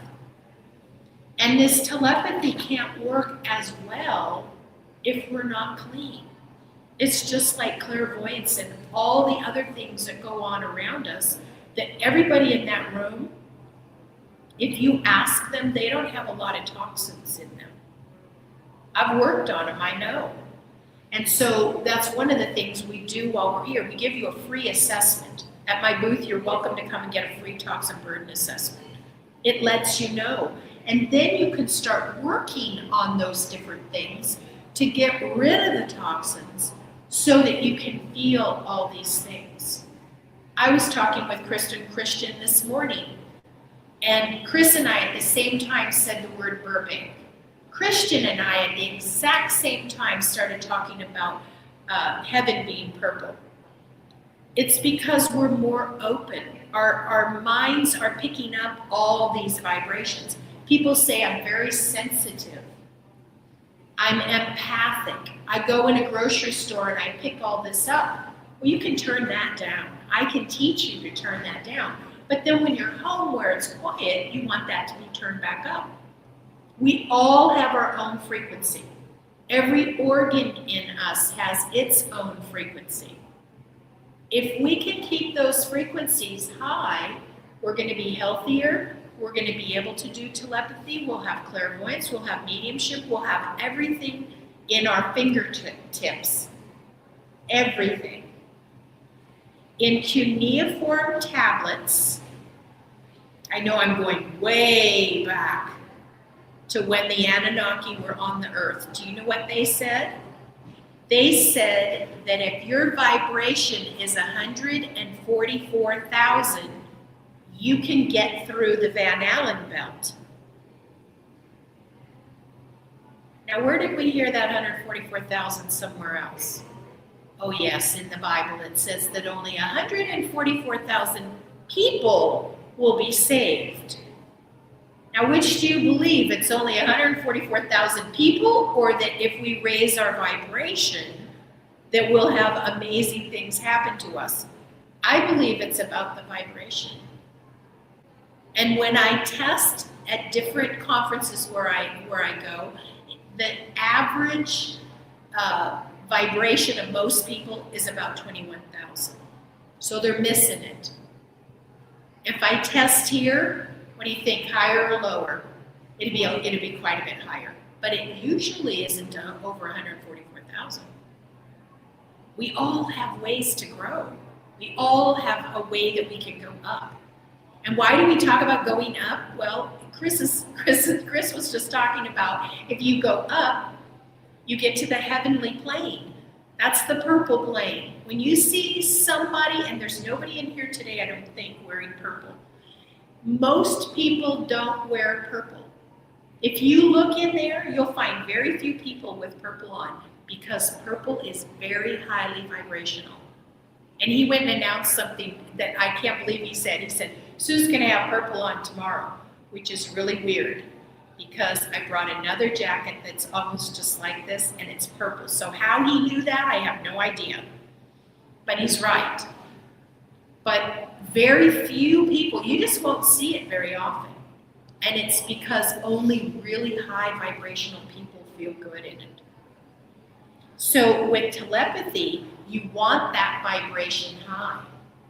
You want it quiet. And not just quiet as in turn off the radio or turn off the TV. You want it really quiet. You want to sit with nothing being said. Eskimo ladies would come to visit me at my house. And you know what? You could have heard a pin drop. 2 hours they'd sit there to visit me. They'd never say a word. I always thought that was so strange. And you know, for me, I want to talk. I want to, what are you thinking? But I would be really quiet with them. And of course, it was already peaceful and serene. But that's what we miss here. We're missing that. We're missing that because all these other distractions are coming in. And in the book, there's 130 games. And in the games section, if you want, and you don't have to, but if you want, there are pictures of things like that, just simple patterns that you can send out using telepathy. And it's just for an idea. I put together little squares, like little game pieces. You can take your phone and copy them and print them. And that's to do with kids, but you know what? Adults need it too. When my husband and I first started doing this, before he would pick the symbol, I would write down the symbol that he was going to pick. Before. And then I thought, well, maybe I'm influencing him to pick that symbol. So then I try to stay out of it. I was like, I got to just leave him alone. But then he'd say, okay, I have it. And then I go, okay, I got it. And he's like, how can you do that so fast? And it's just like, that's the way I was born, that's the way I was trained, that's the way I taught first grade. So I've done this my whole life. I have a master's degree in early childhood ed. That's why I wrote about kids.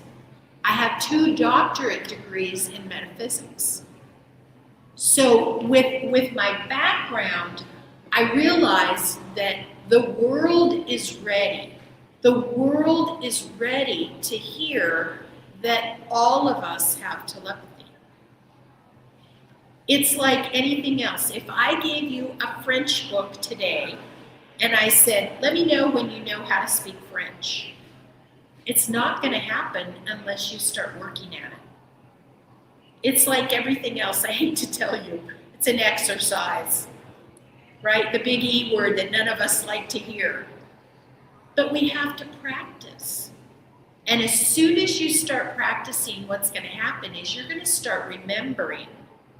And you're going to go, wow, this is pretty easy. I have some moms in the audience. Moms, think about it. Your kid has something happen that's not good.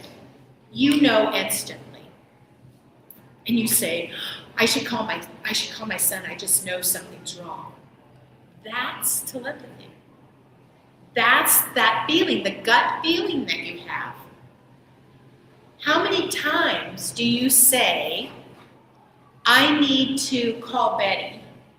You pick up the phone and the phone rings and Betty's on the other line. That's telepathy.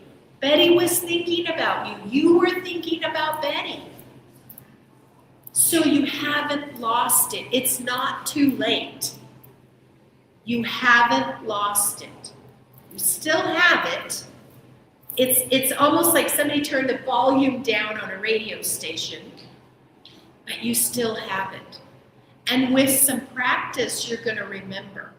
And the best way I know how is just to sit with somebody and send them something and keep it easy. Keep it so that it's confined at first. I'm going to send you a color. Okay, so now we've narrowed down and it's not all of this, it's just this. And if I'm going to send you a color, then you're only trying to see a color. What you'll find, and I know you guys have all had this happen, you'll say, oh, I think she just sent blue. And then your subconscious says, oh, it couldn't be blue. blue. She wouldn't send blue. Why would she send blue? And then you say, oh, it was probably green. And what do you think's right? The blue, because that's what you got first. And that's what you knew it was, but then you second guess yourself. How many of you hate multiple choice tests? Yeah, you know why? Because you second guess yourself.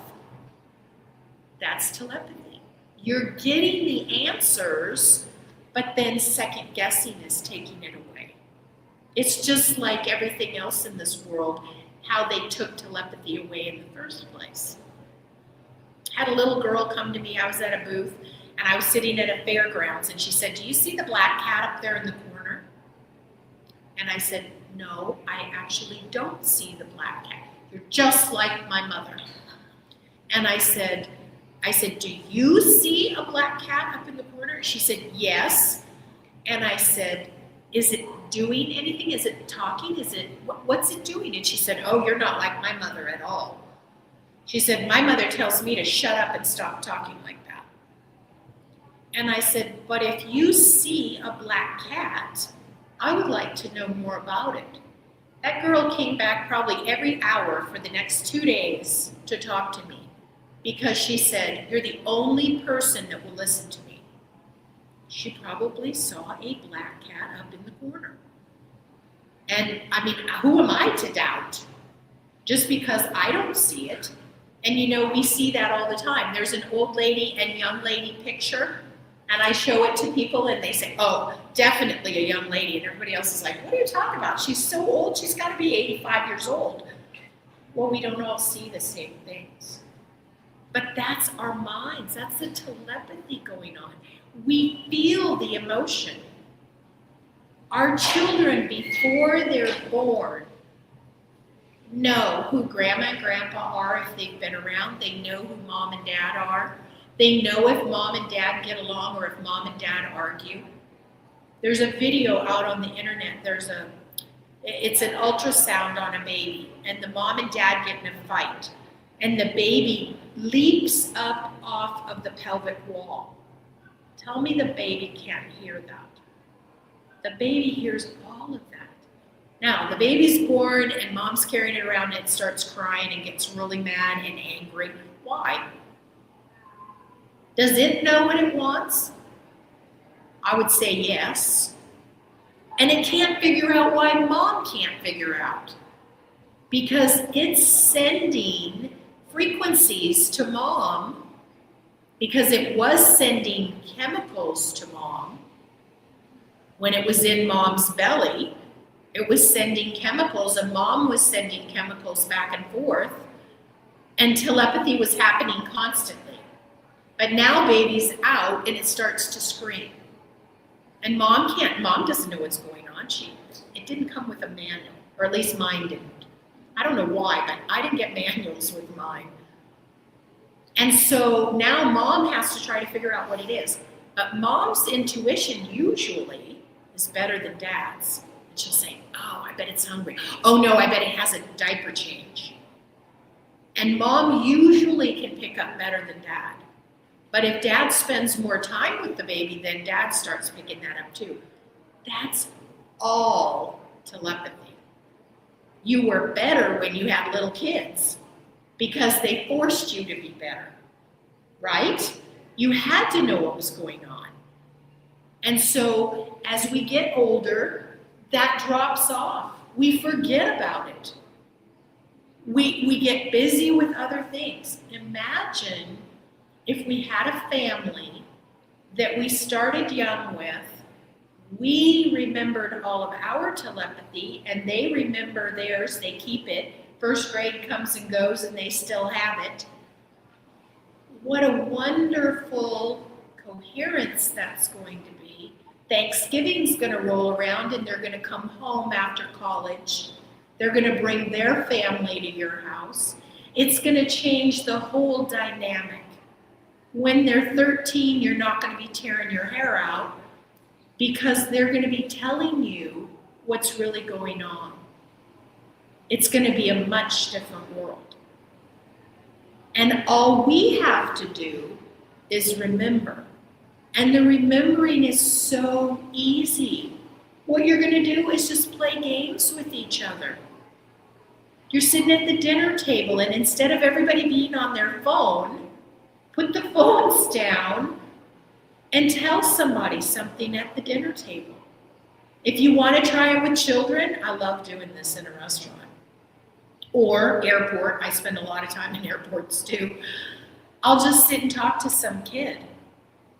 And it's so funny, don't look at them, because you know what, when you look at somebody, they feel you looking at them.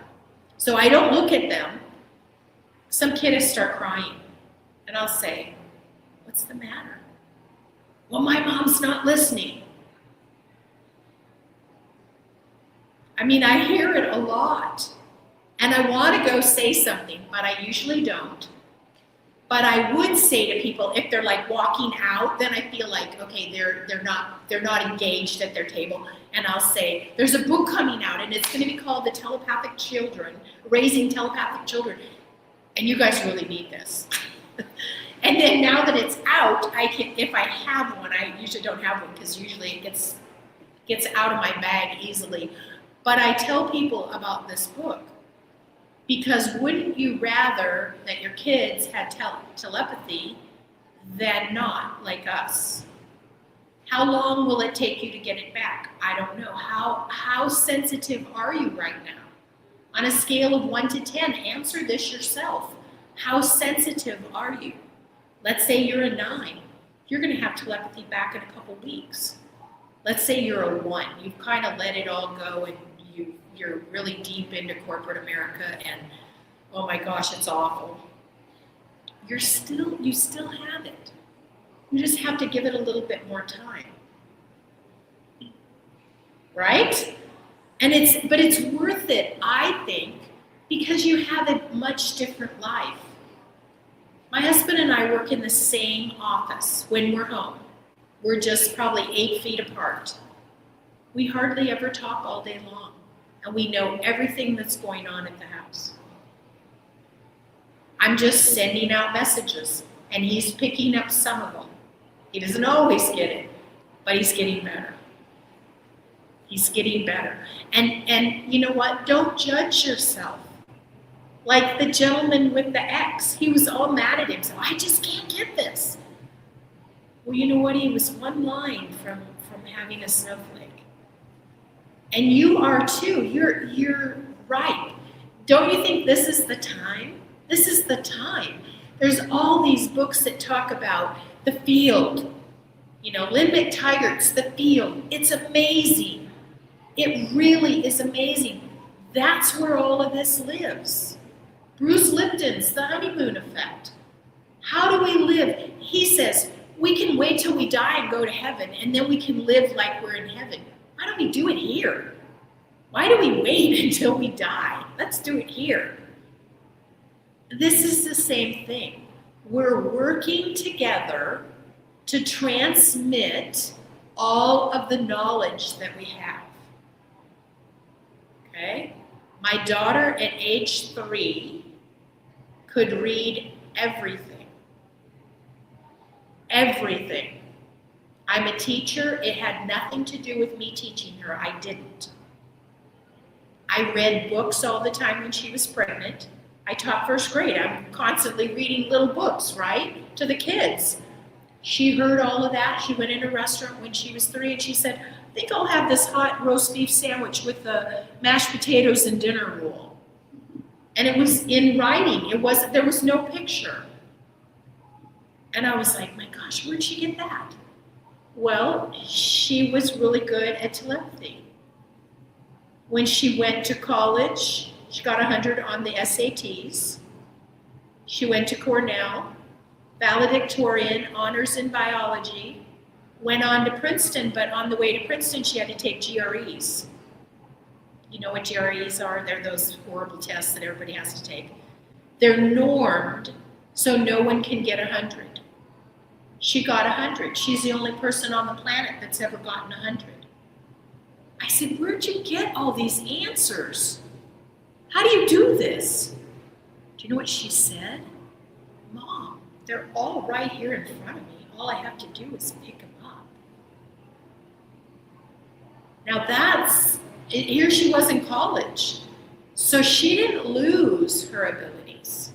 Somehow, and I think it's because we didn't have radio, we didn't have TV, we didn't have any of that. I think that's how my 2 kids were able to keep theirs. And that's all of us have it. Think of all the times that you or your partner or your friend or your kid went to say something and you knew what they were going to say. That's all intuition. Intuition is nothing more than telepathy. You just have it. You have it, and if you use it, it's like any other muscle. It will get stronger and stronger and stronger. If I sent out a shape right now to all of you, some of you are going to pick it up. I'm going to tell you it's a shape, it's not a color, and I'm going to just send it out.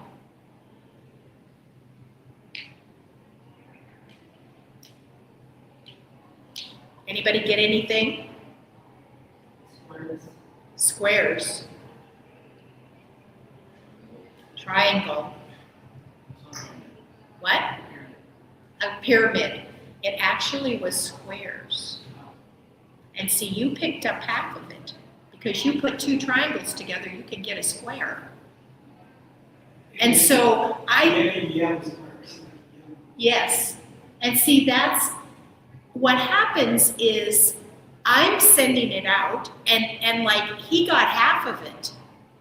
I mean, I'm guessing he got a triangle. Well, a triangle is half of a square. He had squares right away. I actually felt him get it. And you got it instantly, didn't you? Instantly. And that's what happens. And don't second guess yourself. Don't say, oh, I got the wrong thing. It's okay. Because you know what? As you do that more and more and more, you're going to find it just comes to you. Oh, this is a whatever. Oh, that's a whatever. My husband does it with a pail of water. We have a Berkey water filter. And he says, I'm going to fill it up most of the way and then leave about this much. Then he goes over to the sink and he turns on the water and he says, I just want to know when the Berkey water filter will be full. And he turns off the water and then he says, was that just me or was that somebody talking to me? And then he might put a little bit more in or he might just stop. And then he goes over and he pours it in. And about 99% of the time, he has a little tiny dome on the top of the water filter. So he's getting better and he's listening. The more you listen, the more you'll hear. So this is really about listening. You know, when you're playing cards with somebody, we've all played cards with somebody, whether it be Uno or spoons or whatever. We've played some kind of cards. A lot of times you can guess what that next card is going to be. That's a piece of it. That's what we're working toward. When you're getting ready to have a conversation with somebody, don't plan the next thing you're going to say. Listen. Listen wholeheartedly to what they're saying. Don't sit there and form the next thing that you're going to say to them. Because if there's silence, it's okay. A little silence never hurt anyone. But truly listen, because when we're listening, that's when a lot of these things are happening. I had a little boy, the mom and dad swore up and down he was ADHD, or I don't know what, ABC, PQR, I don't know. He was something. And they had put him on Ritalin in kindergarten because he couldn't sit still. He was 5, hello. 5-year-old should not have to sit still. So I got him off the medication. And one day somebody said something about some dinosaur, and this kid just tells like an encyclopedia about this dinosaur. No one was talking to him. I mean, he just is talking. And I said, Michael, come here. And he came over to me and I gave him a big hug and I said, do you realize that your mom and dad are afraid you can't sit still, but yet you know stuff like this? This is amazing. So we called Dad. I said, let's call Dad and surprise him. I called Dad And Dad says, so what did Michael do this time? Now, why do you think Michael never wanted to perform very well? I mean, Dad was expecting him to be in the worst trouble ever. He knew that he'd be in trouble. I mean, it was like, he already knew. And when I started explaining the things that Michael had done that were so cool, Dad said, every teacher that's ever called before only tells me the bad things. I was like, he didn't want to hear it. And so then I made it a rule. Michael and I would try to remind each other at least once a week, and we would call home and tell Mom and Dad all the cool things he had done. Because Mom and Dad needed to learn. Because they had forgotten how cool it is to be open and learning. This is just another way to learn. This is just, we shut the verbal off and we sit quietly with someone. And you'll pick this stuff up so fast. Because you're in this group of people, I know your vibrational level is higher, and you'll pick it up a lot faster. And like if I'm doing dowsing or I'm doing anything like that with little kids, you show them once and they're 100% accurate every single time. They can work with their higher self. We doubt ours. What do you mean I did that? I did not. I don't want to have that answer. And they don't do that. They're just really honest. And they're very open. They'll tell you everything and then some. But they'll tell you what they see. They'll tell you what they know. And all of this is about that openness that we have when we're little. We're sponges. If you took a child, 3 years old to 6 years old, and taught them 5 languages, they could learn it in probably 2 months. How long would it take us? Months and months and months, because we're not sponges anymore. Our vibrational level changes. We go from alpha, when we're born, to theta. I said it backwards, sorry. We start with theta and we go to alpha, and alpha shuts everything down. So we don't hear those things around us. And those people that go back into this kind of a profession have to learn it all over because it's not there naturally. So like if you're going to be a great healer, and no matter what modality you choose, you're going to have to work at it. Whereas if you'd have started with a child, they could have picked up that modality in nothing flat because they're sponges, because they're getting it from everything around them. Everything's right here in the field, everything that you need. If you want to know how to heal, it's right here. If you want to know about clairvoyance, it's right here. Telepathy, it's right here. But everything goes back to telepathy. That's what we had before we were born. That's how we knew who our mom and dad were when we were born, because they heard that vibration. If grandma was around, they would have heard grandma's vibration and they would know she's the grandma. And we just lose it because other adults take it away from us. And now where we are in this room, if some kid came up to one of us and told us some story that sounded almost impossible, we would believe them because we see the wisdom in all of that. I had little Eskimo kids tell me that they'd been to the moon. Little Eskimo kids. Oh, we've been to the moon. Oh, really? And at first I was like, wow, that's pretty bold.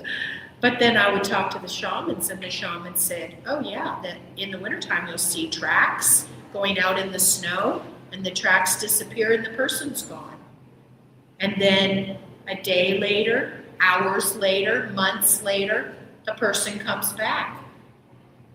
And so those little kids, they can tell you all kinds of things that have happened that we wouldn't tell anybody.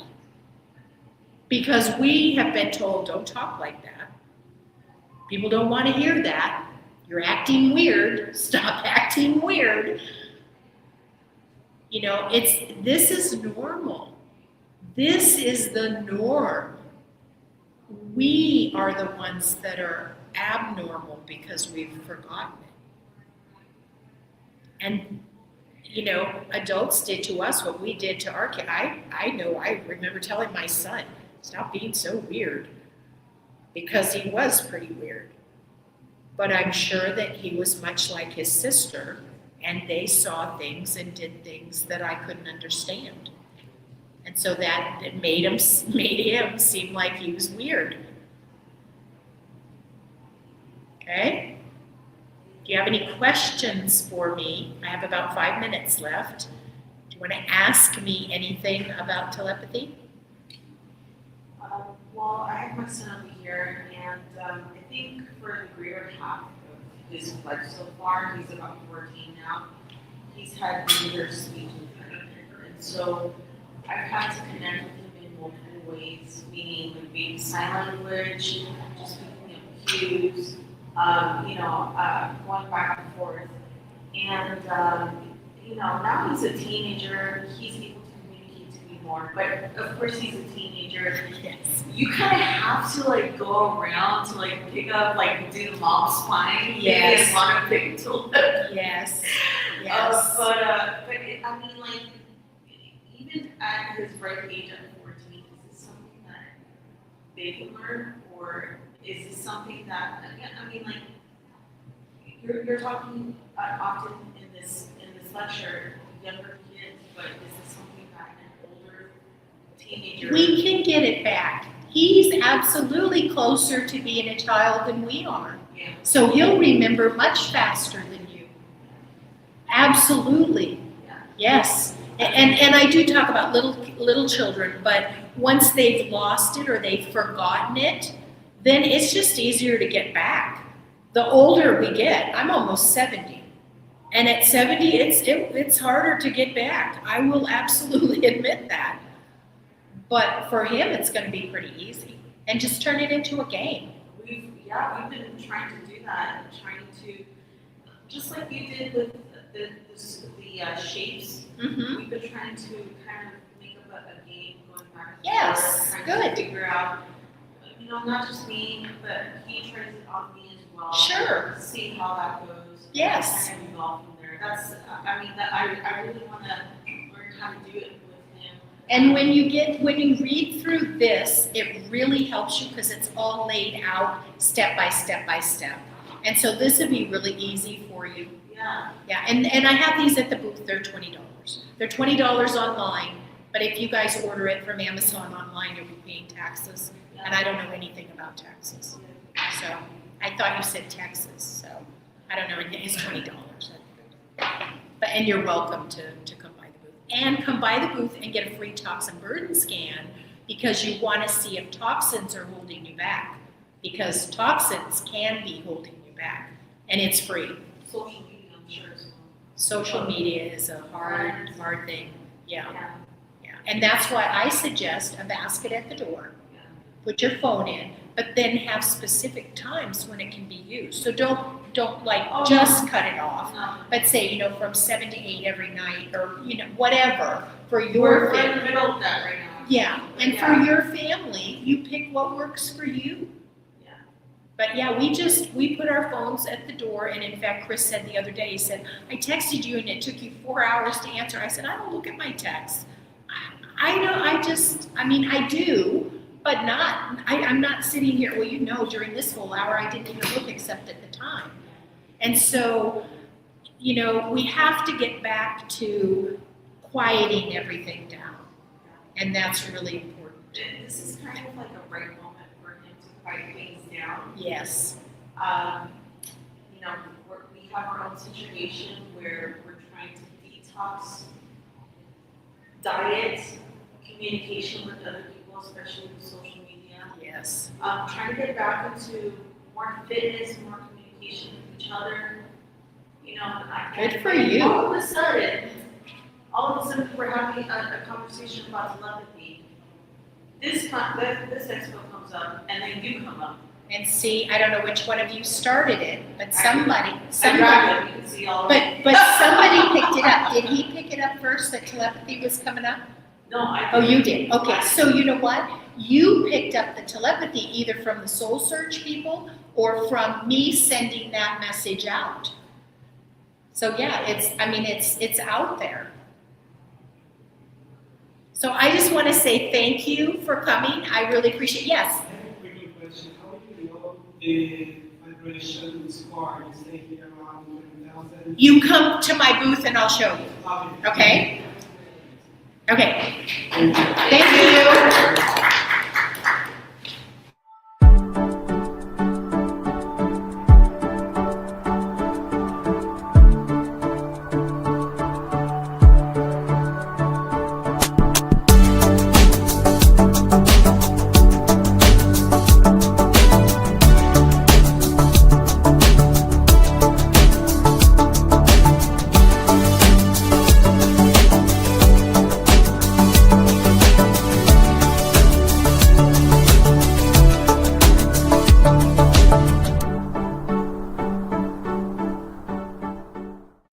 Are you ready to experience real healing, body, mind, and soul?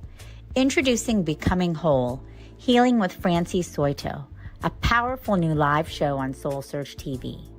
Francie is a Reiki master, psychic medium, and angelic channel with over 15 years of experience helping people and pets heal, receive messages from the spirit world, and reconnect with their true path. Every other Thursday at 6 p.m. Pacific, join Francie live as she taps into your energy field, connects with your angels and guides, and offers messages of healing, love, and deep transformation. Watch for free on SoulSearch TV, available online on Roku, Amazon Fire, Apple TV, and our mobile app. Want to receive a live reading or healing? Spots are limited. Grab your ticket now and receive a private Zoom link to join the session. Launching June 26th. Let the healing begin. Ready to awaken your gifts, heal your soul, and live transformed? Join evidential psychic mediums Kelly Eckhart and Cheryl Murphy every Wednesday at 4 p.m. Pacific for Seeing Beyond, Living Transformed. Receive powerful psychic or mediumship readings and soul messages. Watch free on SoulSearch TV or reserve your live reading spot today. Every other Thursday at 6 p.m. Pacific, experience Becoming Whole, Healing with Francie. Step into a sacred container of transformational healing, soul alignment, and divine messages. Live healings on Zoom. Space is limited. And journey inward with light mirror reflections. Soul-to-soul sessions with Ragini. Through meditation, chanting, energy messages, and guidance from the masters, strengthen your inner guidance and remember who you truly are. Join the Zoom room free or watch on SoulSearch TV. 3 powerful shows, 1 sacred space. Stream online, Roku, Amazon Fire, Apple TV, or our mobile app. Looking for real answers? Meet Bob the Psychic, Scottsdale's #1 psychic. Join live readings with Bob the Psychic every Monday night on SoulSearch TV. Real people, real questions, real clarity. Bob connects directly with your energy using psychic insight, tarot, mediumship to bring guidance on love, career, family, finances, and your life path. His readings cut through confusion, offer validation and hope, and help you move forward with confidence and trust. Every Monday, 7 p.m. MST. Watch free on SoulSearch TV, YouTube, or Facebook, or reserve your spot to join the Zoom room for a live reading. Experience clarity that changes everything. Limited spots available, so sign up before they're gone.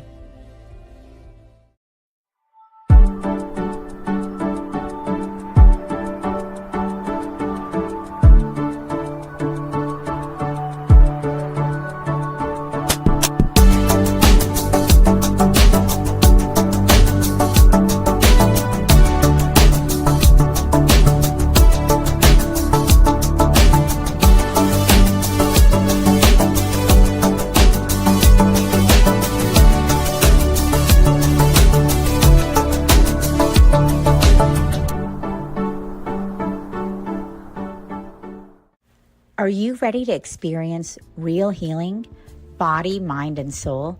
Introducing Becoming Whole, Healing with Francie Soito, a powerful new live show on SoulSearch TV.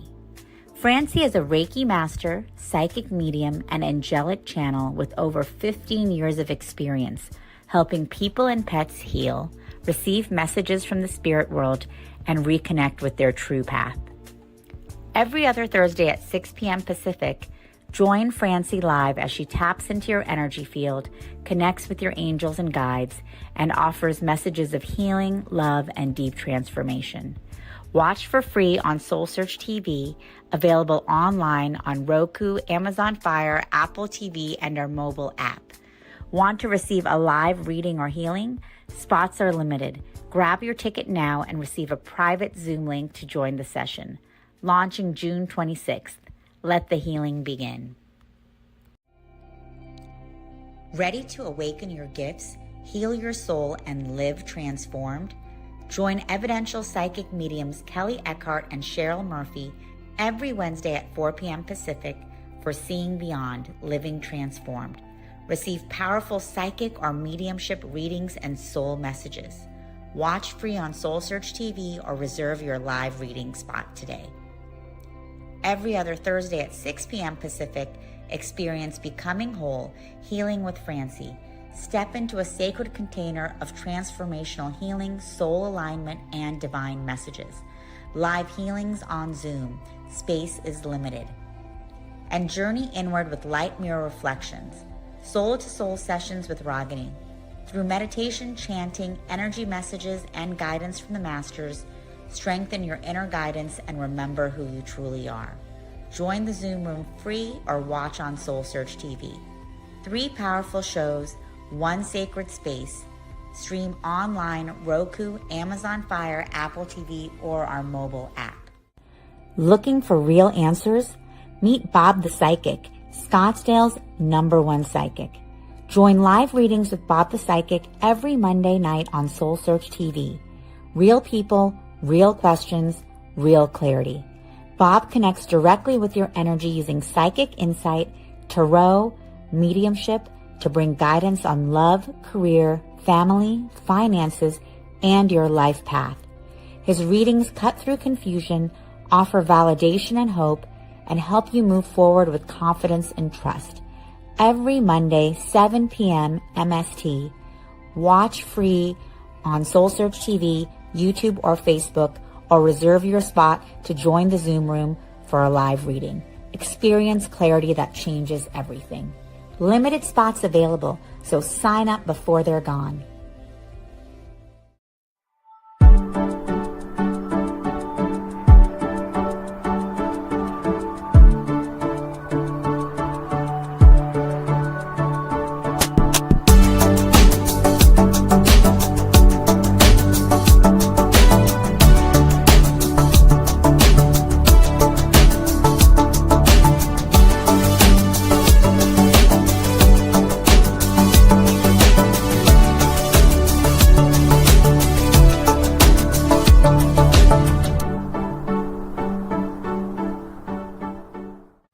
Are you ready to experience real healing, body, mind, and soul?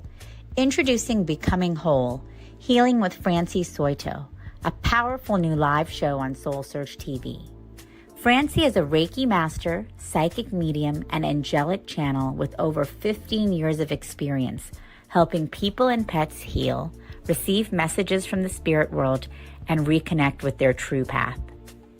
Every other Thursday at 6 p.m. Pacific, join Francie live as she taps into your energy field, connects with your angels and guides, and offers messages of healing, love, and deep transformation. Watch for free on SoulSearch TV, available online on Roku, Amazon Fire, Apple TV, and our mobile app. Want to receive a live reading or healing? Spots are limited. Grab your ticket now and receive a private Zoom link to join the session. Launching June 26th. Let the healing begin. Ready to awaken your gifts, heal your soul, and live transformed? Join evidential psychic mediums Kelly Eckhart and Cheryl Murphy every Wednesday at 4 p.m. Pacific for seeing beyond, living transformed. Receive powerful psychic or mediumship readings and soul messages. Watch free on SoulSearch TV or reserve your live reading spot today.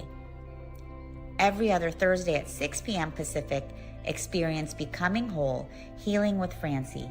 Step into a sacred container of transformational healing, soul alignment, and divine messages. Live healings on Zoom. Space is limited. And journey inward with light mirror reflections. Soul to soul sessions with Ragini. Through meditation, chanting, energy messages, and guidance from the masters, strengthen your inner guidance and remember who you truly are. Join the Zoom room free or watch on SoulSearch TV. 3 powerful shows, 1 sacred space. Stream online, Roku, Amazon Fire, Apple TV, or our mobile app. Looking for real answers? Meet Bob the Psychic, Scottsdale's #1 psychic. Join live reading. Hello, everyone, and welcome to the SoulSearch Enlightenment Expo in Redwood City. I'm Tangela, founder of SoulSearch, and thank you so much for joining us here this weekend. We hope you stick around with us all day today and tomorrow because we have amazing practitioners, healers, teachers, and guides like Monty and the whole Share International group here all weekend. And we're really happy that you all are joining us today for this powerful transmission meditation from Share International. And I'm excited because Monty Leach will be leading this talk and meditation, and he has dedicated over 40 years. Really? 40 years. I was like, no, 40 years of his life to creating awareness about the emergence of the world teacher for the age of Aquarius and the practice of transmission meditation, a new form of meditation for world service, which all of you will be participating in today, not just for ourselves, but for all of humanity. So it's powerful work that Monty has been doing for the last 40 years with his colleagues from Share International who are also here. And we're also delighted because we actually have an amazing SoulSearch TV show from them called The Promise, Humanity's Coming of Age.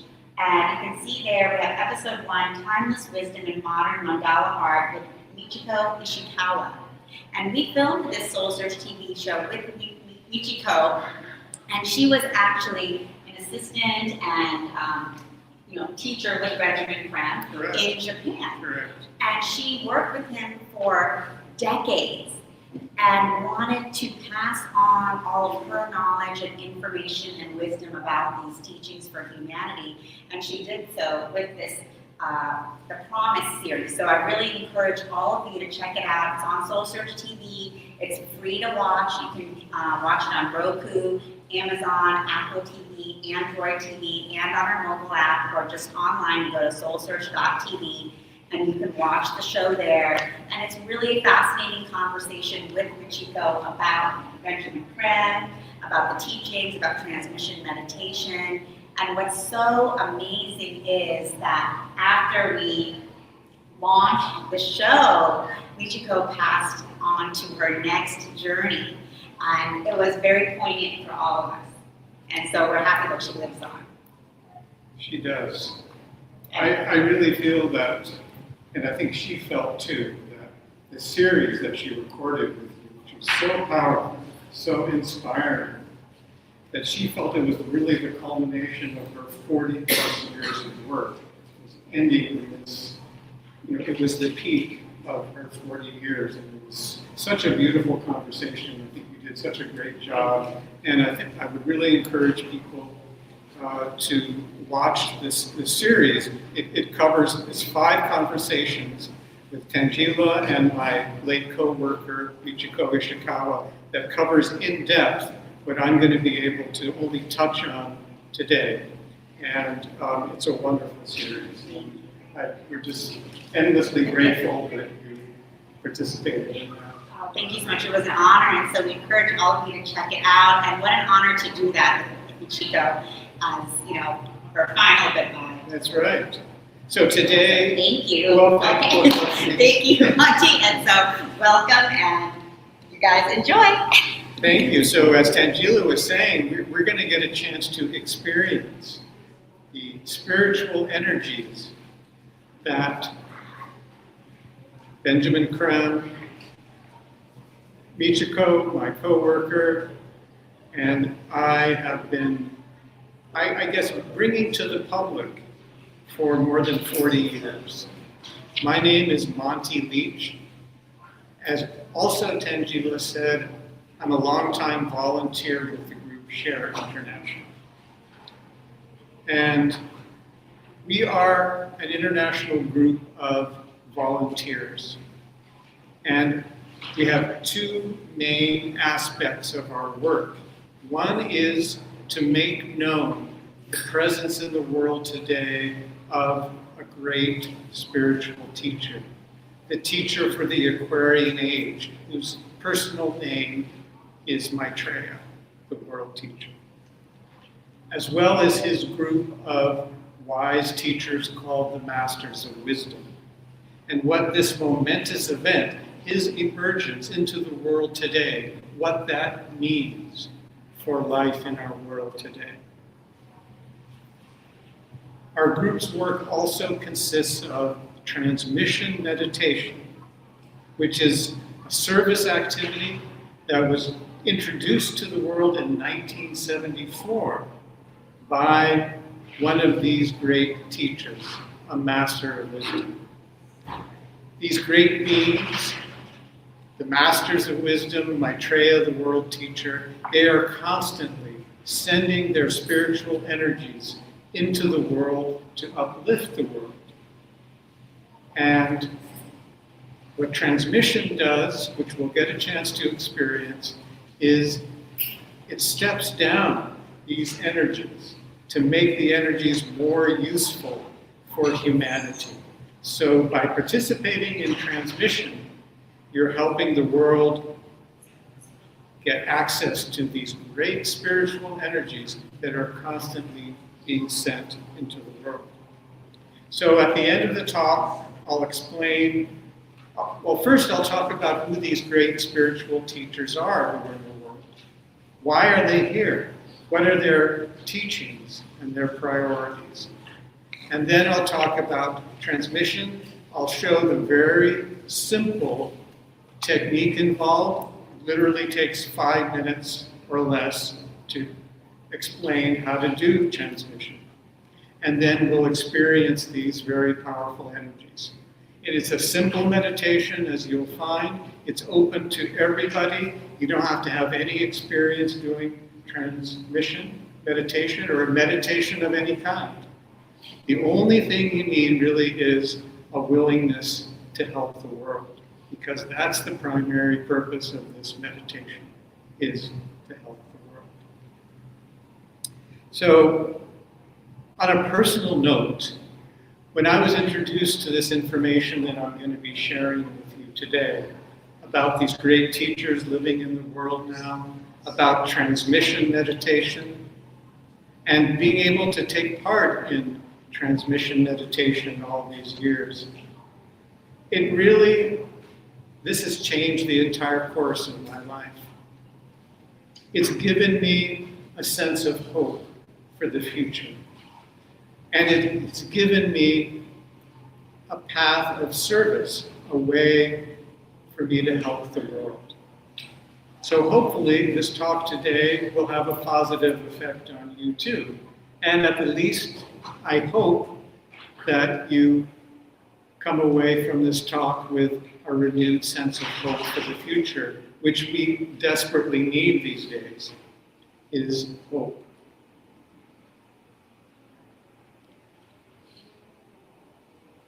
One of the reasons why this is a hopeful message is we have never been alone in our great journey through time of humanity. It might seem like with all these crises we're facing these days, that we're facing these crises alone, that we don't have any help. We don't know what to do. But the fact is, we do have help. We have always had help of a spiritual kind, guiding us, inspiring us, and teaching us, but from behind the scenes. So, at this critical time for humanity and the planet, with our literally the future of the world at stake, the Masters of Wisdom, including the most senior member of their group, Maitreya, the world teacher, are now living in the everyday world, ready to emerge openly, to openly teach us, to inspire us, to show us how to save the world, how to save ourselves, how to save the planet.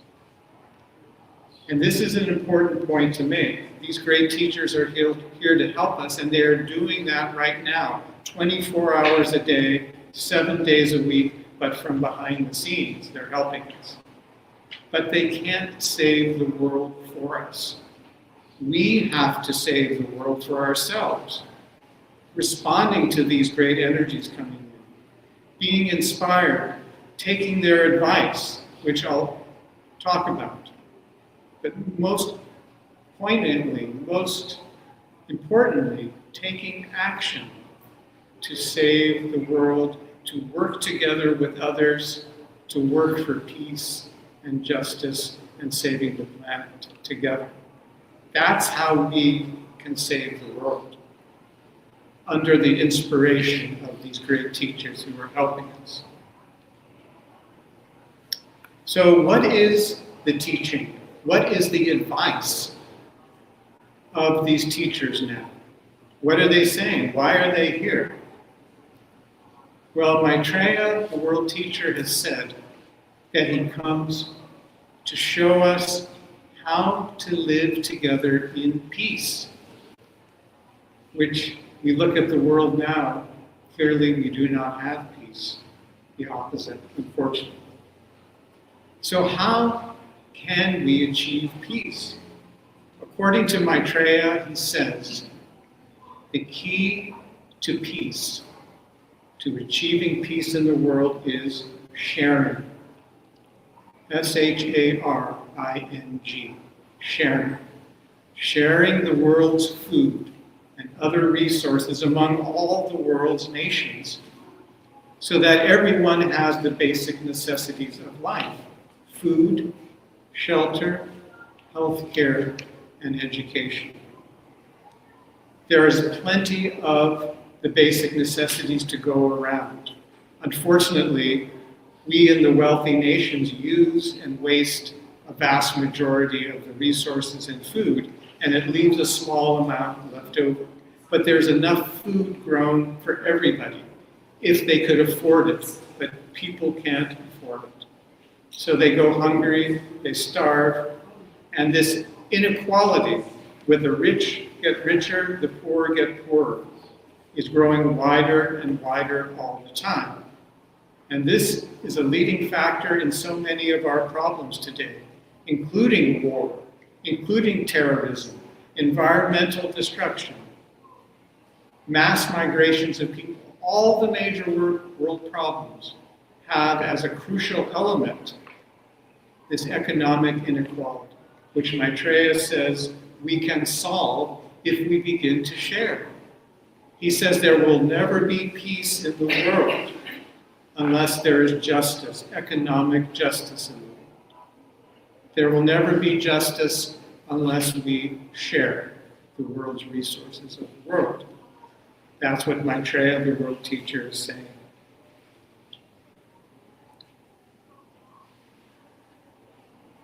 So how will this change take place? Sharing seems like a pretty idealistic thing to put into practice. It will require a change of consciousness on the part of humanity, a change of heart.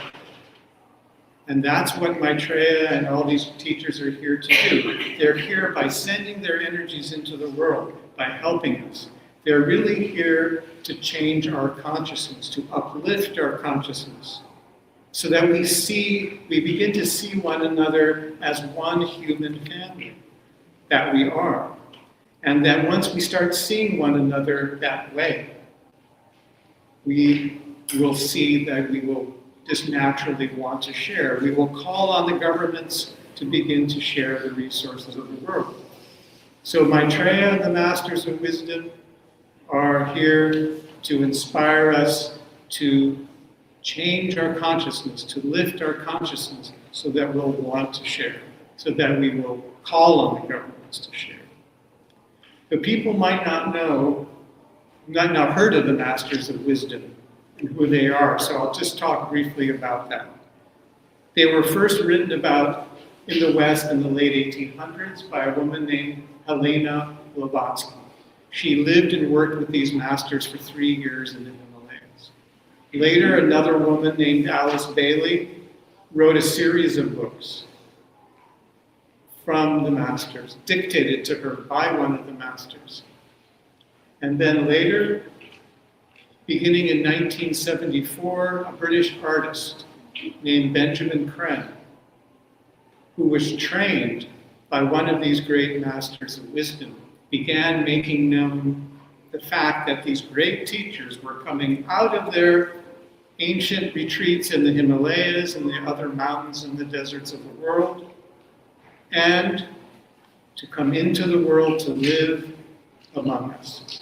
So that's what Benjamin Creme spent his entire adult life bringing this information to the world. He founded the nonprofit group Share International, which I'm a part of, which my co-workers here are a part of. And our main mission, as I said, is to make known this information to the world and to introduce transmission meditation, which, as we have said, we're all going to get a chance to experience shortly. So, I would say another thing that people may not know is, how do the masters and Maitreya lift our consciousness? One of the ways, they send their energies, which we'll experience through transmission, but they also work through their disciples. Anybody throughout history, of any note throughout history, has been a disciple of one of the masters. So everybody from Aristotle, Shakespeare, Joan of Arc, Martin Luther King, Mozart, Da Vinci, most recently, a hero of mine who passed away, Jane Goodall. All these people and many, many more were disciples of one of the masters. So the masters work through their disciples to uplift the consciousness of humanity. That's how they work. So throughout history, at crucial times like this, and at the beginning of every new age. So we're at actually the dawning of a new age. It's not just a song. It's not just astrology. It's actually an astronomical fact. We're at the starting of the new age of Aquarius. We're ending the age of Pisces. And part of the conflict we're seeing in the world now is the conflict between the end of the old ways that people want to hold on to and the beginning of the new ways that people are responding to, especially young people. You see so many young people today protesting, doing demonstrations, calling for peace and justice and saving the planet. They are responding to these new energies of Aquarius. And the people who are fighting against it, we can see in the world, want to hold on to their old ways because they have power. They have wealth. They want to hold on to their power and wealth. So they're holding on to these old, greedy institutions that do not work for people in the world, if they've ever worked. So this conflict that we see between the old age and people who want to hold on to that and the new age is playing out in every field of human endeavor. So at the beginning of every new age, which we're at now and other critical times, the masters send one of their own to the world to show humanity the next step forward. We know some of these teachers as Krishna and Confucius and Buddha and the Christ and Muhammad. Now at this critical time, the masters sending their head and leader, Maitreya, into the world to show us the next step forward, to point us out of this crisis. How do we get out of the crisis we're in? He's here to help us do that. So Maitreya is not a religious figure. He's not a religious leader. He is a teacher for all humanity.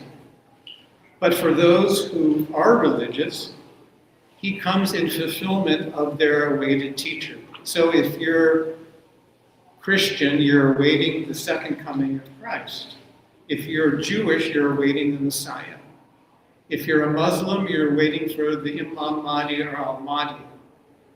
If you're a Hindu, you're waiting for Kalki Avatar or Krishna. And if you're a Buddhist, you're waiting for the next Buddha, the fifth Buddha. According to our information, which is called the Ageless Wisdom Teaching, these are all different names for one and the same teacher, and we expect his return now under the name Maitreya, who is here. Maitreya is also here for people of no religion, who just want a better life for everybody. He comes, as I say, as a world teacher for all people. And he's living among us now in a physical body. It's not just in spirit. Sometimes I do this talk and people come up to me afterwards and say, are these teachers actually here in the world, or is it just in spirit? They are here physically, in physical bodies, because they can help us more being physically in the world than they can in spirit or from their mountain and desert retreats that they've lived in for thousands of years. They can help us and are helping us more directly because they are here.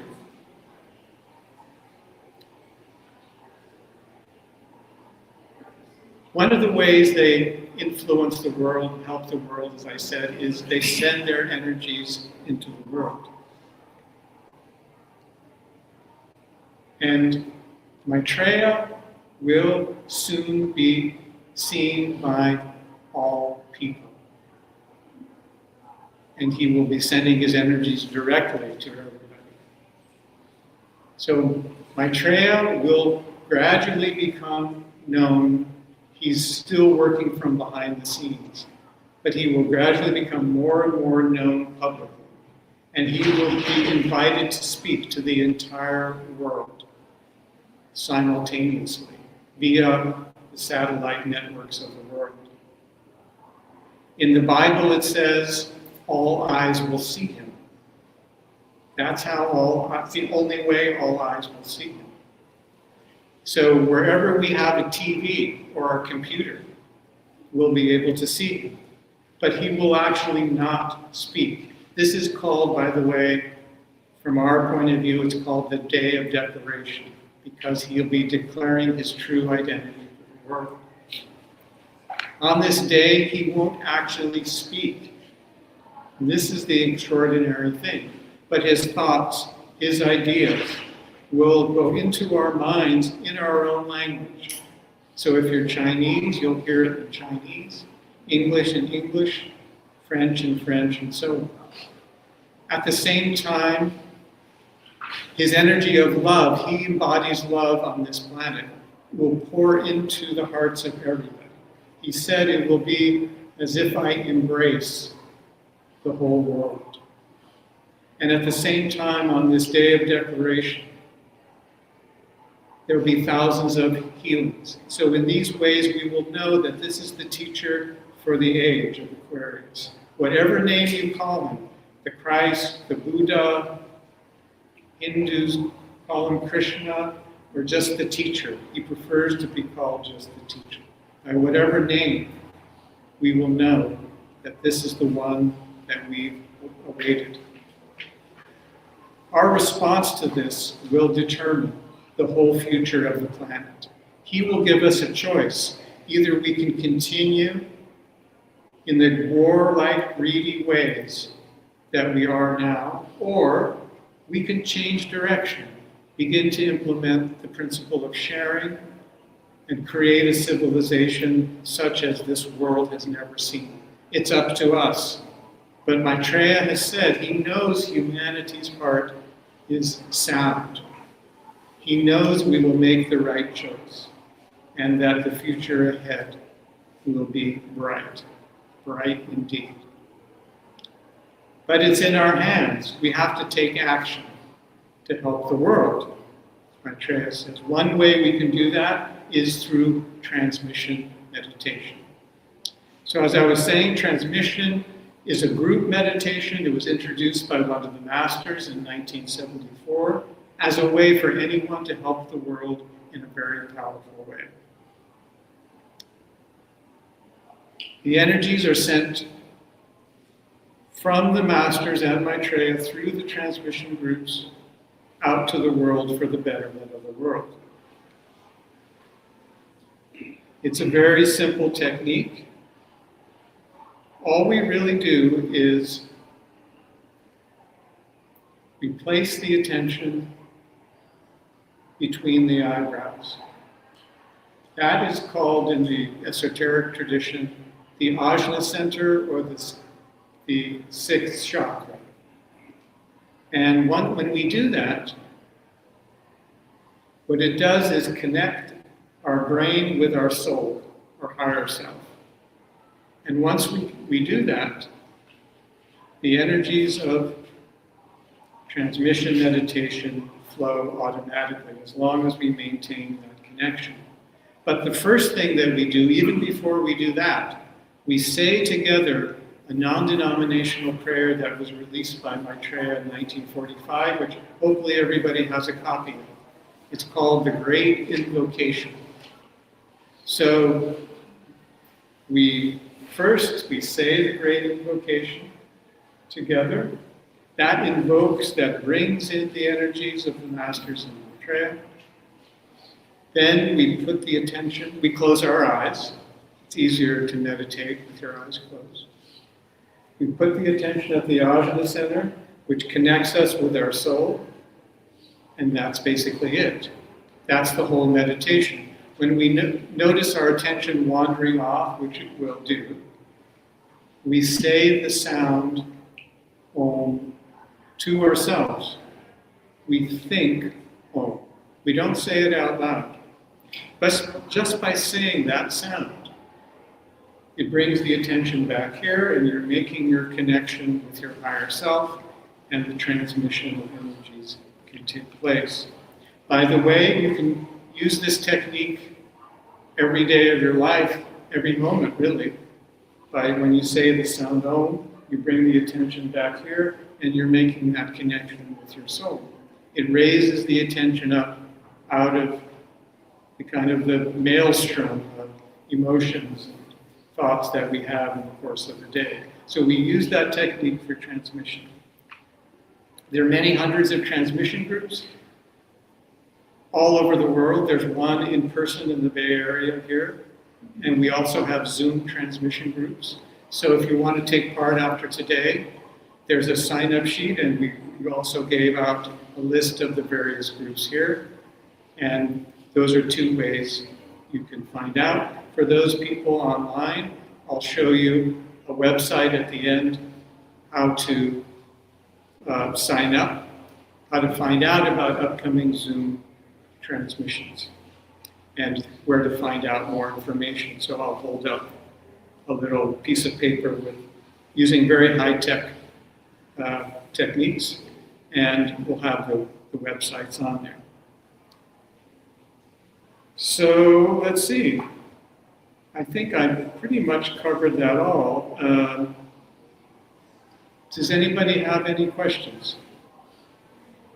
Yes, please. A timeline. That's a very good question. The question is there a timeline? It's really, there are many, many complicated factors involved in the timing of his emergence into the world. And we can't even begin to understand all the things he has to balance in terms of finding the exact moment where humanity is most receptive to his ideas, that we're most ready to accept him. And he has to see when he looks out into the world, are we ready to accept his teachings, his awareness, his presence among us? And so how do we demonstrate that we're ready for Maitreya to come into the world? We demonstrate it by a couple of very practical things. There are many ways, but who we vote for in our elections. That's to me, that reflects the state of our consciousness. Also, we demonstrate our readiness for change by demonstrating, by going to protest, by calling for peace and justice and sharing. The more we do that, those things and many others, Maitreya can look out into the world and see humanity is ready. This may be the time that I can come forward. So there are many variables involved, and no one really knows the exact time. So that's the best answer I can give you. I would just say we all hope it's very, very soon. We definitely need his help more now than ever before. I might also add too, he is omniscient and omnipresent. He can be anywhere at any time. He knows all that's going on in the world. He knows our hearts. So if we want him to come forward, we call on him. By whatever name you know him, call on him. Ask for his help. Ask for him to come forward and help us at this time. He hears all these pleas, and he will do everything he can to fulfill these requests. Yes? You mentioned that in the Bible, all the eyes will see him. Yes, all the eyes will see him. And then you follow that with, but we won't hear him. So I'm a little confused. We will see him. He will be invited to speak because he will have become publicly known. So he'll be invited to speak through the linked satellite networks of the world. So on a specific day, let's say 3 o'clock on Sunday, everybody will know Maitreya, although he won't have called himself Maitreya necessarily, will be speaking to the whole world. So when the moment comes, and we're watching on our computer or the television, we will just see this figure here in front of us. So he will not actually speak the words, but we will hear the thoughts in our own mind of what he is saying. Does that make sense? So we'll literally see him, all eyes will see him, and we will hear him in our own language, in our mind. And it will be something that has never happened in the history of the world. A mind-to-mind rapport between the great teacher for this age and 8 billion people in the world. It has never happened before. If I were you, and you're here, I would clear your schedule and make some time for that. It would be an experience you don't want to miss. So if there are no more questions, we can start the transmission.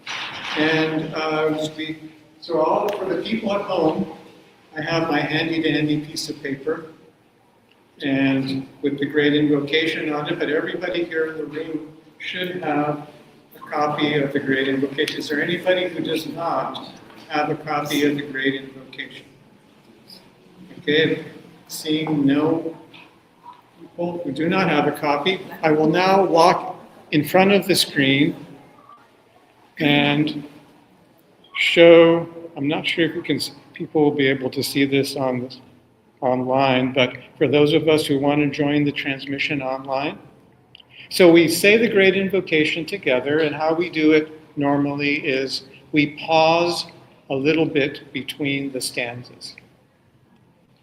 And then, so we'll go for about 15 or 20 minutes until someone comes in and lets us know we have to leave.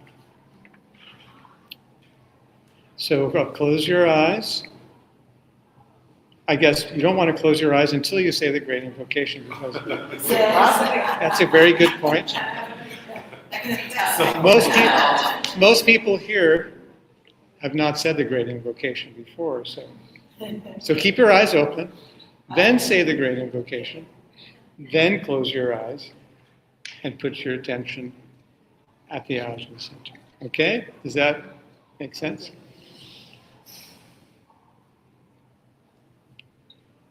From the point of light within the mind of God, let light stream forth into the minds of men. Let light descend on earth. From the point of love within the heart of God, let love stream forth into the hearts of men. May Christ return to earth. From the center, where the will of God is known, let purpose guide the little wills of men, the purpose which the masters know and serve. From the center, which we call the race of men, let the plan of love and light work out, and may it seal the door where evil dwells. Let light and love and power restore the plan on earth.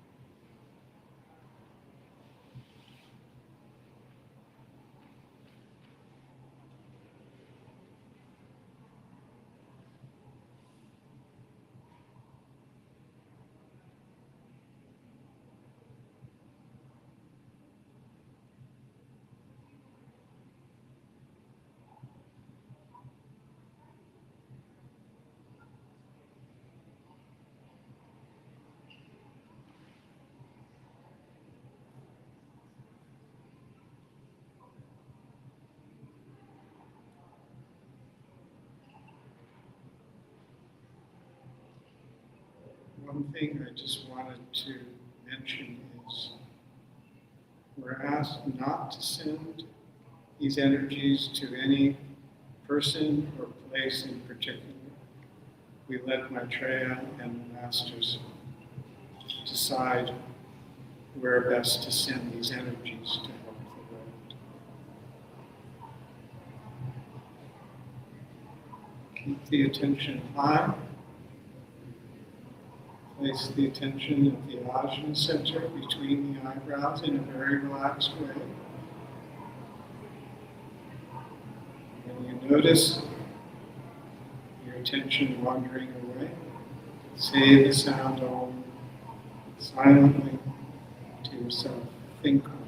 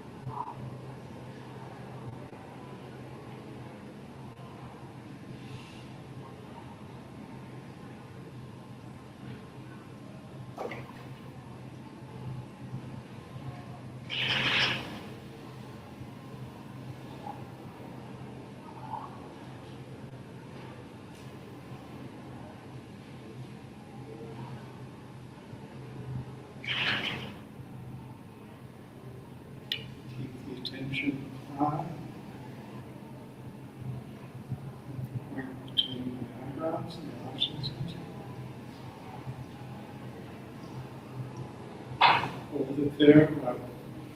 Saying some inverted.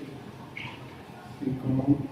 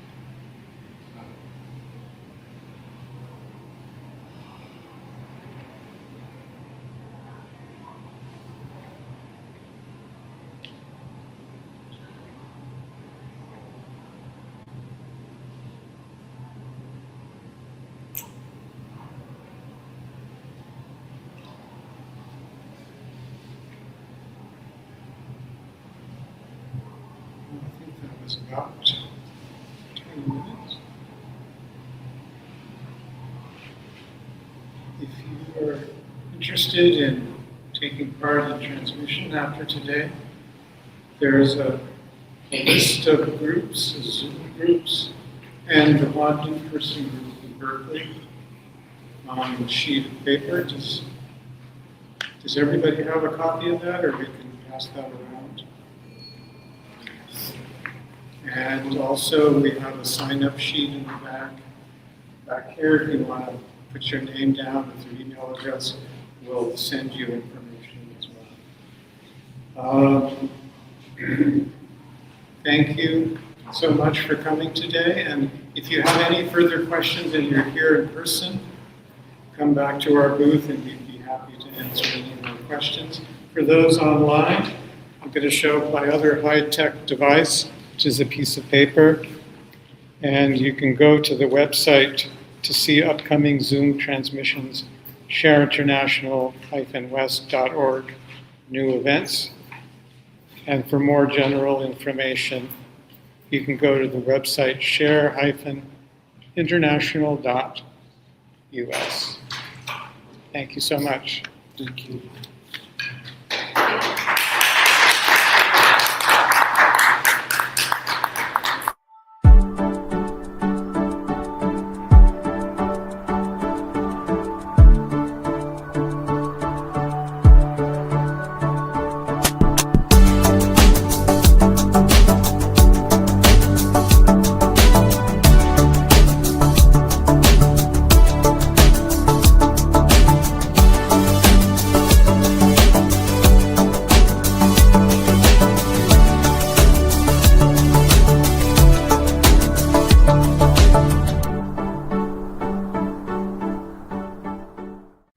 Are you ready to experience real healing, body, mind, and soul?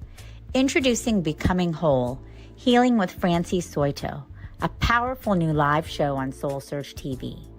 Francie is a Reiki master, psychic medium, and angelic channel with over 15 years of experience helping people and pets heal, receive messages from the spirit world, and reconnect with their true path.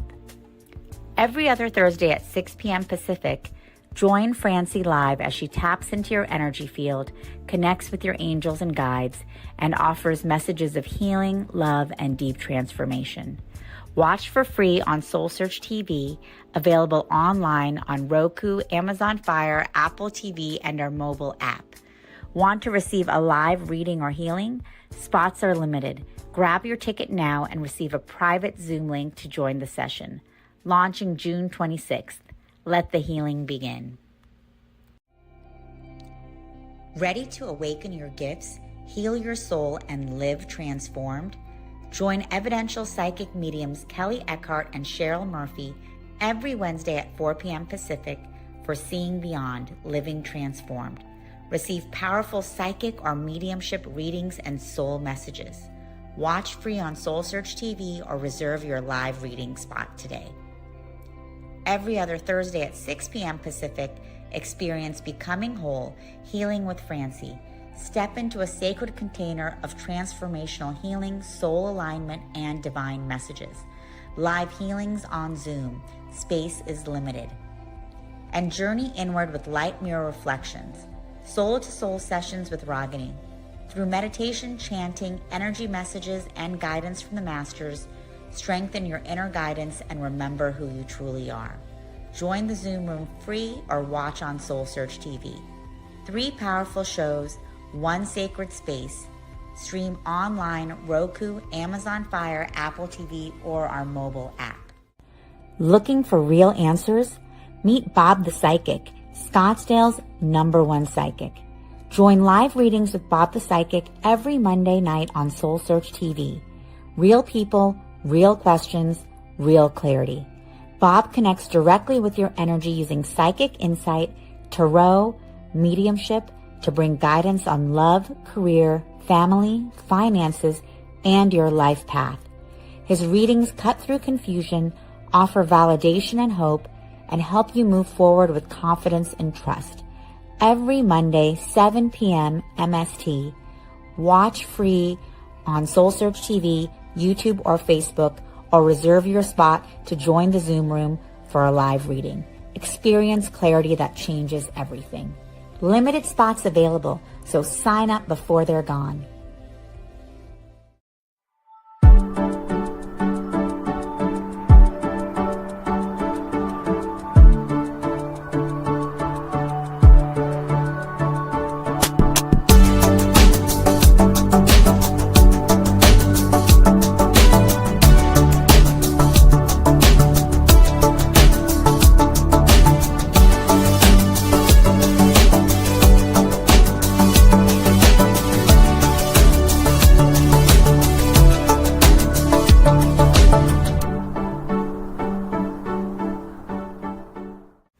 Are you ready to experience real healing, body, mind, and soul?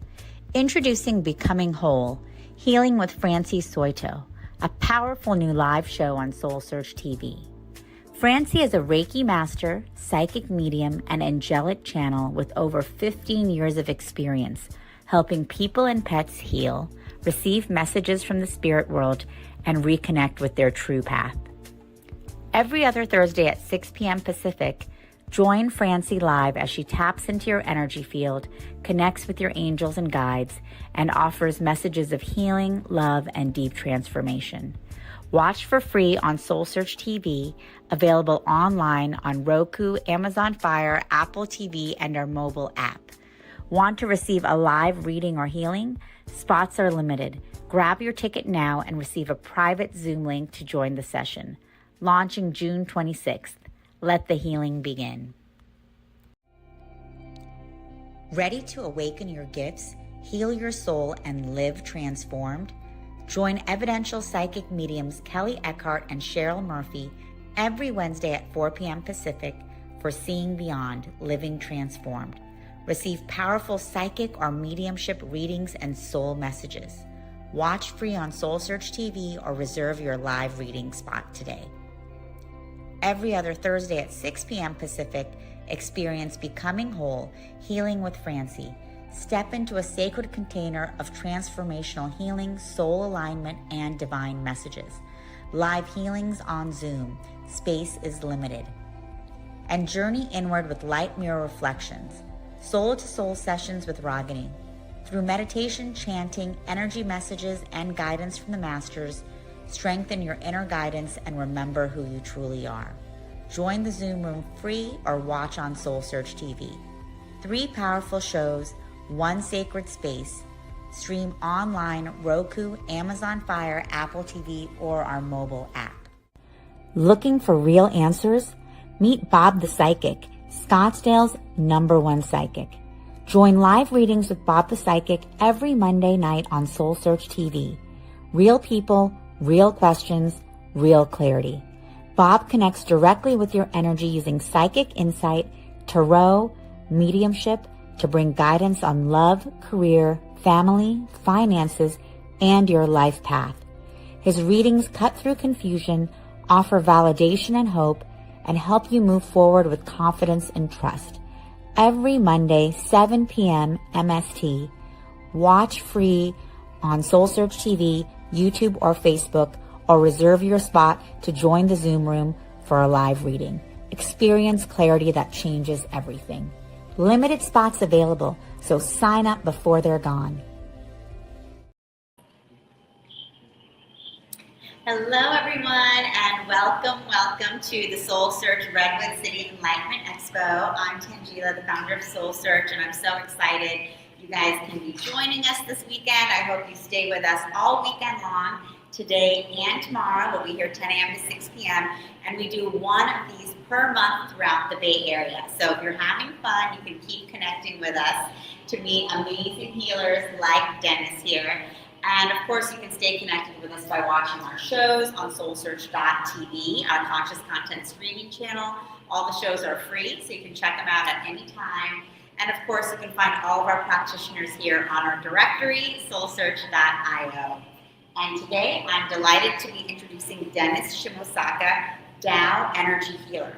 Tao represented here is source energy, not a religion. And if you are experiencing any trauma, pain, sickness, or challenge in life and are searching for an alternative solution, this could be your solution. Today, you're going to experience the power of Tao energy healing and the simple practices that move the key energies such as breathing in and out, or Qi energy here. Qi. And so this is an amazing practice that we're going to learn about today, and he's also going to be taking us through some soul grounding as well. So Dennis, thank you so much for being here. Yeah, thank you for that. But I'm introducing you, and then I can. Oh, you're going to be demo? Yeah. You can? Now? No, not yet. Okay. I'm like, I'm ready to be a demo. That's great. Welcome. Who's heard me speak before? Yeah. Oh, there's some other people that are supposed to be coming in. Oh my God. Video. People are coming in. Everyone, you know what happens is a lot of times people come in late for some reason. and and I don't know why, but they come in late. But Because they're getting readings, buying crystals. Yeah, they got all kinds of things going on. How many have been here all day? You got healings? No healings? Readings? Who's overwhelmed? No? Everyone's great? Everyone's great. You know, one thing about this practice is that you don't need to be sick. Healing is not sickness. You don't have to be sick to work with this. It's not necessary. You know, everyone thinks you have to be sick. No, you have to understand is that the sickness is sometimes it's too late. Your body is shouting something. You hear that? It's too late. Not necessarily, well, really not too late, but overall your body's shouting something that it's been talking to you for so long that something's going on, right? Our body's always communicating to us, always communicating to us, and it tells us different messages all the time. But I think the key to look at is, you know, because a lot of people die of a heart attack overnight, perfectly healthy. They diagnose with cancer. Where does it come from? So this is preventative also then, and also working on currently what's occurring. This is was supposed to be more of a grounding, but since one person is only overwhelmed, no. Only one person is overwhelmed. No, I'm just kidding. That's okay. We'll have fun. But any pain? Anyone have any pain? Any pain? No pain? Pain? Pain? Level. What pain level? Ask. Your pain? 1 to 3? 1 to 10? Yeah. Right now? Right now? Right now, probably about 5, 6. 5, 6? And you want? And yours is 100. I'd say 6 or 7. 6 or 7? Oh, Or 8. Work going up. Is it going up? Okay. We're going really fast. We'll speed up. We're going to really stress it out now. And all these people are coming and calling you. No. See, everyone missing out on this. We're having fun. You know, part of life is having fun. And it really it's what it's work I'm doing. It has been extraordinarily fun. And I'm gracious and I'm really, really delighted to be able to provide these services, which is Tao Soul Healing. And it really is, I'm very, very, my teacher is Dr. Matthew Zigong Shaw, he's up in Toronto. I'm some, advanced students that are able to do some of these practices. And I am very, very honored and privileged to be able to do that. It is, unbelievable that the years I've spent on doing this got to me to this point. And originally why I got into this was I was trying to find a faster way to achieve a goal. I went to a lot of the major big people, Wayne Dyer and Tony Robbins, and a lot of it came up to superficial. So if you get the idea that all the things you're doing may be superficial, that's typical, meaning it's from the outside in. Doctors you have to go to, it's an outside in. This works with everything. It works from the inside out. What does the inside out look like? Okay, when it's given a message that says, let's say extreme cancer. It says cancer. What does the body say? Cancer. The body says cancer. So how long does it take to show up? Could be years, decades, lifetime. Don't know. Could show up tomorrow. Heart attack, same thing. So this could be preventative in a lot of ways, and what it does is a lot of times you have to understand, it shows up as tension and stress. Can you come here real quick? Are you sure? Can you hear? No, I can come. There, place your hand up. See that pushing? See that pushing? I said just push your hand. Just place your hand up. See? I just said place your hand up. See pushing. See what we do in life? See what we do in life? We push. What that tells, should I tell you, try it with your partners and friends and family. And then you'll notice is that pushing is your subconscious mind talking. It's automatically pushing. And so it's fighting every single thing that might be good for you. And the things and everything. And you're fighting it, including relationships, finances, business. All the new opportunities are coming. You're fighting it. Why are you fighting it? And so some of this practice is just letting it go. Sitting back, letting it go. And then you get to experience what's called Tao energy healing, soul healing. And get an idea of what it feels like. I think more importantly, everyone, I thought everyone would have pain, but no one has pain. Everyone feels great. I'm sorry, and I'm glad everyone feels great, and that's important. But grounding is one of the more important things, because all these things that are happening in your head is the energy is going to our head. Energy. So there's chakras, meridians, energy channels. But when you're looking at the energy is flowing through your head, there's a lot of activity happening. Are you going to come back? Are you going to come back? Okay, come back, and then we'll do healing. No, you can come back. You can do healing right now. Okay. Okay. Well, she gets be guinea pig. I'm sorry, not guinea pig. That's not right. Okay. That's something. I usually don't get to do a healing as a demo, so I'm excited. Oh, I know. You're supposed to. You can experience this. Okay. But everyone, close your eyes. You're actually going to benefit. I'm going to start to increase the frequency in the room. Notice the room. Just notice. Close your eyes. Just take a notice. Just take a notice of the room. Rush, calmness, quietness.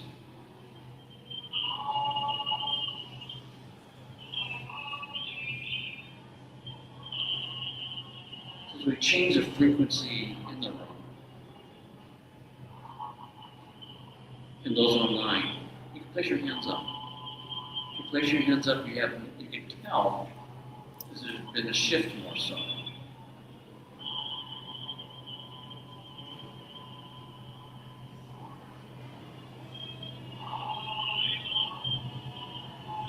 So what the room felt like before, and maybe on Zoom you may notice that there has been a shift, maybe not.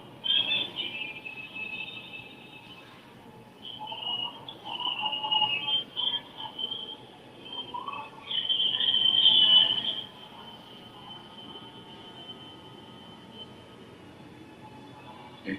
Once you place your right hand over your heart, left below your navel, maybe you have to do something. So right, the reason for placing your right hand over your right hand over your heart, left below your navel, is these are two energy centers in the body. You want to keep your energy in the body and keep your eyes closed. The reason for keeping your eyes closed is because the energy is flowing. Positive energy is flowing through your body. You want to keep the energy, the positive energy in your body. So just breathing in, breathing out. Nothing to do. Sort of grounding the body.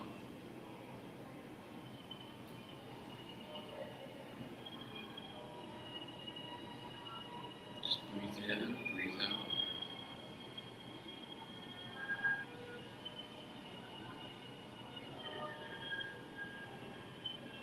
Just breathing in,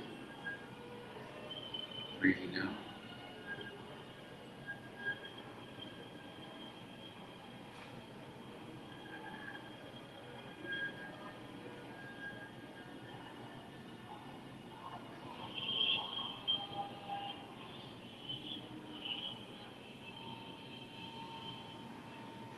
In, count to 5 and breathe in at 5 count. The next 7 up, breathe in. 1, 2, 3, 4, 5.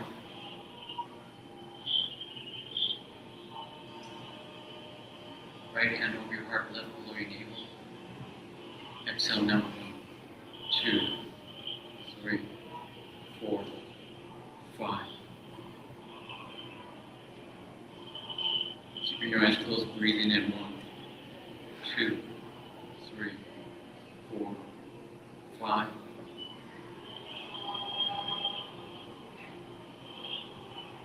Exhale now. 1, 2, 3, 4, 5.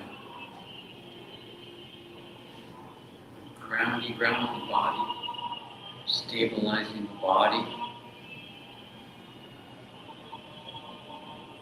Breathing in 1, 2, 3, 4, 5.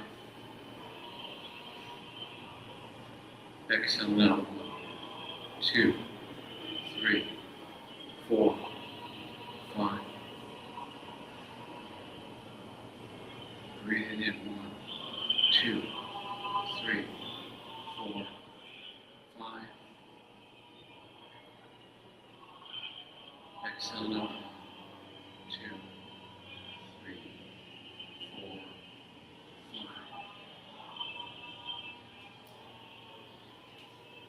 Breathing in 1, 2, 3, 4, 5. Exhale now. 1, 2, 3, 4, 5. 360-degree light coming into the body. Breathing in 1, 2, 3, 4, 5. Exhale now. 1, 2, 3, 4, 5. Breathing in 1, 2, 3, 4, 5. Exhale now. 1, 2, 3, 4, 5. Breathing in 1, 2, 3, 4, 5.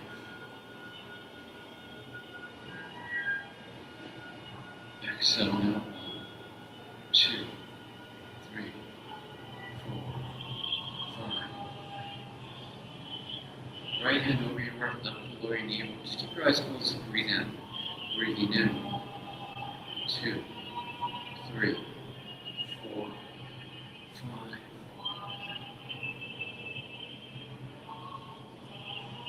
Exhale now. 2, 3, 4, 5. Grounding the body, grounding the mind. Stopping the mind chatter. Bringing you here now present. Bringing your body here, mind present.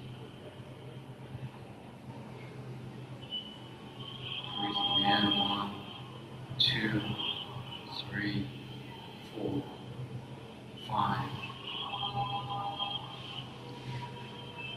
Exhale now. 1, 2, 3, 4, 5. Breathing in 1, 2, 3, 4, 5. Exhale now. 1, 2, 3, 4, 5. Breathe in light to the brain and nerve system. Breathing in 1, 2, 3, 4, 5. Exhale now. 1, 2, 3, 4, 5. Breathing in light in the same area. Breathing 1, 2, 3, 4, 5. Exhale now. 1, 2, 3, 4, 5. Connecting to the center of the ground, your body, your heart, soul, mind, the center of the earth. Releasing, letting go of all the things that happened in the past that are serving. Bringing light, bringing love and light to those areas in your body. Filling those areas with love and light. Only that matters now is this moment. Moving forward, just breathing in. 1, 2, 3, 4, 5. A couple more times. Exhale out. 1, 2, 3, 4, 5. Breathing in. 1, 2, 3, 4, 5. Exhale out. 1, 2, 3, 4, 5. Breathing in. 1, 2, 3, 4, 5. Exhale out. 1, 2, 3, 4, 5. Outside, breathing in. 360-degree light coming into the body. Breathing in. 1, 2, 3, 4, 5. Exhale out. 1, 2, 3, 4, 5. Keep your eyes closed. Allowing it to integrate your body. Frequency and energies is shifting in your body. Opening up the chakras, meridians, and channels. Grounding the body. Stabilizing the body. Releasing all the energies in the body that's shifting. Grounding it, balancing it, recalibrating. More centered, calmer, peace. Just breathing in, breathing out normally for a second or two. Relax. Feel some peace and a calmness.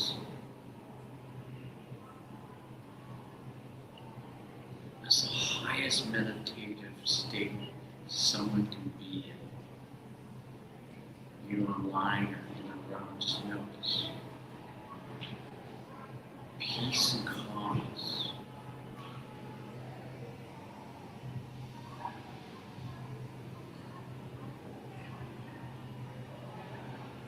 Take a deep breath in. Let it out.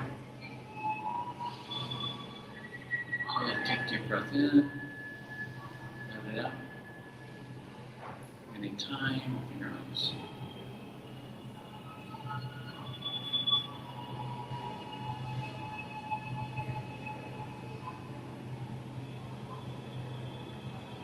How do you feel? Grounded. How's your overwhelmed level? How was that? How did that change? It's decreased. What do you think it? To maybe a 5 or 4. Did you notice a shift in the room? Yes. What was the shift? What did it feel like? Just like much, like more grounded presence in the room. Anyone else feel anything different? Did you have a sense of peace? Calmness? Feel my body shifting a bit, up and down. Anyone notice any tingly sensations in your hand? And those are people walking in. Did you notice any kind of sensation walking in the room? Did you notice anything walking into the room? That's very calm. Sorry? It's very calm. Calmness. So someone was just walking in a little later and they noticed calmness. This room is no coincidence. It's been created as a healing environment. It's not your standard room as we speak now. It'll change back after we finish, but just notice. So enjoy this moment and notice how quiet it is. There may be a lot of havoc around.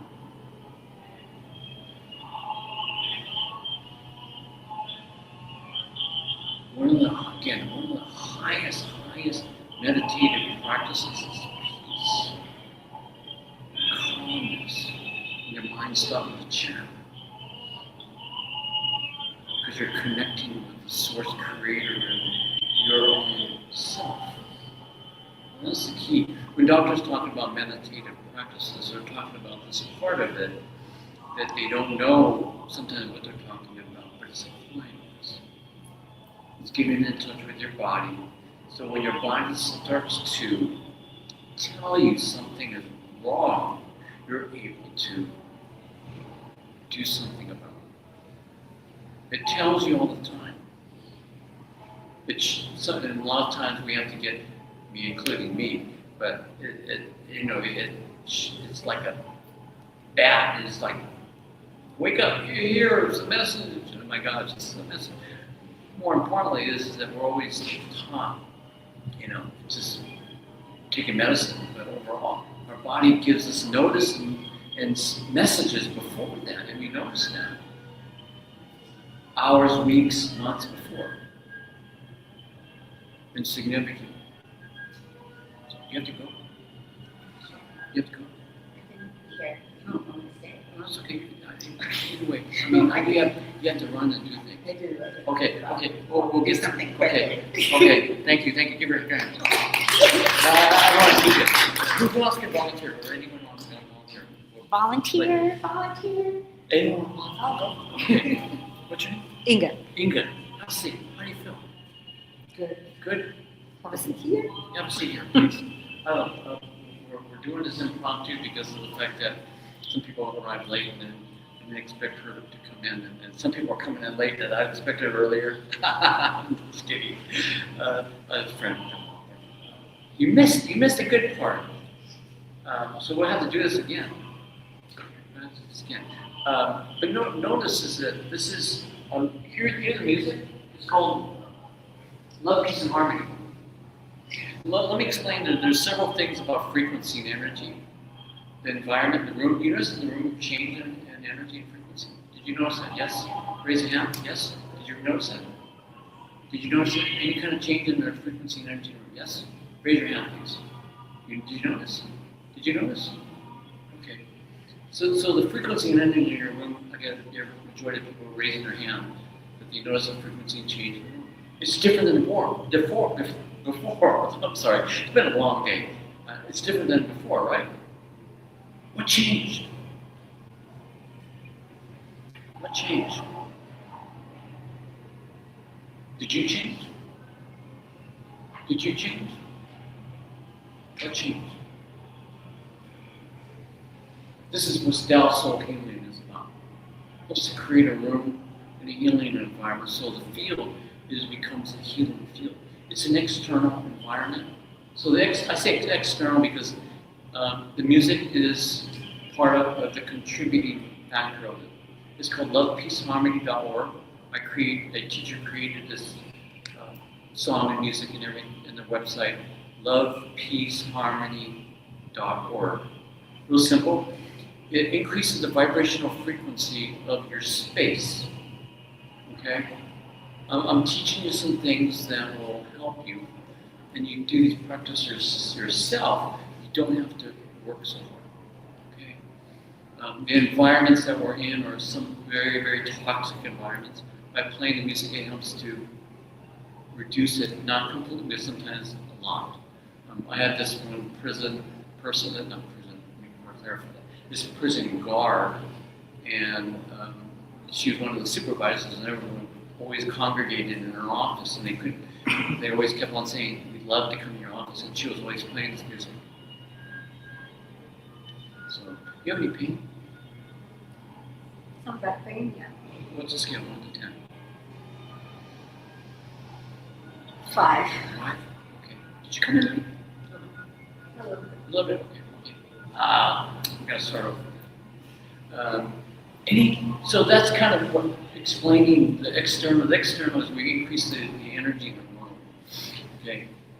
The downstone healing, I help to increase and facilitate the increase in the energy in the room. And so sometimes when they walk through this room, the energy and frequency completely and their pain completely disappears. There are a lot of people coming in. Oh my God. I think John Gray is speaking. Is that why? I my friend John Gray, he's talking to, golly, we have a lot of people here. Oh my gosh, we have a lot of people that came in. That's fantastic. Those who came in, did you get one of these sheets? Oh, sorry. Okay, if you want to scan and put your information there, that would be great. We're doing more practices. One of the big things that people don't understand, just you could grab that piece right there. Can you see that? Okay. Place your right finger up. Are we all connected? How are we all connected? We could do this throughout the room. I don't think we have the time. See that? It lights up. We're electrical field. We're all connected. Every single one of us are connected some way or another.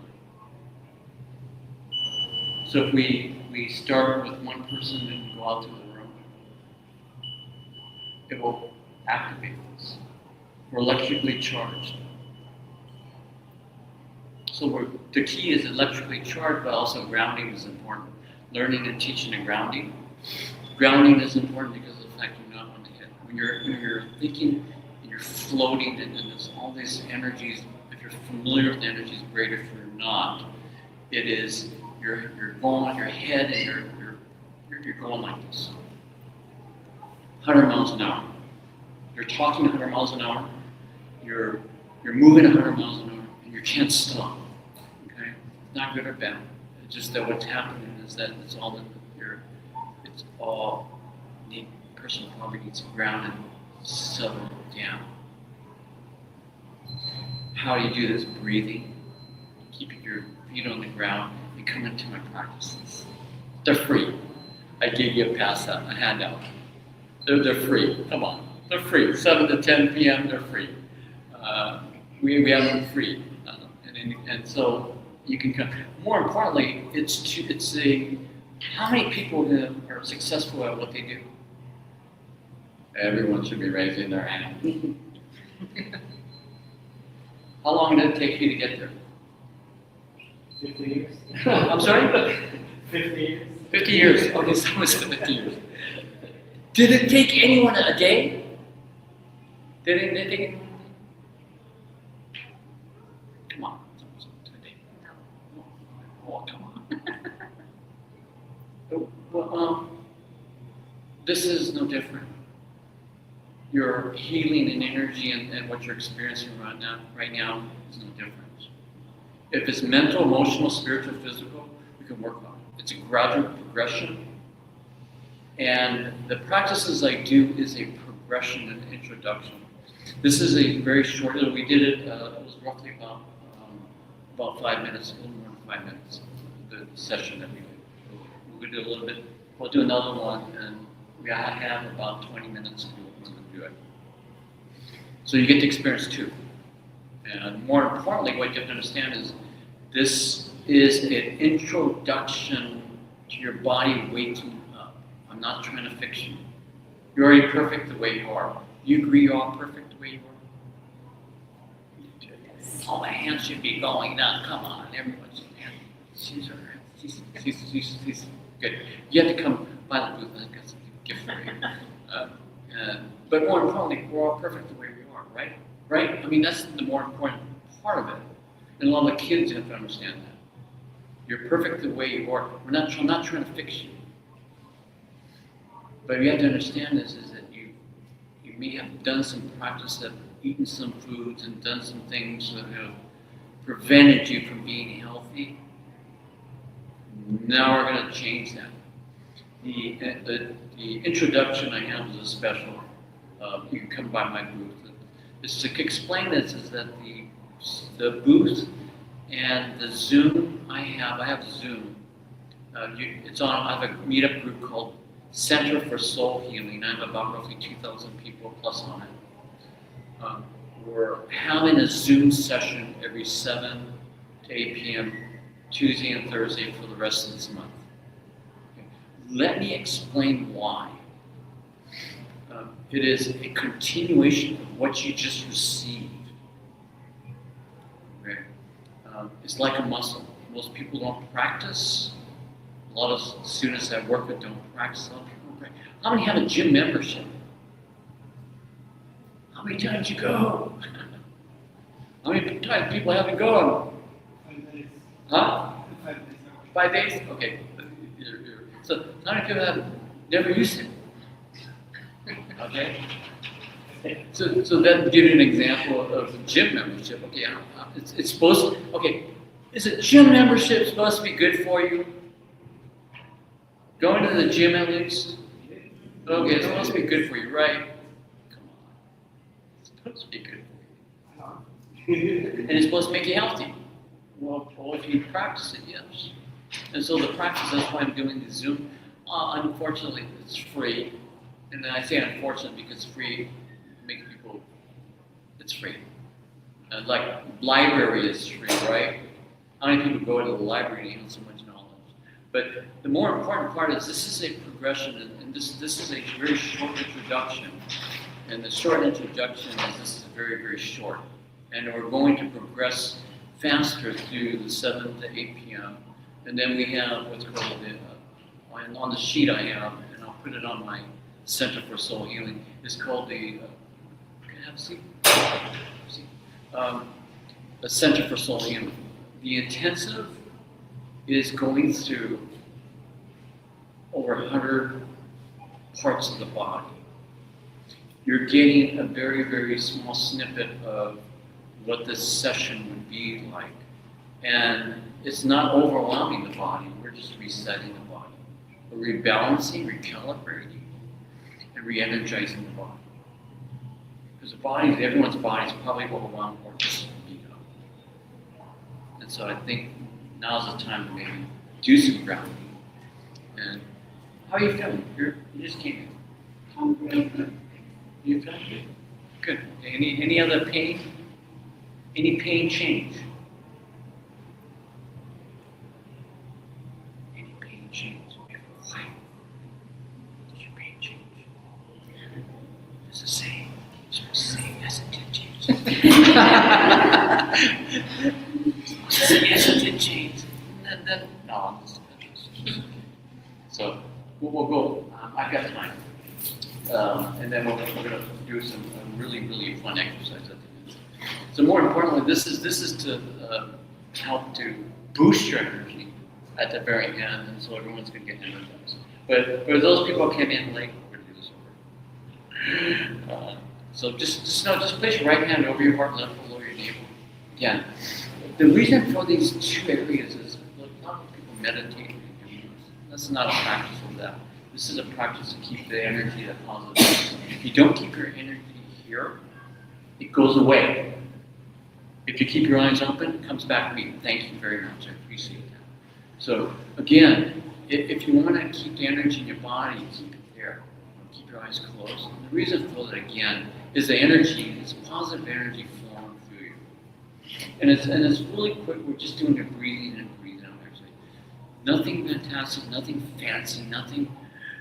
We're not jumping up and down, just breathing in and breathing out. Just notice the room. Quietness. Calmness. You're hearing the beat of your heart. Just breathing in and breathing out.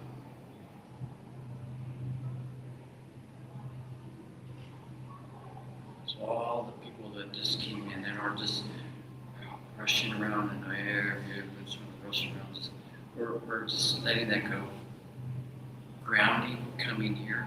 We're bringing everyone present here at this moment, this second. Soul, heart, mind, everyone's body's coming here. Releasing, letting go, anything that has not been serving you up to this point. Releasing, letting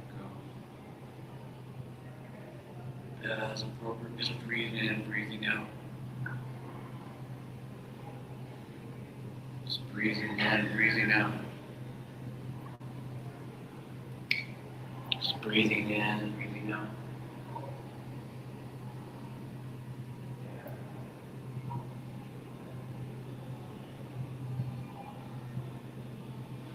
Breathing in, breathing out.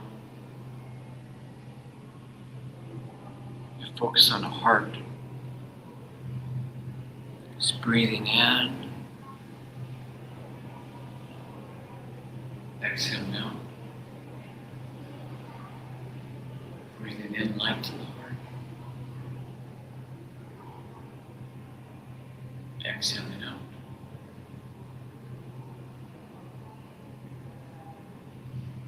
Breathing light to the heart.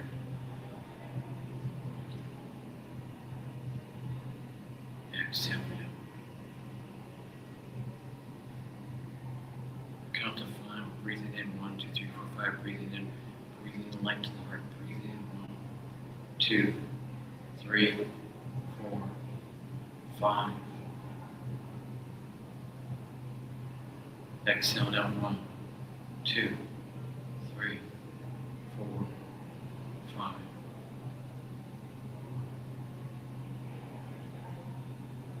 Breathing light to the heart. Breathing in 1, 2, 3, 4, 5.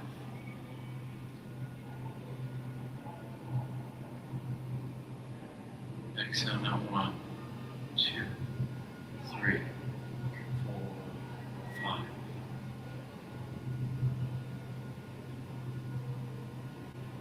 Breathe in again, same area, breathing in all the spaces in between the cells of the heart. Breathing in 1, 2, 3, 4, 5.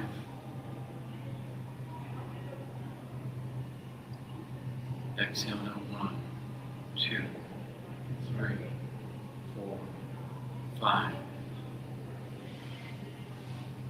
Grounding, grounding, breathing in, bringing light to the brain, breathing into the brain, breathing in 1, 2, 3, 4, 5.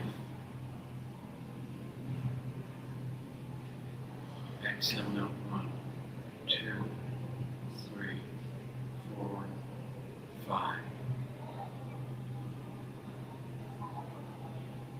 Breathing in the brain, breathing in light, breathing in 1, 2, 3, 4, 5. Exhale now 1, 2, 3, 4, 5. Adjusting the frequency in everyone, for everyone in the room as appropriate. As we adjust the frequency, we're adjusting on to each individual receiving different frequencies in the room. The balance so that the body is able to handle and maintain and hold it a little better. So we're breathing into the brain, breathing in 1, 2, 3, 4, 5. Exhale now 1, 2, 3, 4, 5. Grounding, grounding, grounding. Breathing a 360-degree light coming into the body. Breathing in 1, 2, 3, 4, 5. Exhale now 1, 2, 3, 4, 5. A couple more times. Breathing in light. Breathing in 1, 2, 3, 4, 5. Exhale now 1, 2, 3, 4, 5. Last time. Breathing a 360-degree light coming into the body. Breathing in 1, 2, 3, 4, 5. Exhale now 1, 2, 3, 4, 5. Keep your eyes closed. Bringing energy to the frequency, changing the frequency of the room, closing that view. Take a deep breath in. Let it out. Take a deep breath in. Let it out. I'll say take a deep breath in, let it out, and open your eyes. You can bring your hands down also. How do you feel? Fantastic. Well, you're not supposed to say 4 or 5 or sometimes. I'm sorry. You really feel good? Yeah. What changed? I like centering my body. Okay. Anyone else that here notice any difference? Anyone notice a comment? Difference? Was there a difference? Did you notice a difference from then to now? I feel more calm. More calm. More calm. So that was the second part. What occurred in the second part was a higher frequency. So those that just came in missed it. I'm just kidding. Anyone notice any changes over here? Did you notice anything different? Anything? Did you feel different? How do you feel? Warm. Any tingling, warm sensations? Hot? Hot? Hot, warm? Did you get overheated a little bit? Hotter? No. Sensation? Anything?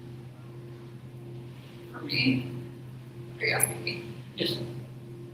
My back actually started hurting more than I've been Yeah. sitting on. Let me explain that. Let me explain, because what happens is that it goes to the area that needs the most attention. Okay? The energy is going more in these energies, and it's pushing the energy flow through. And something that causes it is that there's a blockage in there that's pretty significant. It needs to get pushed out. So instead of waiting for catastrophe things to happen, it's time to start working, getting clear. Again, maybe I'll move it if you have some time after. I'll have to cost I'll have to move it. I take responsibility for this. Number one is the fact that, I don't want you to walk away with pain. A lot of people, what happens in these sessions is that they have a second of pain and it disappears. And notices that second is because of the fact that it's pushing through those meridians, energy channels in your body that are currently blocked. Think of that as an artery. Hear me? Think of that as an artery. What happens when your heart artery is blocked? Heart attack. I was diagnosed as chronic heart failure. So if you hear a ticking, it's me. I'm serious. I have a plastic heart valve. So just kind of. But more importantly, is that the blockages is that they're indication of hearing. So that's why meditation practices are important. And these practices of coming and doing practices helps. It helps for your body to be in tune with hearing the messages that we're hearing. So noticing, we're just having you notice in this practice your body. Just notice, be aware of what's occurring, what's happening. And that's more importantly is just want you to notice so that when something yells at you, it's not too late. I mean, it's not after the fact, it's before. You can have a seat. I'm going to stick you out and say, come by the booth, I got a gift for you.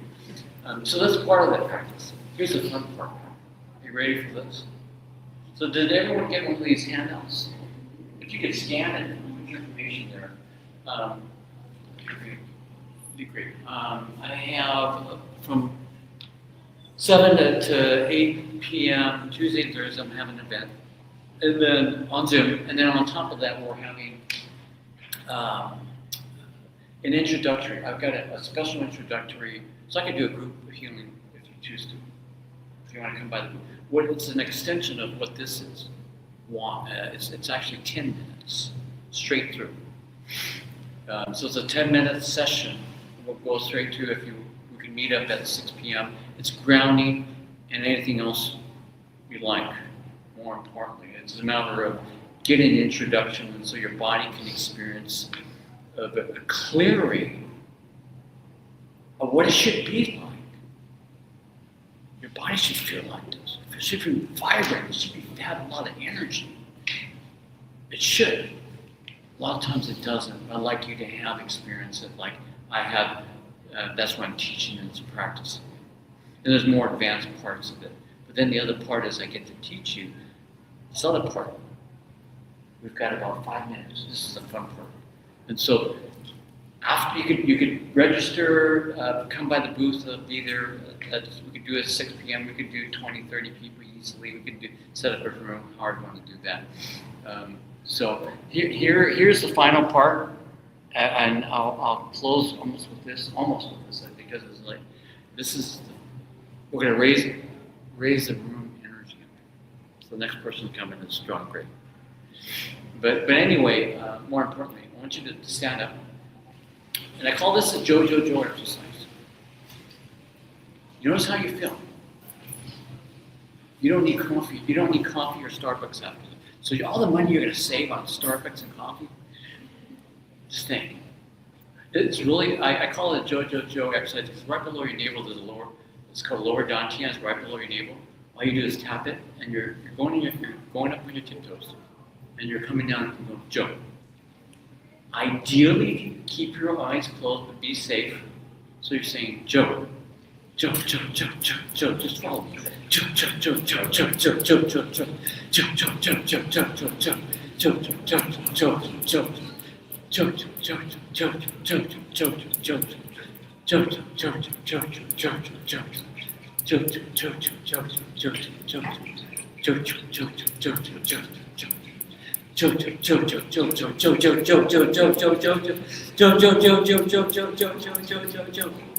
Take a deep breath in. Let it out. Do you know deep breath in? Let it out. Now what? Thank you very much. I think we're finished. But come by the booth. You have more energy now? You have more energy now. I saved you a Starbucks. Just kidding. I'm just kidding. That's fun. So you have more energy? Come see me at the booth. We can chat more. Have some fun. Thank you. Just a little second there. Hi. How are you?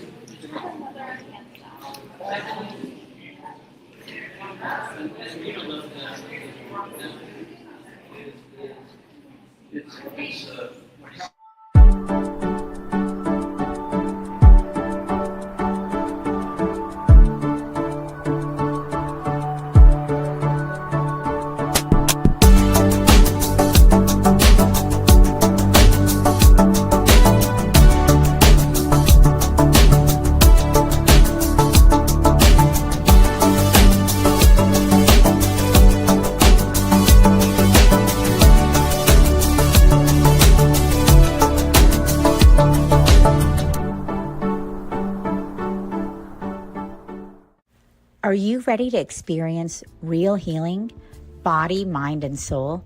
Introducing Becoming Whole, Healing with Francie Soito, a powerful new live show on SoulSearch TV. Francie is a Reiki master, psychic medium, and angelic channel with over 15 years of experience helping people and pets heal, receive messages from the spirit world, and reconnect with their true path. Every other Thursday at 6 p.m. Pacific, join Francie live as she taps into your energy field, connects with your angels and guides, and offers messages of healing, love, and deep transformation. Watch for free on SoulSearch TV, available online on Roku, Amazon Fire, Apple TV, and our mobile app. Want to receive a live reading or healing? Spots are limited. Grab your ticket now and receive a private Zoom link to join the session. Launching June 26th. Let the healing begin. Ready to awaken your gifts, heal your soul, and live transformed? Join evidential psychic mediums Kelly Eckhart and Cheryl Murphy every Wednesday at 4 p.m. Pacific for Seeing Beyond, Living Transformed. Receive powerful psychic or mediumship readings and soul messages. Watch free on SoulSearch TV or reserve your live reading spot today. Every other Thursday at 6 p.m. Pacific, experience Becoming Whole, Healing with Francie. Step into a sacred container of transformational healing, soul alignment, and divine messages. Live healings on Zoom. Space is limited. And journey inward with light mirror reflections. Soul-to-soul sessions with Ragini. Through meditation, chanting, energy messages, and guidance from the masters, strengthen your inner guidance and remember who you truly are. Join the Zoom room free or watch on SoulSearch TV. 3 powerful shows, 1 sacred space. Stream online, Roku, Amazon Fire, Apple TV, or our mobile app. Looking for real answers? Meet Bob the Psychic, Scottsdale's #1 psychic. Join live readings with Bob the Psychic every Monday night on SoulSearch TV. Real people, real questions, real clarity. Bob connects directly with your energy using psychic insight, tarot, mediumship to bring guidance on love, career, family, finances, and your life path. His readings cut through confusion, offer validation and hope, and help you move forward with confidence and trust.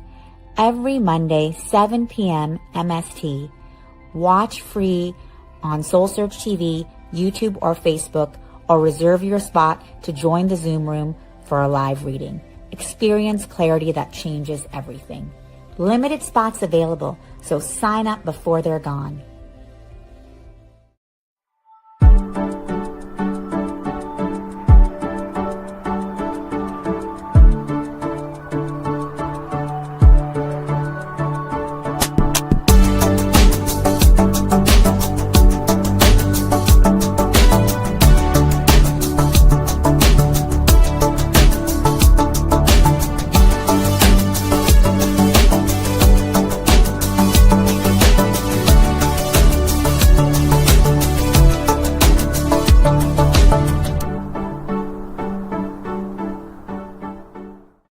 Are you ready to experience real healing, body, mind, and soul?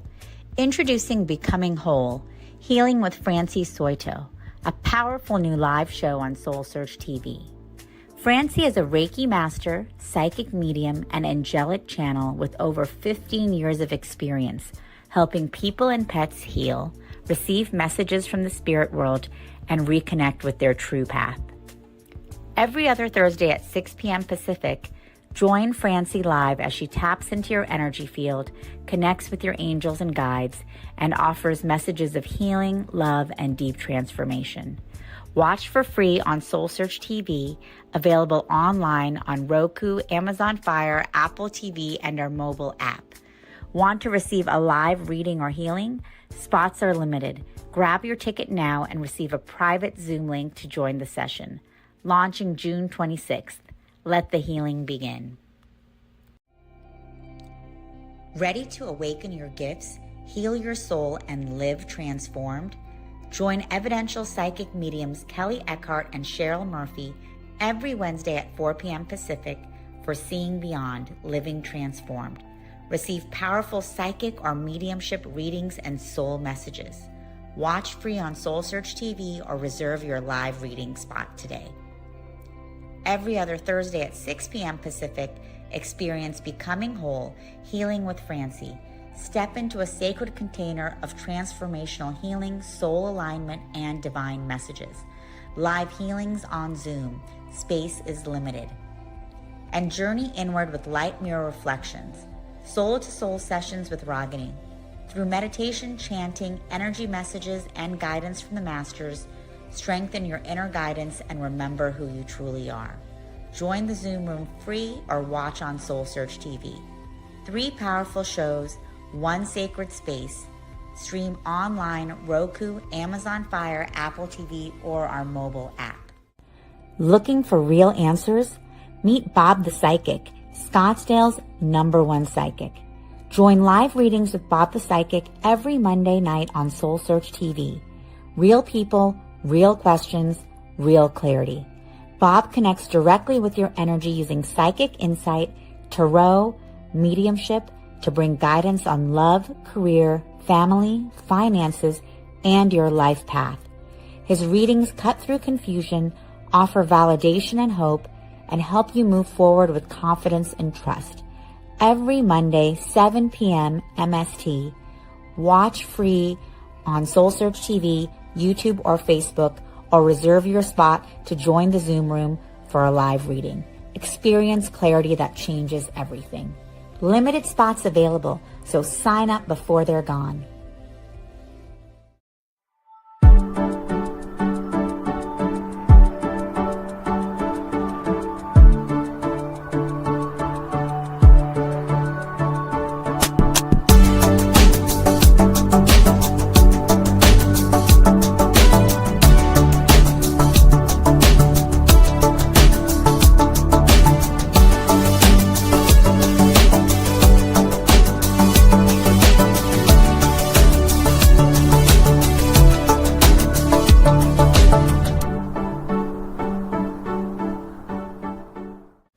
Are you ready to experience real healing, body, mind, and soul?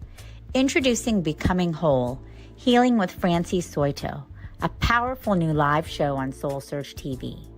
Francie is a Reiki master, psychic medium, and angelic channel with over 15 years of experience helping people and pets heal, receive messages from the spirit world, and reconnect with their true path. Every other Thursday at 6 p.m. Pacific, join Francie live as she taps into your energy field, connects with your angels and guides, and offers messages of healing, love, and deep transformation. Watch for free on SoulSearch TV, available online on Roku, Amazon Fire, Apple TV, and our mobile app. Want to receive a live reading or healing? Spots are limited. Grab your ticket now and receive a private Zoom link to join the session. Launching June 26th. Let the healing begin. Ready to awaken your gifts, heal your soul, and live transformed? Join evidential psychic mediums Kelly Eckhart and Cheryl Murphy every Wednesday at 4 p.m. Pacific for Seeing Beyond, Living Transformed.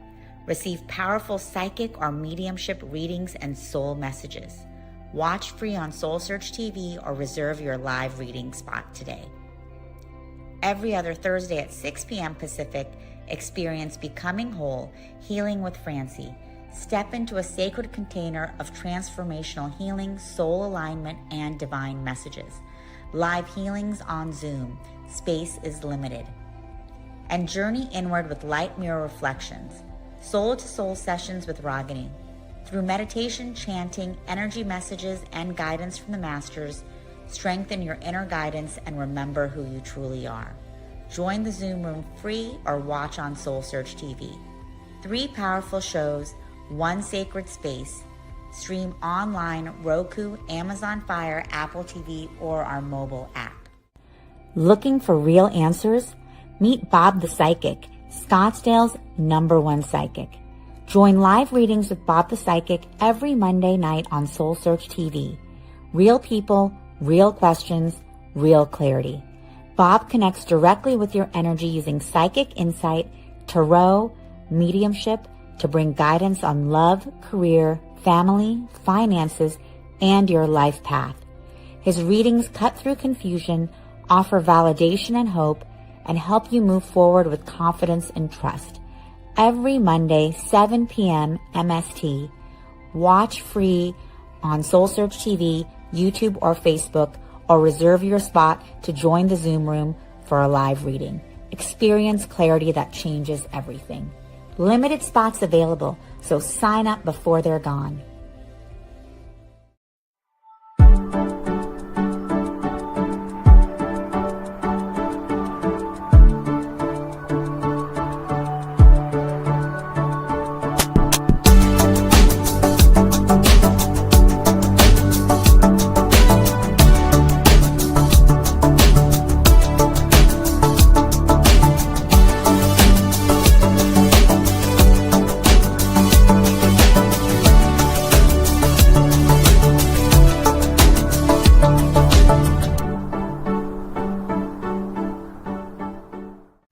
Are you ready to experience real healing, body, mind, and soul? Introducing Becoming Whole, Healing with Francie Soito, a powerful new live show on SoulSearch TV.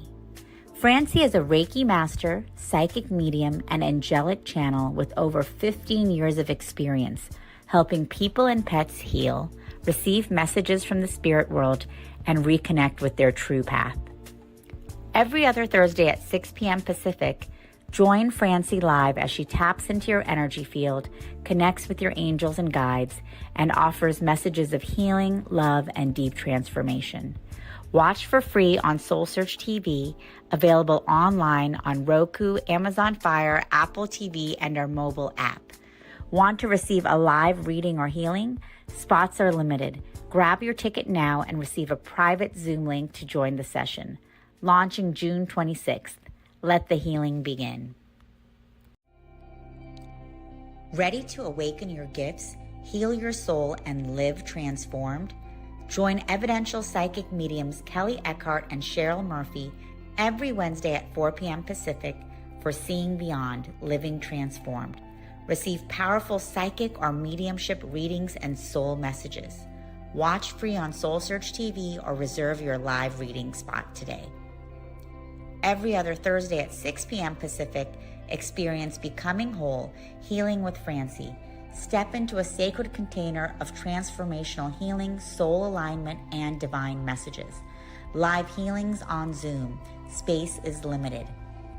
And journey inward with light mirror reflections. Soul to soul sessions with Ragini. Through meditation, chanting, energy messages, and guidance from the masters, strengthen your inner guidance and remember who you truly are. Join the Zoom room free or watch on SoulSearch TV. 3 powerful shows, 1 sacred space. Stream online, Roku, Amazon Fire, Apple TV, or our mobile app. Looking for real answers? Meet Bob the Psychic, Scottsdale's #1 psychic. Join live readings with Bob the Psychic every Monday night on Exactly. A little testimonial for me on the book. Happy to do it. Hey, this has got good lighting for the first time. Exactly. We have this light here. Oh, the light there. Yes, they've always been terrible. I was like, one of the dad, I look terrible. I know, no, this lighting is way better. So, hello everyone and welcome. We are just getting started and I'm very excited that you all have been with us all day here at the Redwood City Enlightenment Expo. Thank you all, and I'm very excited about our next speaker, Dr. John Gray, who is the world famous author of Men Are From Mars, Women Are From Venus, and the #1 trusted relationship expert in the world. So definitely this is your time. You're going to be here with an expert who can answer all types of questions about your relationships, and he has this new book, which I have also not read, Men Are From Mars, Women Are From Venus, for women only. Be happy with or without a man. So, John, this is your newest book. Yep. Just a week ago. Just came out just a week ago, so hot off the presses. Definitely check this out. I'm going to check it out. I'm going to read it, and then I'll be doing an interview with John on Instagram Live to get some more of my questions answered. So I hope you guys can tune into that. But John is a world-renowned expert. What a lot of people don't know, though, he was also the personal assistant to the Maharishi, and he is an expert in meditation, transcendental meditation, and very deeply involved in spirituality and spiritual practice to this day, and really well-versed in many different enlightenment practices. And so he comes to our Enlightenment Expos bringing together and bridging information about relationships and love with our own self-journey into higher consciousness. So thank you, John, for being here. Thank you so much. You're welcome. Yes, for those who can't see it, it's Men Are From Mars, Women Are From Venus, for women only. Be happy with or without a man. Many women have come to me over the last 40 years as a counselor, and they have read Men Are From Mars, Women Are From Venus, and their husbands have not, or their boyfriends are not. And so they would always feel like, well, if he doesn't read it, if he doesn't really get into all this stuff, we can't have a good relationship. And 95% of the time, with just my giving the woman advice, they had a really good relationship. Not 100%. Sometimes it's too hard. Sometimes what happens is a woman will stay in a relationship and give and give and give, and she just burns out. And the only way to heal that is if she has good coaching on how to recognize that she is in denial of the love that's in her heart. So there's love in her heart, but after you've been hurt again and again and again, you go into a denial response and you say, I don't care. So in this book, I explain this in terms of stress responses. There are 3 basic stress responses that both men and women have, and we are completely different in the way we act in those stress responses. So what those stress responses are is, one of them is adrenaline. How many of you are familiar with adrenaline? Okay, so adrenaline is when you're driving faster than the speed limit. Okay, that's just adrenaline. Okay, so maybe you're looking in the rearview mirror to make sure there's no police around. Now, that's adrenaline. And then the next level of stress up is something called cortisol. That's when you're looking in the rearview mirror and there's a bunch of bright lights behind you. The police have got you. Okay, so that's cortisol. And then you have what's called chronic cortisol. And that would be stress that continues on and on and on, and you feel powerless to change it.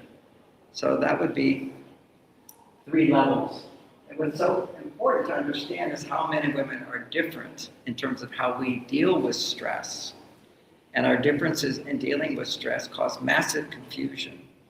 Because when you don't understand something, you will always tend to feel blame. Simple as that. If you don't understand what's going on, it's not me because I'm doing my best, it must be them. And by understanding how men operate, how women operate, you can see how you're part of the problem. So ironically, women would come to me for 40 years to want to tell me how bad their partners were. And I very gently as I can, explain to them that they're also making a lot of mistakes. And when you make mistakes with a man, you bring out the worst in him. When you don't make mistakes, you bring out the best in him. So a lot of women have never experienced the best of a man. And there are men that just you want to run from. They are what's often called a narcissist. They have no instinctive ability to care about what you feel, what you think, and so forth. But there's also men who appear to you as women to be a narcissist, and they're not. And so that's a distinction. This is a theme in someone was sharing they're watching some of my YouTube videos. The last YouTube video I did, I do 2 a week, by the way, under Mars, Venus, John Gray. If you go to YouTube, you'll see they're all there. And if you go there, be sure to say, I like it, so that I get more likes. I'm not a people pleaser, really, but if I have more likes, then more people will watch it. You know, I used to get hundreds of thousands of dollars, and not from YouTube, but I used to have that many people to buy my books. I'm only getting around 600 people watching my weekly videos. And there's a part of me as a man to go, why am I bothering with that? And I go, because I'm a selfish guy. I really love to do it too. Because when I can share something that's meaningful to 5 people, to 10 people, 1 person, it makes my day. And this is the secret about men, is that men feel they need to be making a difference. And if he doesn't feel he's making a difference with you, he's no longer himself. He's no longer a man. For me to be masculine, I need to feel I'm making a difference. If I don't feel I'm making a difference, I'm basically, for me, it's so dramatic of a difference, you might say I'm depressed. I'm never really depressed, but I'm like in such a high, enlightened, happy state most of the time. But if I take too many days off from work, and this is my work, then I'm not as happy. I mean, to feel successful is the essence for men, because the way men regulate stress, remember we talk about these stress, when a man feels successful, he has no stress. When a woman feels successful, she may have the highest level of stress. She may have the middle level. She may have the lower level. Or if she's lucky, she feels successful and she has no big stress. Success doesn't lower a woman's stress. It's very, very important. And in many cases, some of the most successful women are the most unhappy women. This is what's going on in the world. Okay, you'll see they get divorced, very successful women. And in my new book, based upon, let me see if I can find it here. I was reading this whole book over again, trying to remember what I wrote in it. Because part of writing this book started out as this book, and it turned into 6 books. Just there was so much information on this subject. So just to give you a hint of what's coming out of my library for the next maybe year or 2 years, they're already written, they just have to be edited, but there's Be Happy With or Without a Man, that's the first step. Then having the knowledge of once you're happier without a man, then a man can make you even more happy. Any man just wants a happy woman. The only time men get mad is when you're not happy. Is it? So it's real. The problem with my message is once you really hear it, it all makes sense, and it sounds like relationships are easy, but they're not. Okay, you have to keep in mind, they're just not. There's spoiler effects to all of this. If you're in your adult self and you have this knowledge, relationships can be easy. My relationship is really easy. Okay, and I'm 74 years old. And with my wife, I had great sex, I had harmony, and we never argue or fight. And she has her ups and downs because she's a woman. And, you know, in the past, when I was a younger man, if a woman has her down, she's unhappy. She's going to criticize me. My wife was saying to me today, she says, I'm just really angry today. I said, oh, really? Tell me about it. She says, well, there's nothing I can blame you for. But I'm so angry. And I put my feet up. I was on the couch and put my feet. She says, oh, you've got dirty feet. You have dirty feet today. Put that off the furniture. How could you do that? I said, oh, my mistake. Yeah, I just don't argue with women. There's no point in it. Because anytime a woman is unhappy, now this is part of the biology I explained, everything, almost every page has a scientific reference. Maybe every 10 pages there's a scientific reference proving what I'm saying, which is really fun for me. But anytime a man or a woman is angry, they're not logical. Okay, so basically you're illogical. Anytime you're unhappy, you're illogical. You can measure the logic part of the brain, and you can measure the non-logical part of the brain, which is this thing called the limbic system, or your stress responses in the very back in your unconscious. So if you're unhappy, let's say you're unhappy on Thursday, and then on Saturday you're happy, the world really hasn't changed that much.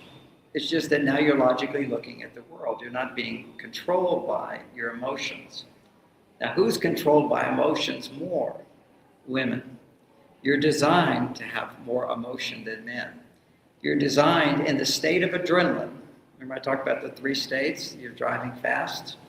Another example of that would be you're feeling overwhelmed. I'm feeling rushed. I'm worried if I'm going to get in time to get somewhere or whatever it is. That's adrenaline.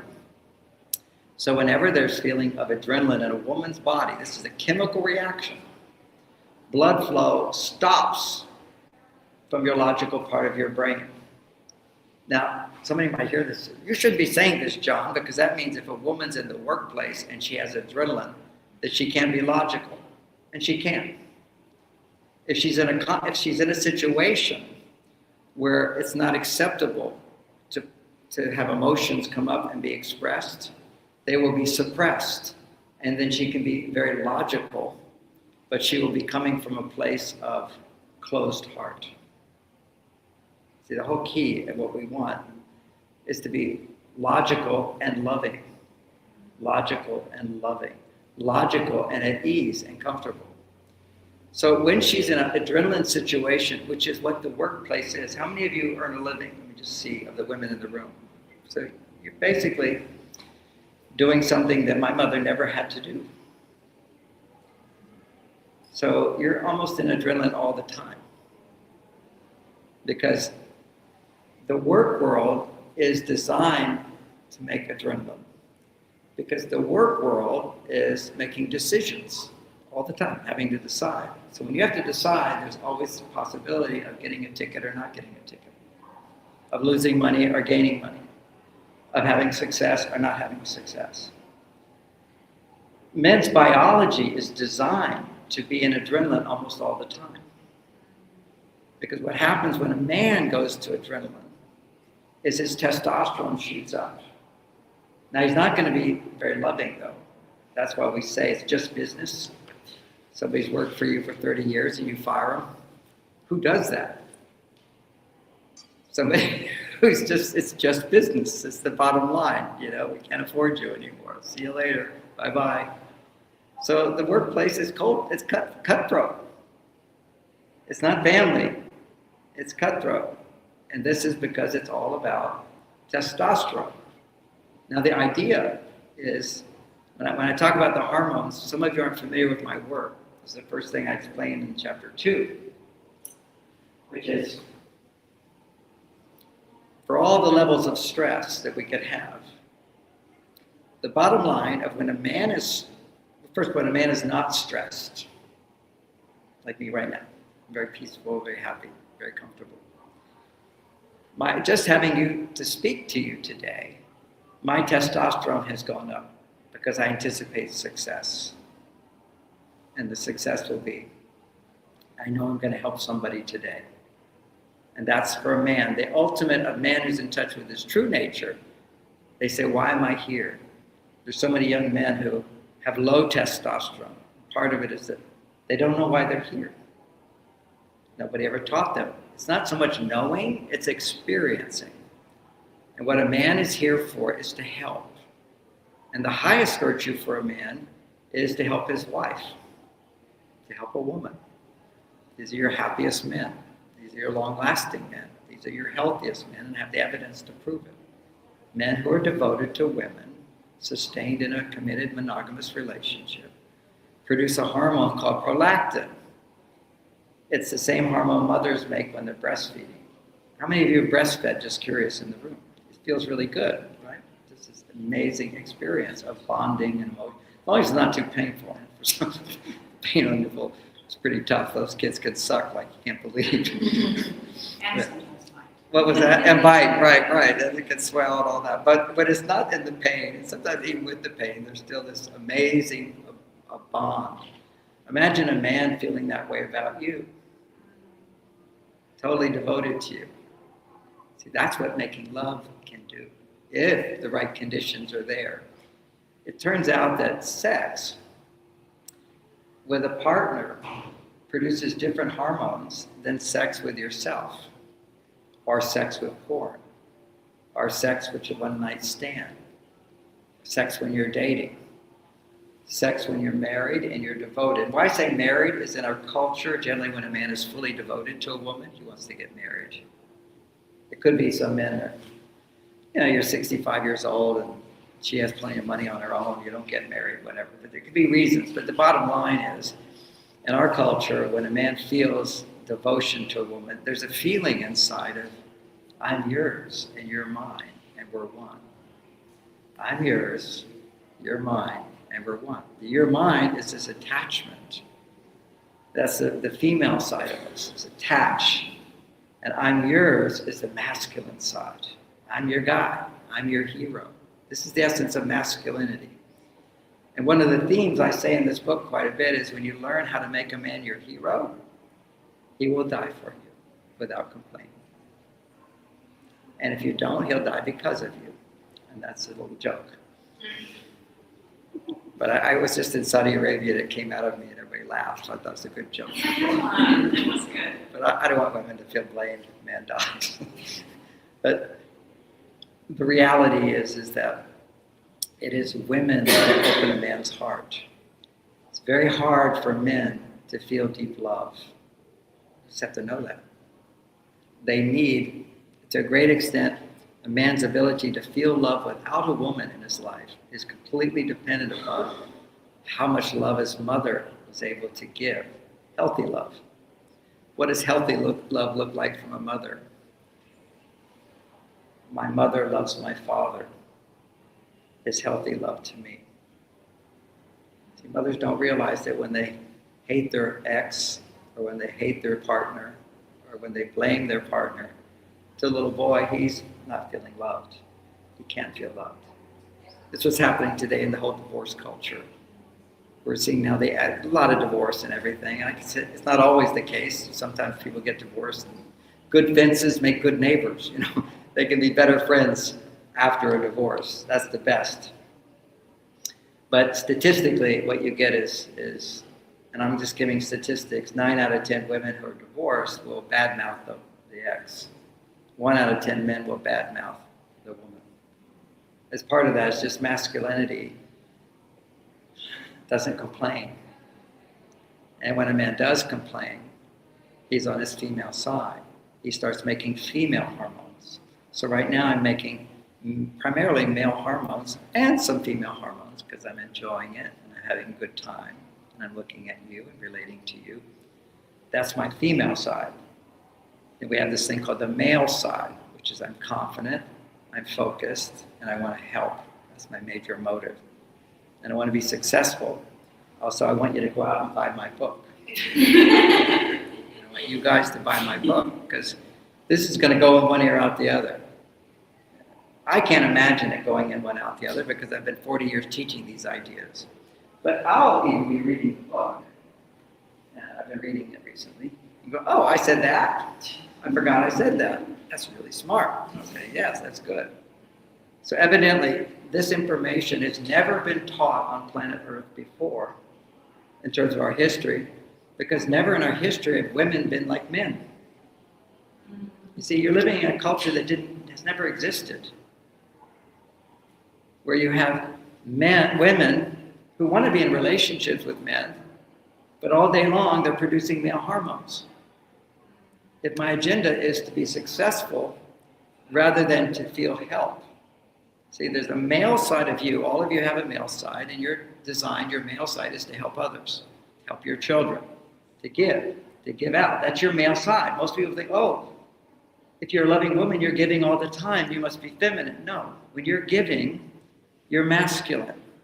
When you're receiving, you're feminine. How many women can relate to when you're receiving, you're feminine, right? Well, giving is the opposite of receiving. And it's paradoxical because the most wonderful thing for a woman is to experience nurturing her children. It's just so, I'm a grandfather. I get to spend 3 days a week with my granddaughter. Just the most heavenly. They're like right from God, you know. So it's like you're just experiencing pure love energy. And you go, well, that's nurturing. How can that be masculine? Well, it is. That's why so many women today are overwhelmed and stressed being mothers. It's one of the most stressful jobs there are.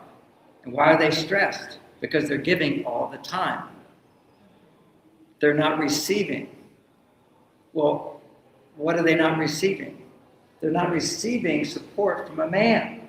The guy who helped you make the baby. It takes two to make a baby. It takes two to raise a baby. It doesn't take a community to raise a baby, by the way. It takes a man and a woman to raise a baby, and a community to support a man and a woman raising a baby. If they're wanting to take away, besides they want to neutralize, there's positive forces and negative forces in this world. I think all of you know that. The negative forces want to break down marriage.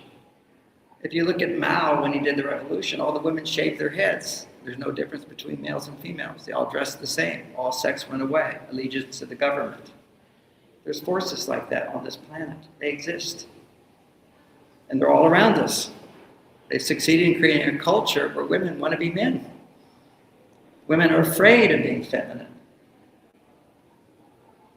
You see yourself as weak if you're feminine. Part of what I did here is a whole chapter on it's called Why Men Need Women. To empower women, that's real empowerment, to realize they can't live without you. You don't have to be people pleasers with guys. They have to learn to be people pleasers for you. But you give your power away. The first way you give your power away is to try to seduce him sexually. To be sexually available to a guy who hasn't committed to you. This is the whole reality of all nature. You know, if you're a moose, you have to woo a woman for a week straight. You follow her around, and behind the moose there's another smaller moose and another smaller moose. When I was in Africa, I watched the giraffe, the biggest giraffe. He's following the female and another one behind him. See all these giraffes getting smaller and smaller and smaller. She wants the best guy. It's always been the case. Even in history, it's always men marry down, women marry up, because you're going to pick the best. Why do you want to pick the best? It's not like you're something wrong with you or you're selfish. No. The whole point of a marriage, of the sexual attraction we have, is you're going to have a baby, potentially. If you have a baby, potentially, you want to have a guy who can provide the best for you while you have the baby. If you have a guy who's going to go off when you have the baby, that happens.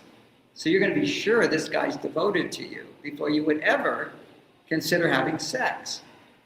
So I remember my first time sex as a teenager. It was fantastic. It's the greatest thing in the world. and I couldn't sleep that night.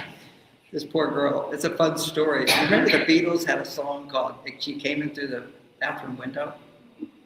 Anybody here remember that song? She came in through the bathroom window. Literally, this woman came in through the bathroom window at my house. And she's my sister's friend. And she came in and, can she stay here tonight? I said, sure. She undressed and put on this little sexy outfit and got in bed with me. And I have this little bed, fingers touch, electricity happens, magic happens. And I'm just a teenager and I haven't done anything for her. So what happens is all these hormones get produced. And so what happens for a male, when you get all those female hormones, estrogen goes up, oxytocin goes up, these are all female hormones, your testosterone goes down. And I didn't understand any of this. All I knew was this was the greatest gift in the world. And then suddenly, we're lying in bed and I can't sleep. I can't even breathe. And it's just a little single bed, so I'm like moving over to the edge of the bed. And at a certain point, I laid down on the floor. I just couldn't be close to her. And I laid down. She says, is something the matter? I mean, the poor girl, he got on the floor and I have something in my back. I have to sleep on the floor sometimes. I didn't want to hurt her feelings, but I couldn't even be close to her. This is why guys do one-night stands. They never call you back because there was no bond that you created before that. You hadn't done something to achieve the entry point. It was just easy. So then I couldn't sleep. So I had a motorcycle at the time.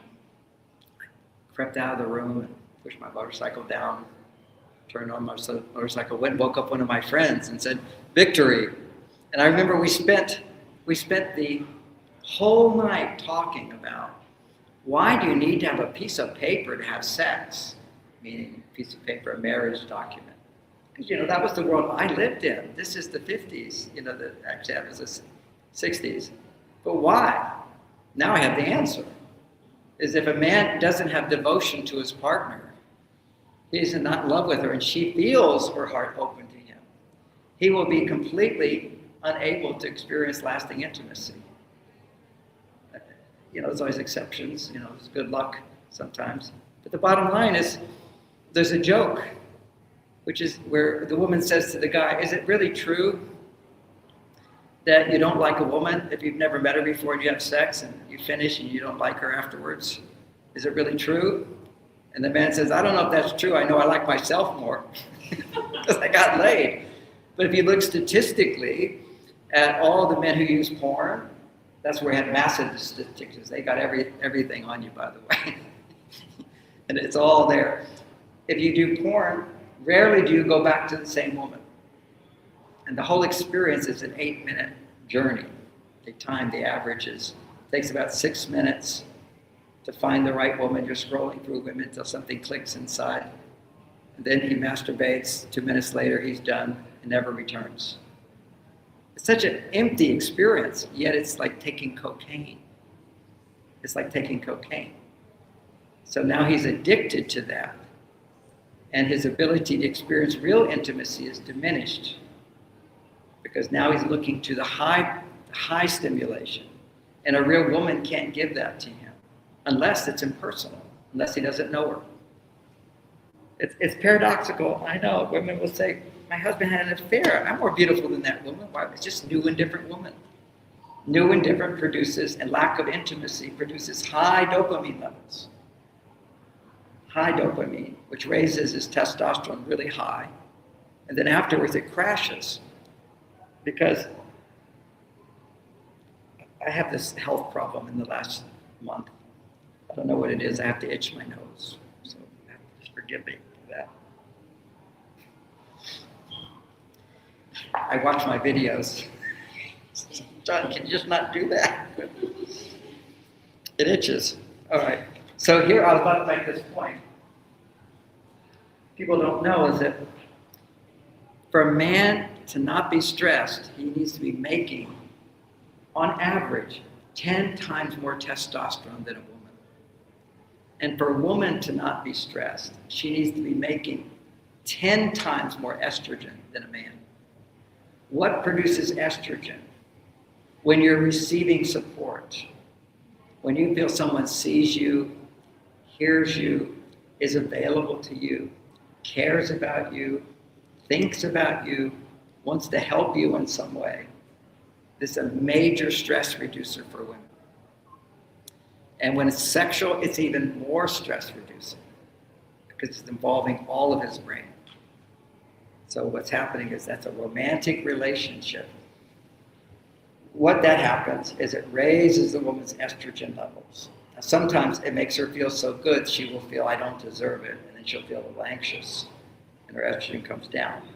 But estrogen is always associated with any time you're doing something that feels good. Like I can drink beer, and it feels really good. What just happened? My estrogen went way up. Beer produces estrogen in men. This is why when estrogen goes too high in men, their testosterone goes down, and that's why men become violent when they're drunk. If they do. It's usually because they've witnessed violence in the past when they're growing up. Those are the men who will become violent. For me, I'll just fall asleep. I've never witnessed violence in my home and whatever, so I don't have that conditioning response. But so here's an interesting thing. When men's estrogen levels go, whenever a man is violent or angry, which precedes violence sometimes, whenever a man is angry, look at his hormones. His estrogen, the female hormone, will be way high, and his testosterone will be way low. Now, everybody who understands anything about hormones always associate testosterone, the male hormone. That's what makes men aggressive. It makes men irritable, grumpy, road rage. Do you know road rage is the most dramatic example of it? It's when men take steroids. Those steroids amp up their testosterone. But what happens is because it's not his own confidence that builds the testosterone. See, I'm confident. I make my testosterone. Because testosterone goes up when you feel confident as a man. But if I'm not feeling confident, somebody cuts me off, somebody's controlling me, I lose my sense of self-esteem, I feel lack of confidence, my testosterone converts into estrogen. That's why men who take steroids tend to become really angry. They get man boobs.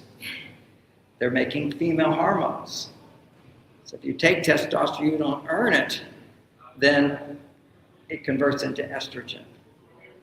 Anytime a man, if you look at the men who are most violent, would be the men who've never earned their power. Who are they? Well, look at Donald Trump. He just started a war.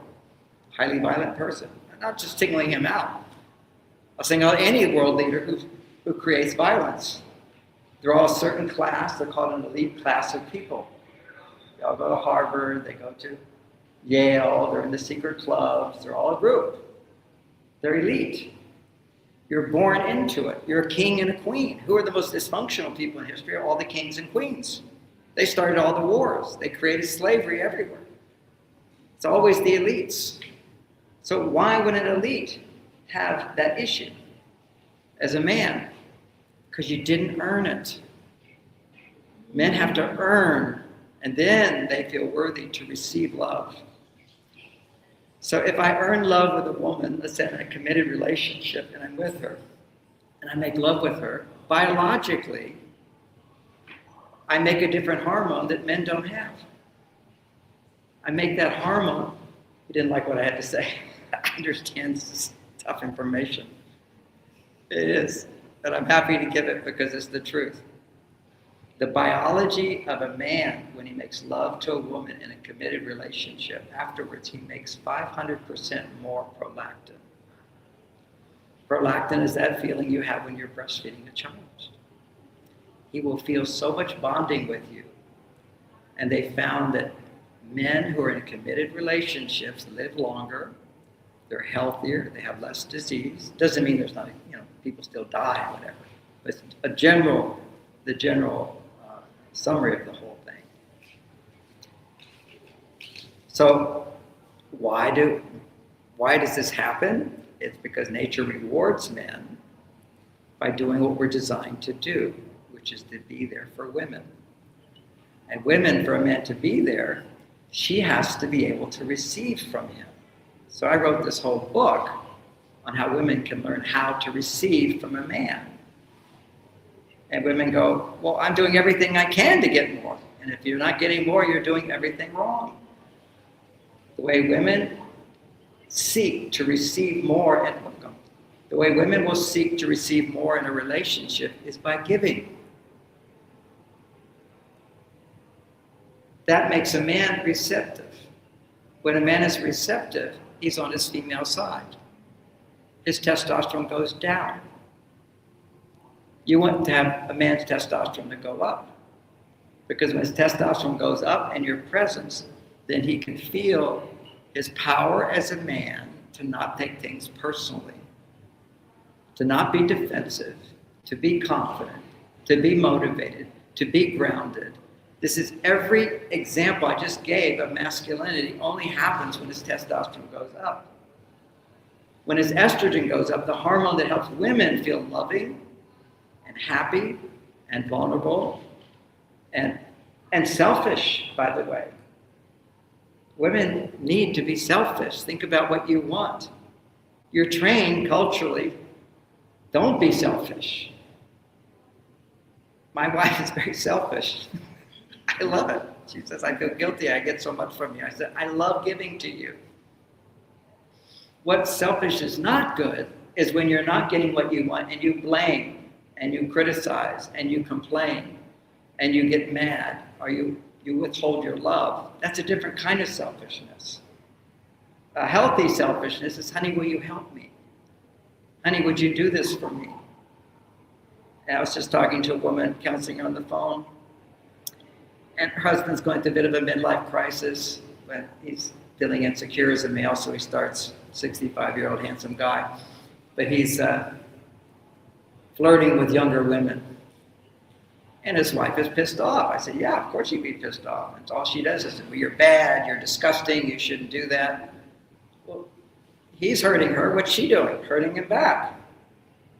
Don't shame him. Just share how you feel in a language he can hear. And she, first I was talking, refused to do that. But this is women refusing to be feminine.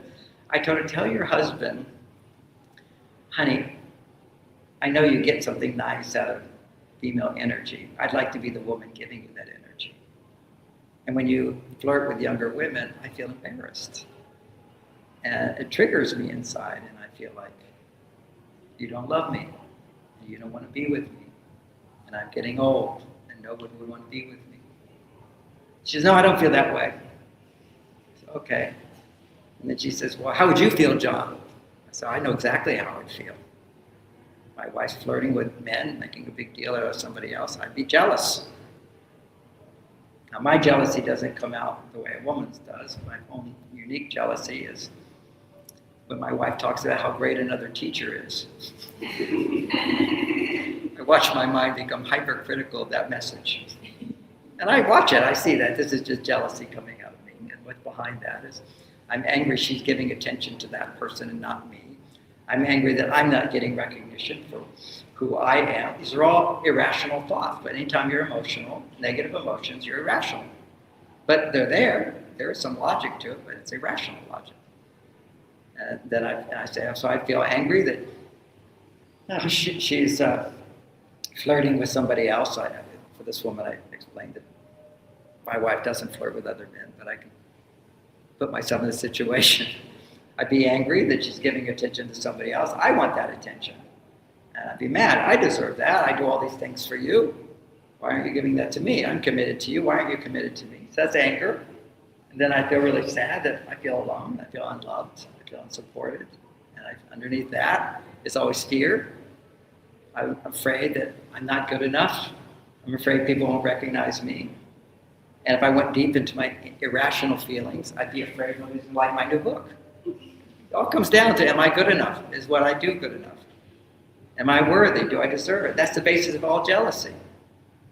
I remember when I was a younger guy, I was so jealous of other writers because I thought my ideas were better. And I didn't even have any successful book at that time. And I worked with it and I realized that anytime you're jealous, it's such a good emotion to acknowledge. And we're all afraid of admitting that we're jealous. But we just be critical. If you're critical of someone, usually you're just jealous. And so I was jealous, I knew it.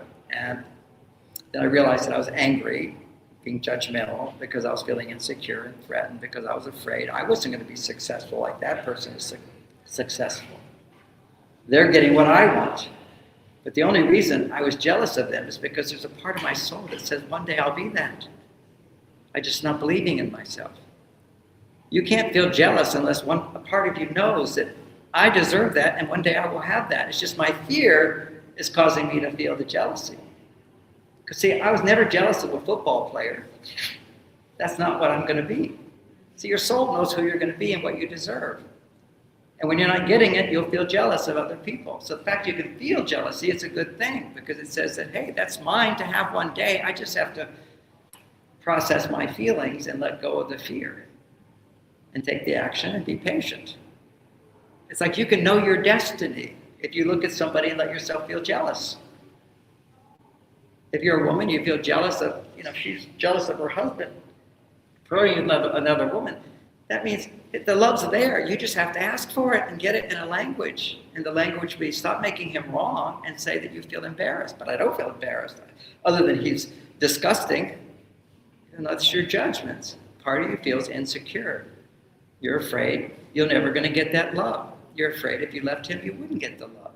You're afraid nobody's ever going to love you. You're afraid you're not good enough. See, these are the deep-seated emotions that human beings have. On the surface, I'm just jealous and mad. You can't be angry if you're not also afraid. And you can't feel afraid unless you feel insecure and inadequate inside. I mean, I had never experienced fear. When I started out doing this when I was 19 years old, I was terrified.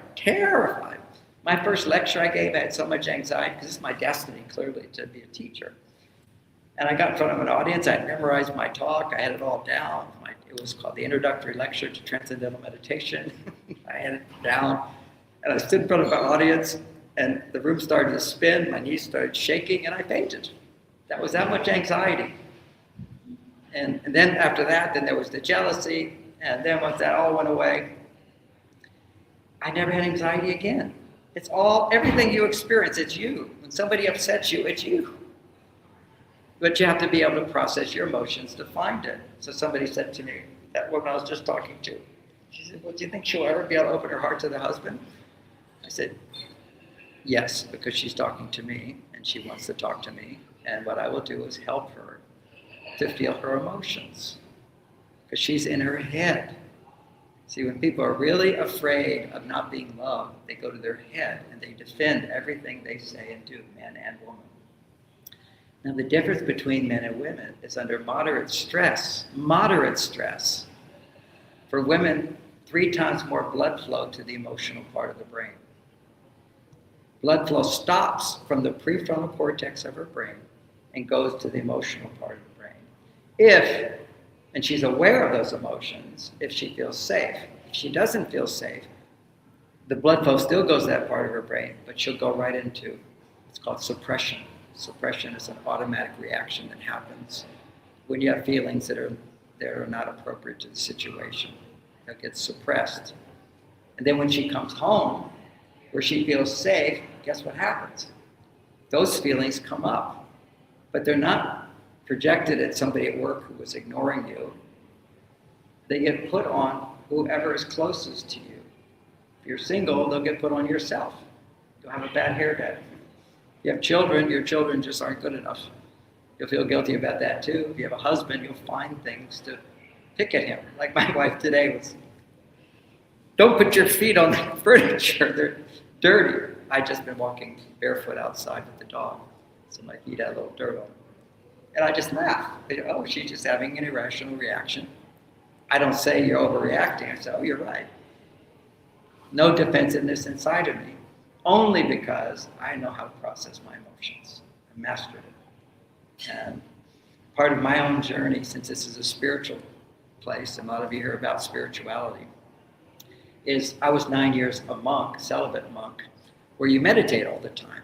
I was with the Maharishi of Tian movement, pretty much doing his technique, which is a good technique to disconnect from your emotions. Okay? It allows you to go up, and you get a kind of enlightenment where you feel now that you're unbounded. You're not just this person of the body. You're one with the soul and the spirit.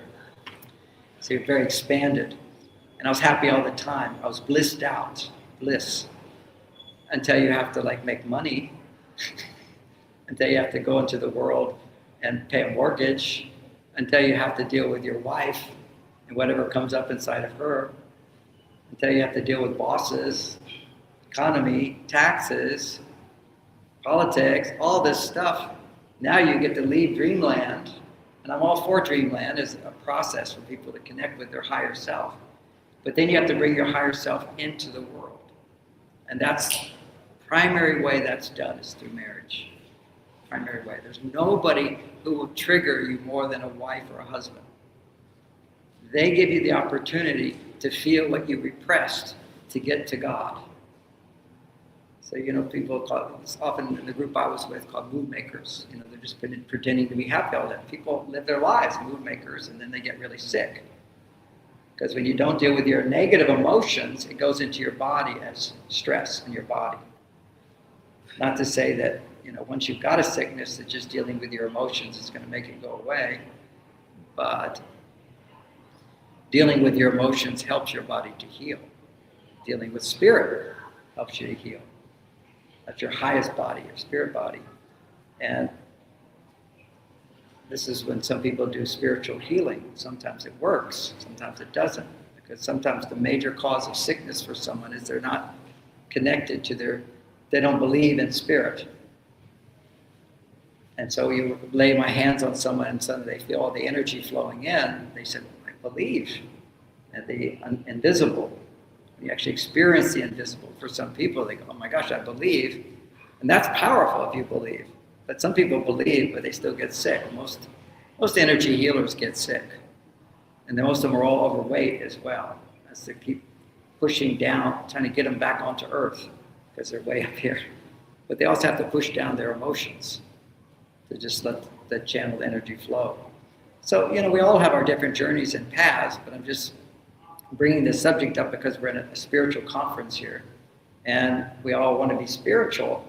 That's one body, but you have to also deal with your mind, the beliefs that you have about yourself and others. You have to deal with the negative emotions which are inside. And you have to deal with your body. You have to have a physical body.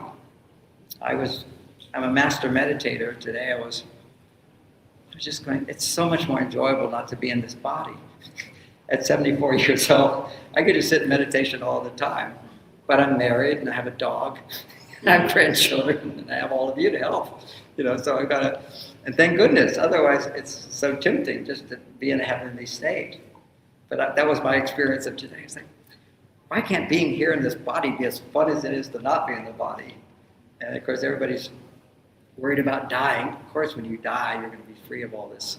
But it's the whole point of being here is to take that light and bring it through your body through service and through love. And I'm talking as a man through service. But women also, you have a male side. The point of being a woman is to receive, to be receptive, so that then you can go to your male side, but anchored in your female side. You also want to be successful, but you also, a better way of saying success is you want to give. I mean, giving is where it's at. And yes, giving is better than receiving only if you've already received. Okay, this whole idea of just keep giving and giving just makes women overwhelmed and stressed out. And you go to some male teacher who says, yes, be selfless. And ultimately, that's the enlightenment, or one of the high levels of enlightenment for men, is to realize you have no self. Everybody's always talking about self-realization. That's an earlier stage of enlightenment. The higher state of enlightenment is no self. That's when God just comes through you. You don't even have a sense of you.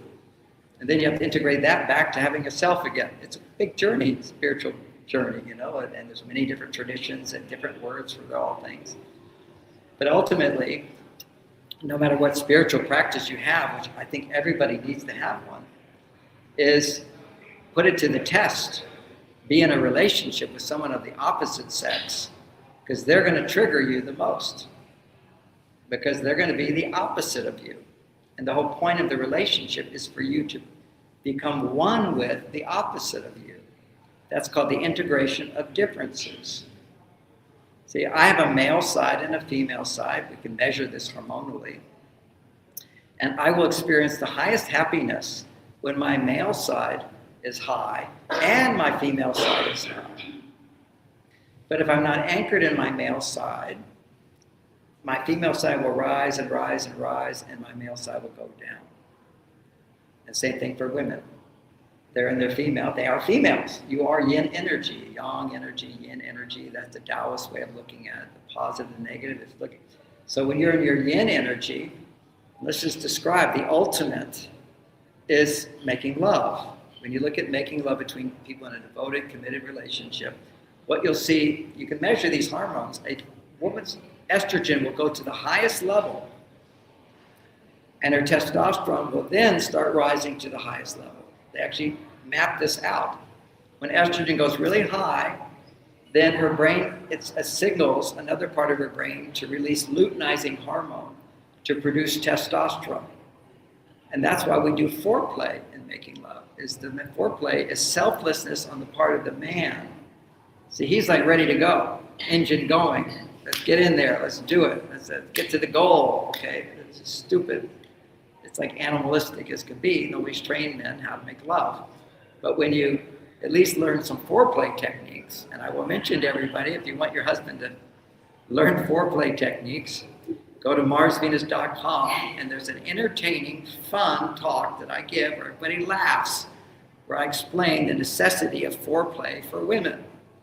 This is like one of the greatest gifts because you have to have the information outside the bedroom so the woman can even want to have sex with you. But then once you have that dynamic, you still have to raise her estrogen up through pushing certain buttons on her body that will raise her estrogen to the highest level. Then she really wants to have sex more than you. See, this is the real balance of a woman. I mean, you have all this huge passion inside of you, but it has to be, hormones have to be balanced to get there. And so for a woman, it's all about me receiving and receiving. And then at orgasm, you lose yourself. My wife says, where am I? Who are you? This is what the French would call the little death. This is where women can get out of their mind.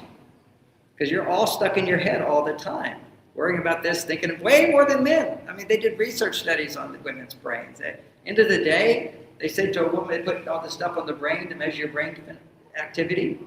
Sit down and relax, and her brain speeds up. And you say, what are you thinking about? All the things I still have to do. All the things I'm not doing while I'm sitting here. You can't turn off your brain. And for a man, they say, sit down. All the activity stops to a great extent. And you say, what are you thinking? Nothing. So there's scientific evidence. It was like I was given a counseling thing and a show the other day. And the conclusion of it was, the guy's just loving it because the guy says, so honey, so you're never going to ask me again what's wrong? She said, I guess not. We don't want you to say what's wrong. This is the whole theme of the last talk, which I recommend everybody watching it, but it's just like 3 pages out of this book. I can speak for an hour or two. So those 3 pages were, is a man a narcissist or is he just shut down? And why do I say just shut down? When a woman shuts down, it's the result of chronic stress. When a man shuts down, it's adrenaline. It's moderate stress. But we will look the way a woman would look if she's totally shut down. We can't feel our love for you. We'll disconnect from our emotions just like that. You can measure this in a man's brain. Blood flow stops to the emotional part of the brain. He can't feel. And it's only because it's a little problem. And his testosterone shoots up, but his estrogen goes down. So basically, he looks like a narcissist, but he's not.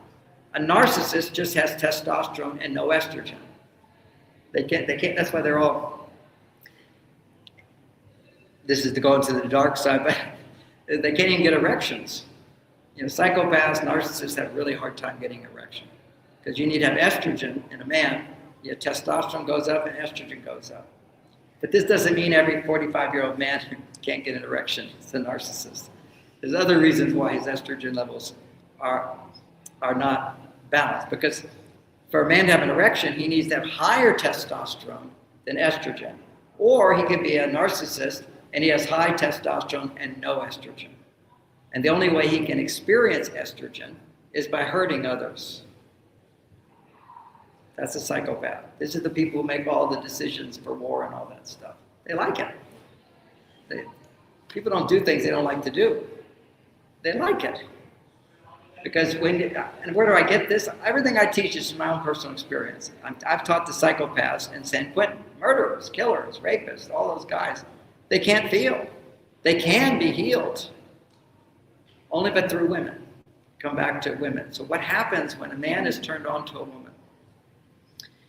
He's starting to get turned on to a woman. We have a system in our brain, it's called mirror neurons. Who's familiar with mirror neurons? No one's heard of that? Okay, one person. So a mirror neuron is a system that men have and women have, and they're almost the opposite. Women's are working all the time. Men only work at certain times. The mirror neurons allow you to feel what somebody feels. So empathy is a mirror neuron activity. If you're happy, I'm happy for you. If you're sad, I feel sad. I feel. So I've got my mirror neurons open. Men's mirror neurons only open when they don't feel blamed and somebody needs their help. And you can find the highest time when, really the only time they fully engaged as mirror neurons is when a woman is naked. So those guys doing porn, they get to get a glimpse of it. If it's my wife, she's naked, meaning we're going to be making love. My brain's getting the message that she wants to have sex with me. That's what all these women don't understand is when they dress showing parts of their bodies, men's brain thinks she wants to have sex with him. So he's getting all turned on with the thought that she wants me. Okay? And she doesn't. That's why men end up feeling hugely rejected. Because the only time a man really feels rejected, he can't feel rejected unless his mirror neurons open. So when a man is turned on to you and you have sex with him, let's say you have sex with a guy on the first date, we'll take that as an example. You don't love him. You don't know him. He hasn't earned his way in. He hasn't won your heart over, whatever. It's all, and if he has, it's just fantasy because you've only known each other for a short period of time. So there's no real love coming from you to him. If there is something like love, it's like, wow, if we got together, maybe this could happen. Living in fantasy land. But the only time he opens up to feel what you feel is when if you love him and he opens up to feel what you love, that you love him. He lets it in. But if you don't love him and he opens his heart, since it's his heart, it's mirror neurons, allows him to feel what you feel, and you don't love him, then he ends up feeling rejected. And that's the biology of why men who have one-night stands never call back. Is because on some level, he has been rejected more deeply than any other way. Again, remember, men don't always know what they're feeling. If a man is angry, he's really afraid. He doesn't know that. But that's what's going on. Biologically, we now know that you feel, the only time a man feels what you really feel about him is when his mirror neurons are open. So imagine here's this guy having sex with porn. Porn should be illegal. I like saying that. I never heard anybody saying it. Maybe some people are, but it kind of dawned on me one day, this should be illegal. You know when how the movies were rated, where there's PG-13, and then there's R, and then there's X. You have to have a certain age before you're even allowed to see PG-13 and R-rated. You're supposed to be 17 years old. There's reasons for all of that. If you have sex before you formed an identity, a mature identity, what happens is you identify too much with your lower self, with your body. If you have sex the best thing is only have sex when you really are capable of loving. When you have love and then you have sex, now you're bringing the light into the body. You're integrating it in. You're really not even biologically capable of doing that until you're 28 years old. Somebody on my show said, that means be a virgin until you're 28? I said, you'd be lucky if you could be. One day we'll have a society that has wisdom, which is like the ancient Hindu tradition. Always you're supposed to be a celibate until you're 28 years old. I, fortunately, except for my wondrous experiences as a teenager, which I did really enjoy, for 9 years in my 20s being a pure celibate, never masturbating. And as soon as I started having sex when I left, I lost at least half of this huge spaciousness that I used to experience. I'm just walking around like I one with everybody. felt bliss and love, everything. And once I had sex, half of that went away. Now, when I married Bonnie, it came back because it was real love. But a man, he loses his life force energy having sex or ejaculating unless it's giving that energy to a partner and it comes back to him. You know, all these boys, they feel shame after masturbating. Nobody advertises, I just masturbated 15 times today. They don't do that. They feel shame. And then they're told, well, you feel shame because society says it's not good. No, you feel shame because you just gave your spirit away, your life force away. Same thing happens to a woman, just not as intensely as it is with a guy. You know, now more and more girls being on their male side, they start wanting to do porn and those things. They're just losing their soul, connection to their soul. I'm not saying they can't capture it back, but they're, you know, the way I look at it is like I have $1 million in the bank and I just lost it. I have to earn it back again. It takes time to earn it back again. Would it be great to just keep it and get your interest on that? That's what monogamy is. That's what being in a relationship is. And sex is like the highest level. You don't just jump to that right away. And women intuitively have that knowledge when they're in touch with their female side. Intuitively, that's the case. But when they go to the male side, they become like men who just want to wham, bam, thank you, ma'am, get it done. And they get addicted to it. And that's your clitoris. Your clitoris stimulates testosterone. Your vaginal canal produces estrogen to higher levels. Kissing, breast touching stimulates huge amounts of oxytocin and some estrogen. So these are the female hormones. You have to kiss, you have to have conversation, you have to have interaction beforehand, you have to have lots of breast stimulation to get back, for many women, to get enough oxytocin in their body to lower their stress, so now their estrogen levels are starting to rise. Then you stimulate the clitoris in order to raise her testosterone. And then at a certain point, the intercourse allows it to continue going higher and higher and higher. Girls also can miss out on what, you know, in my experience of helping women who don't have orgasms, I said, well, let's just stop. Don't try to have orgasms. Stop trying. Don't, anytime you set a goal, you're on your male side. Well, you need to let go of any goal and enjoy the process, which allows you to feel more. And the point of it is you're having sex primarily so you can feel love. And if you make my goal is to feel more pleasure, you're just like a monkey. You know, I basically thought I would write a book called Gorilla Sex. It's a funny story. I was just telling my granddaughter, she wanted to hear it over and over. But I went to Africa on a gorilla hunt. And so we're climbing the mountain, you know, it's big, long. Evidently the gorillas didn't go where they're supposed to go. So we climbed this big mountain, muddy and everything. And then while we're resting, it's all bush everywhere like this. Not big trees, but just a lot of bush everywhere. You don't even hear them coming in. A silverback gorilla just walks in, and he's only 4 or 5 feet from me. Lays down right in front of me. I have a guide and some people, and he's just laying down right there in front of me. He's got these the females are much smaller, and they're all gathering around him. And he had sex. The guide said he's never seen a gorilla have sex at all his tours except in front of me. This is God giving me this experience of gorilla sex. And so there he is with the gorilla sex. And he's just laying back like this, and this female starts humping him, this little female, and she's making this noise. She's getting aroused. And this goes on for about a minute. And then he gives one big 2 and 3. And then he rolls over. And that's gorilla sex. 3 pumps and it's done.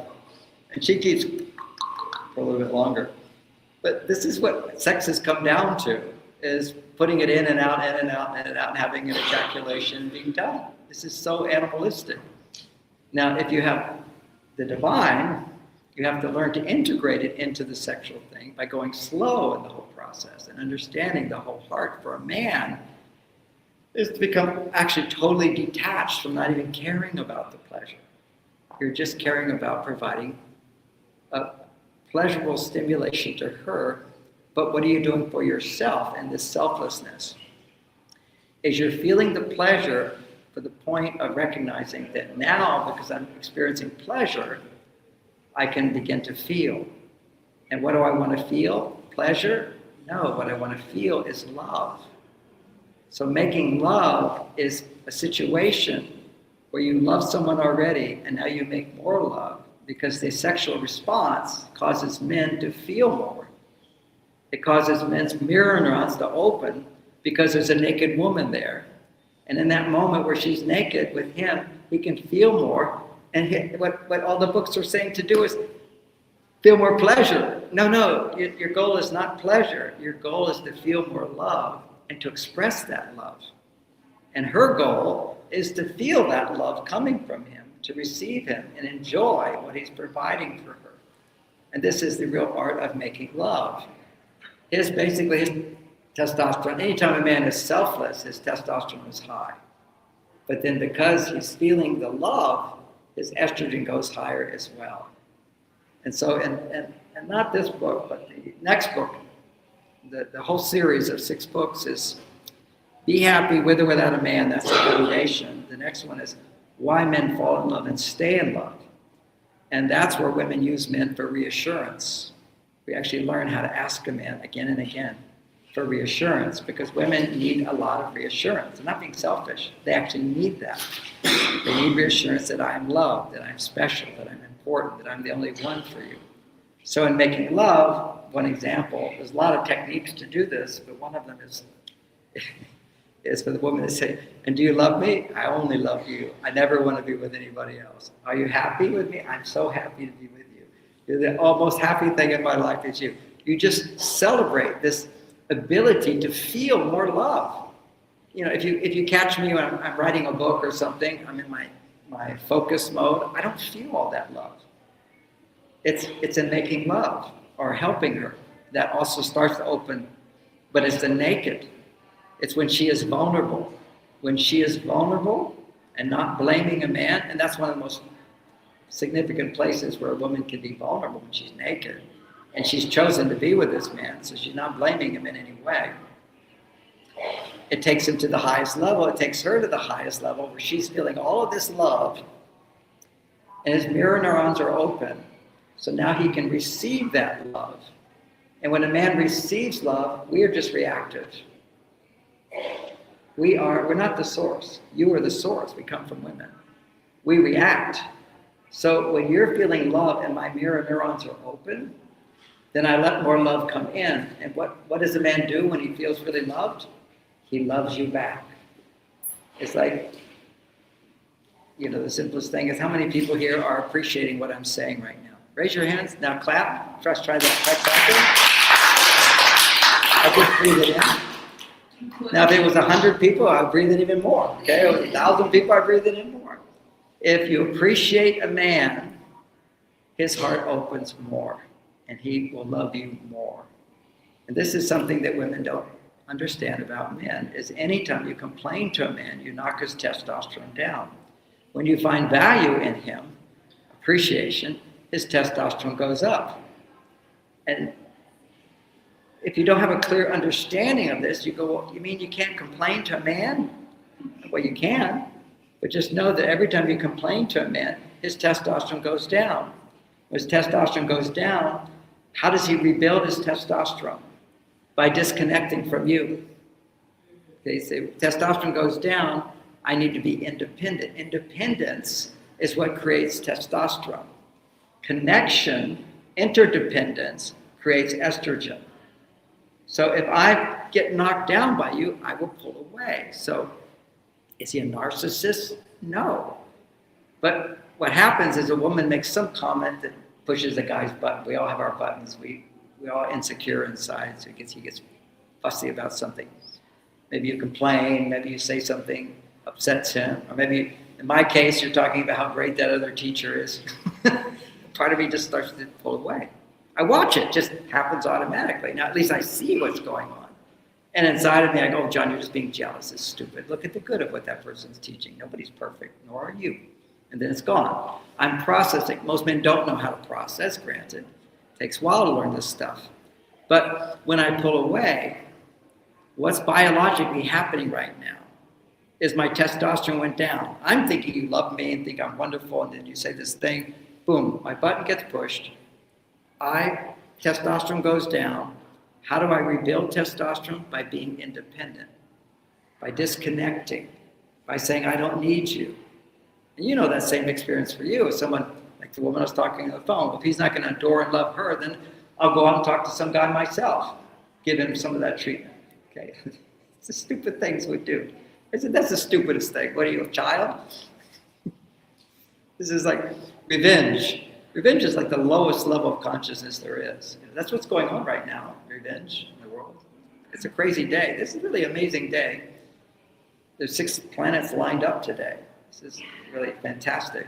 And then, in actually 33 days, it's going to be, I think this is 28, 33 days, it's April 1st.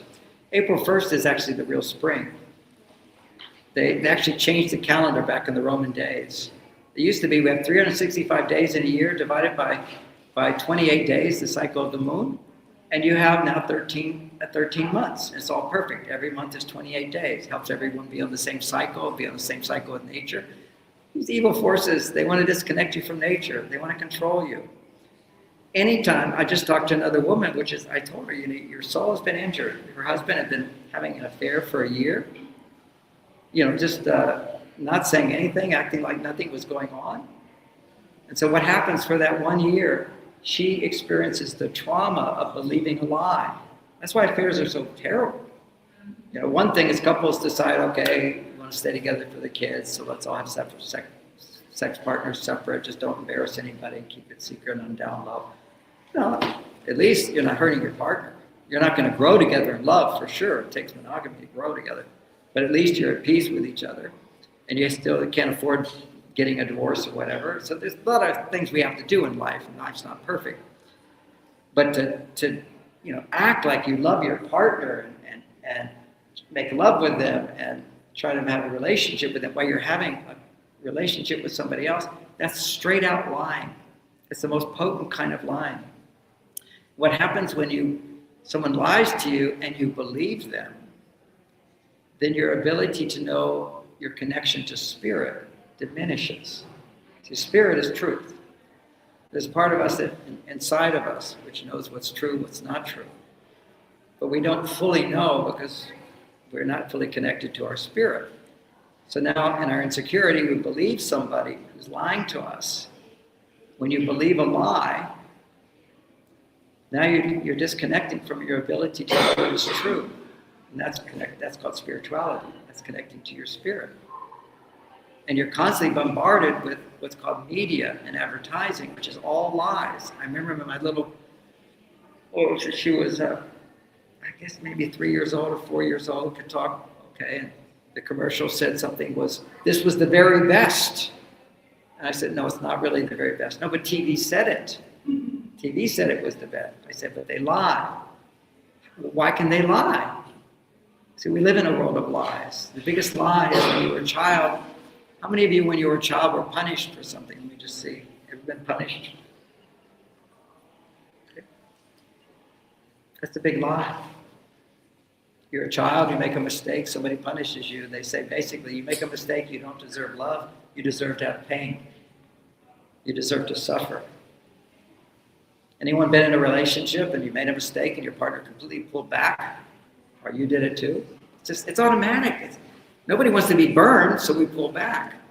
But then with the conclusion from as children, we assume that it's our fault. We don't deserve to be loved.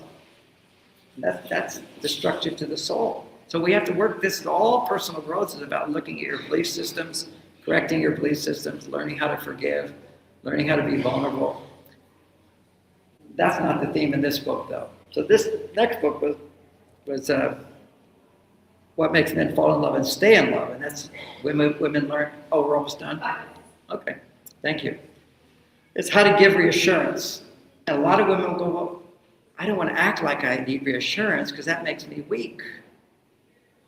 That makes you the most attractive woman in the world to a man. See, you're afraid of needing a man because anytime you feel need, you think you're being needy. And there's a difference between needing someone and being needy. Needy is I need you and you're not there for me. And there's blame and there's victim associated with it. I need you and you're not there. That just shuts a man down. And when a man is shut down, just to know the case, that's the point I made in the talk I was telling you about. Is he a narcissist who's basically no mirror neurons at all, he's all pretend? Or he's a real man who's just shut down. Because for a man, when we shut down, we don't stay shut down for very long at all. But that may not be your experience. Because when a man shuts down, to know what's going on inside of him, is literally his estrogen is down, so he can't feel his love at that time. His testosterone is up, so he feels very confident. You ever seen a man storm off like, I'm right, you're wrong? See, he's got all his testosterone goes up. And once he separates, then his testosterone will naturally go up, and he restores his confidence, and he does it by forgetting what just happened. See, he just forgets it. And that's how men process stress. Forget it. Don't worry about it. I'm not going to sweat it. Then what his brain will start to do is, once he says forget it, his stress levels start to go down. They can do something, which is what all human beings can do to feel love, is to say, well, she didn't do this, but she has done this. Well, she said that, but think about these other wonderful things. You start to balance. That's why time is a healer. As we start, instead of focusing on the negative, we're able to realize, well, there's other things too. There's other good things too. And he'll do this automatically, but he doesn't do it if a woman doesn't understand him. Because when he pulls away, he'll go into this place of, okay, I forgot what just happened. It's no big deal. I'm not going to worry about it. And then when he comes out of his cave, you think he's still upset with you because you don't have the ability to just forget it. Because when a woman experiences feeling stressed, she has to talk about her feelings to raise her estrogen again, to lower her stress. So when he comes out of his cave, you're thinking, uh-oh, he still has to talk about it. He hasn't talked about it. And so you're going to be feeling mistrust. Like, uh-oh, this is dangerous. We haven't resolved this. We haven't talked about it. We haven't handled this. And that mistrust is kicking him in the balls.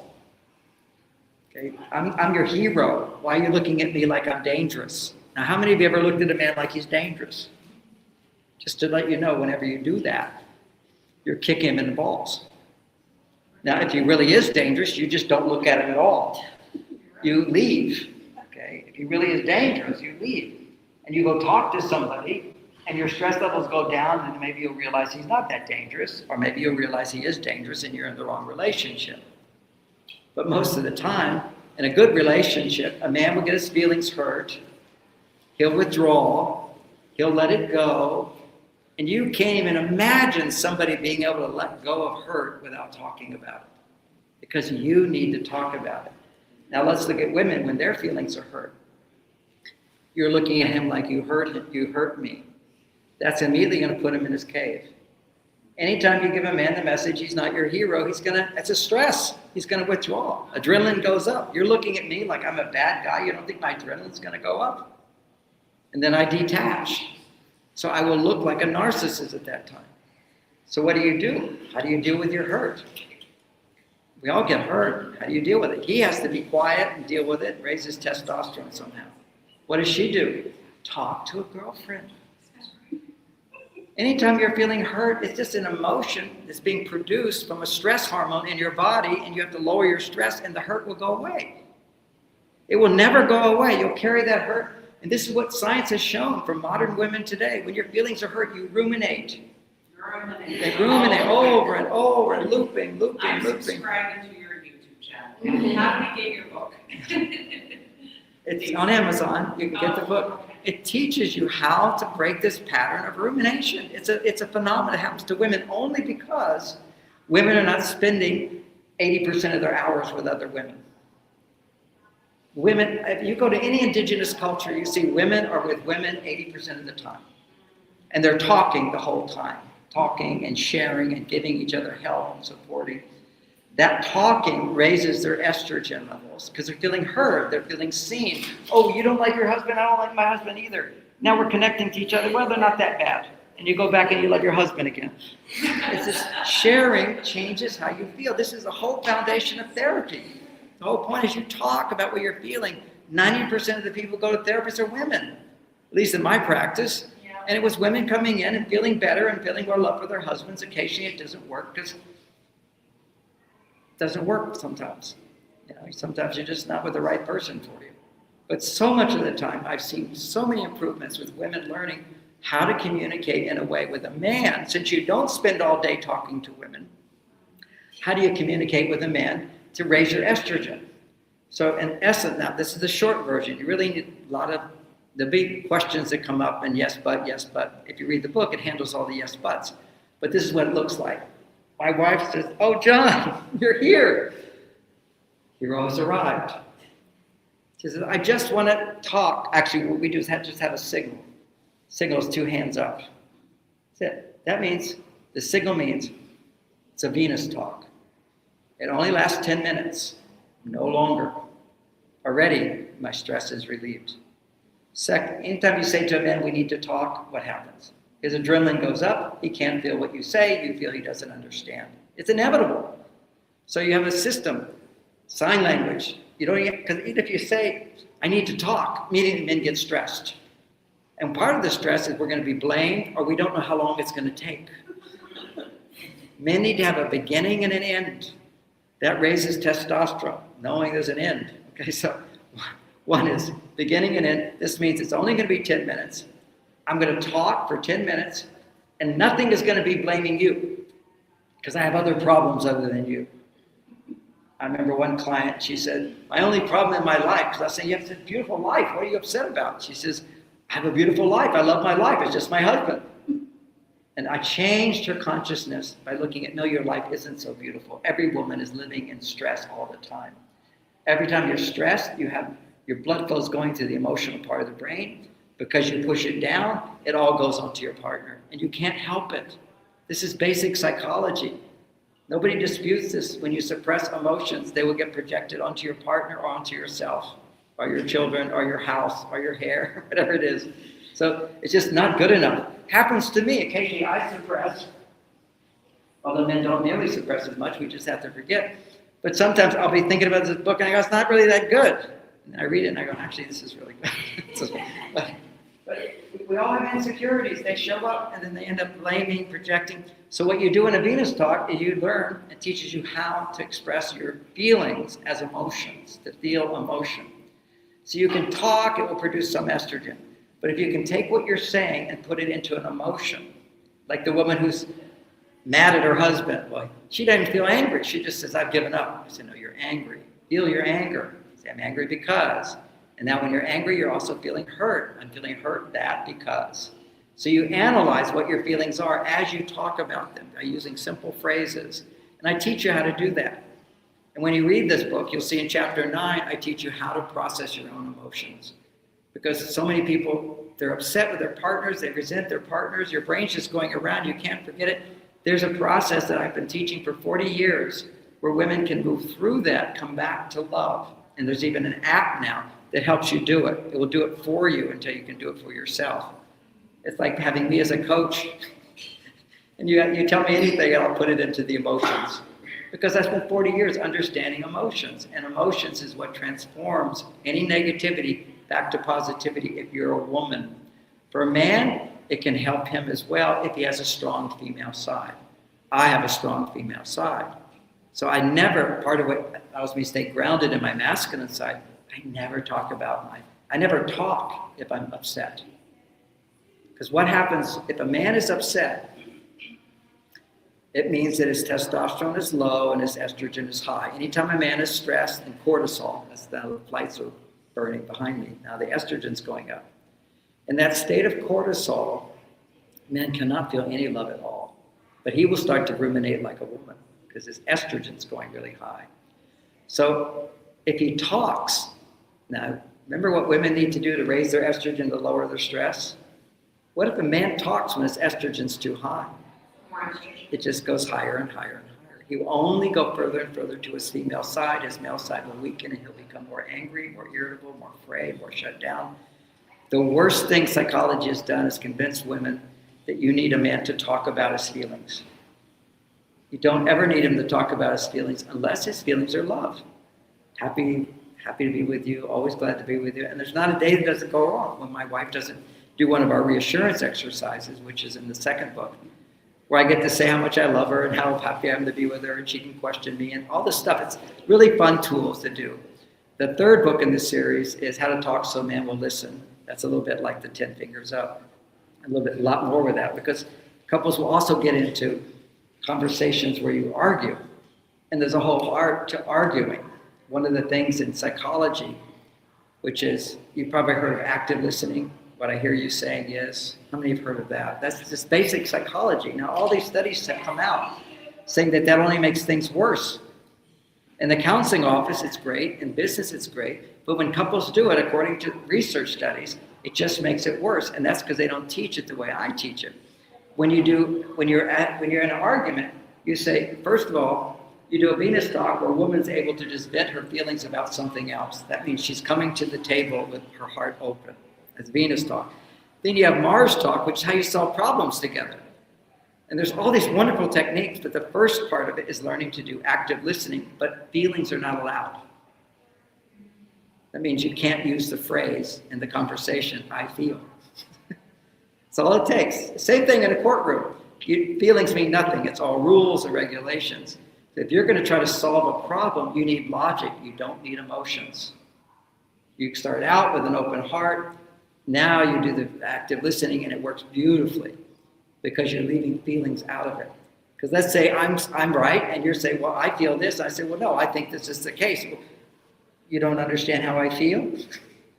See, feelings is sensitive. It brings you to the emotions where your insecurities are. So you have to leave feelings out of it. It's a whole new way to communicate, which we do in business. You don't say I feel like in most cases. I have a lot of stories about that, but finishing up here.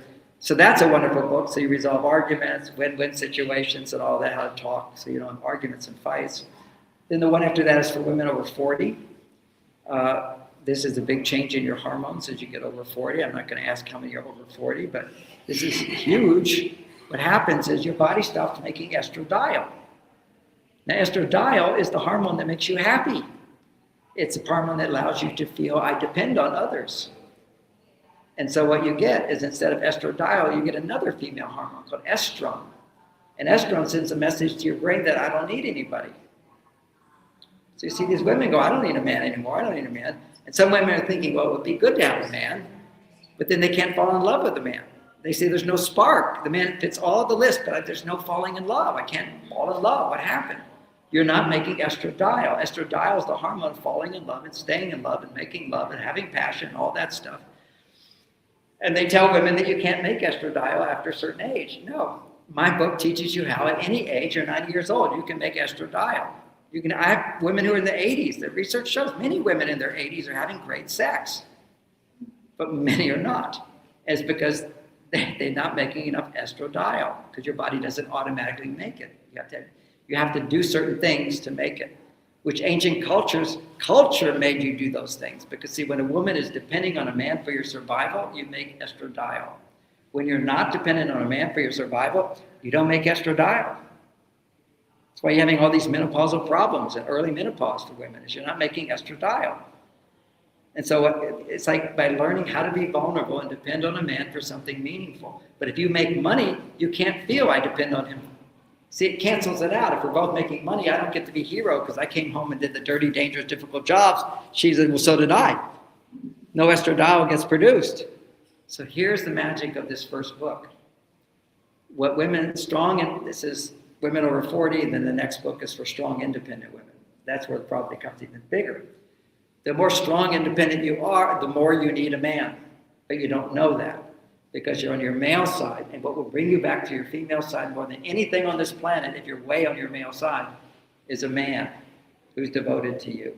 And you learning these skills, how to be vulnerable. Because your work world doesn't teach you vulnerability, it teaches you just the other thing. So I can still be making more money than him, let's say, but I need him for my emotional support to produce estrogen to come back to my female side. And so then there's all these skills putting it together. But in that book, we really have to deal with a lot of problems because you see these men, their wives make twice as much money, 3 times more money. Then they have children, he's going to stay home with the kids. It's going to kill their sex life. I'll finish with one funny story. One of these women on The View, you have to say just for the funny story, but I know you got to go. She's like, she's, oh, okay. I got it. I know you said you're going to read my book, so that's good. So I love you too. So here's the last part of it. It's on The View. Take it more as a joke, but it's reality. There's like the really pretty one, okay? And there's the other ones, who are also lovely ladies, but she's like the one that every guy's going to look at. They'll put it that way. And they're talking about marriage and relationships. And I just heard a little part, and they said, so what's your relationship like? I have the perfect husband. And they all like don't believe in a perfect husband, but they go, what is it? What is it? See these women. She says, oh, my husband, I have to wake up at 4 o'clock to drive into New York to do this show. I mean, those people on TV are totally men, okay? It's hard work to do these shows. I used to do them. And so she says, we get up at 4 o'clock in the morning, you have to drive the traffic to get into town and all this stuff, get everything ready. And I come home, I'm totally exhausted, but I have the perfect husband. He already has dinner waiting for me. He's taking care of our 3 children.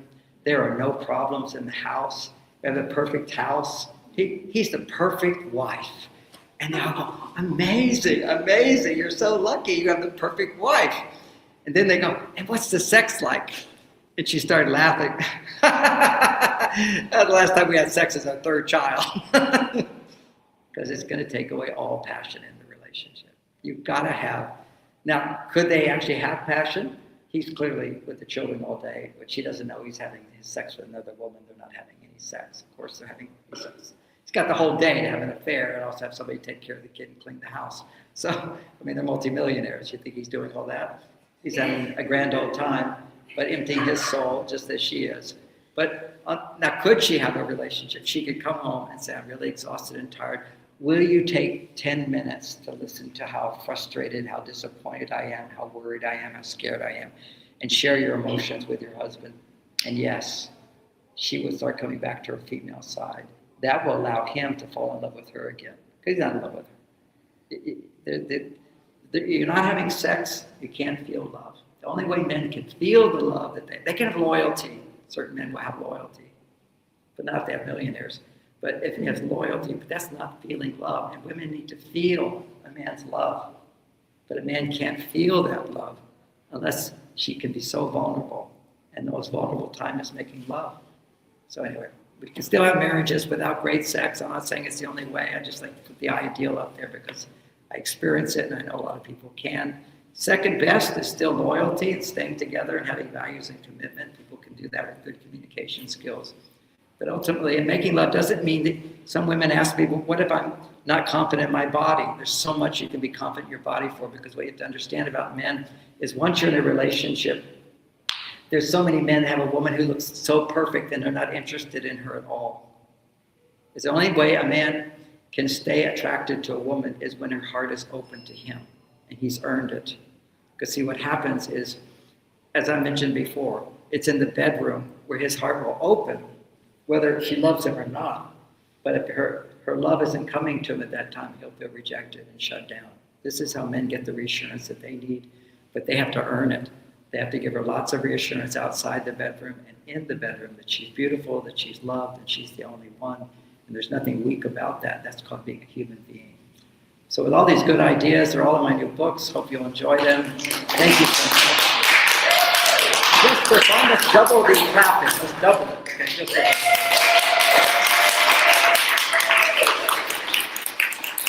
That's the energy that brings out the best in men. Thank you so much. Thank you. Thank you, everybody, for listening. Go to MarsVenus.com. Go to Amazon and check out my new book, Men Are From Mars, for women only. Be happy with or without a man. And you'll have the foundation, whether you're in a relationship or not, to have a beautiful relationship with yourself and possibly with a man. Okay.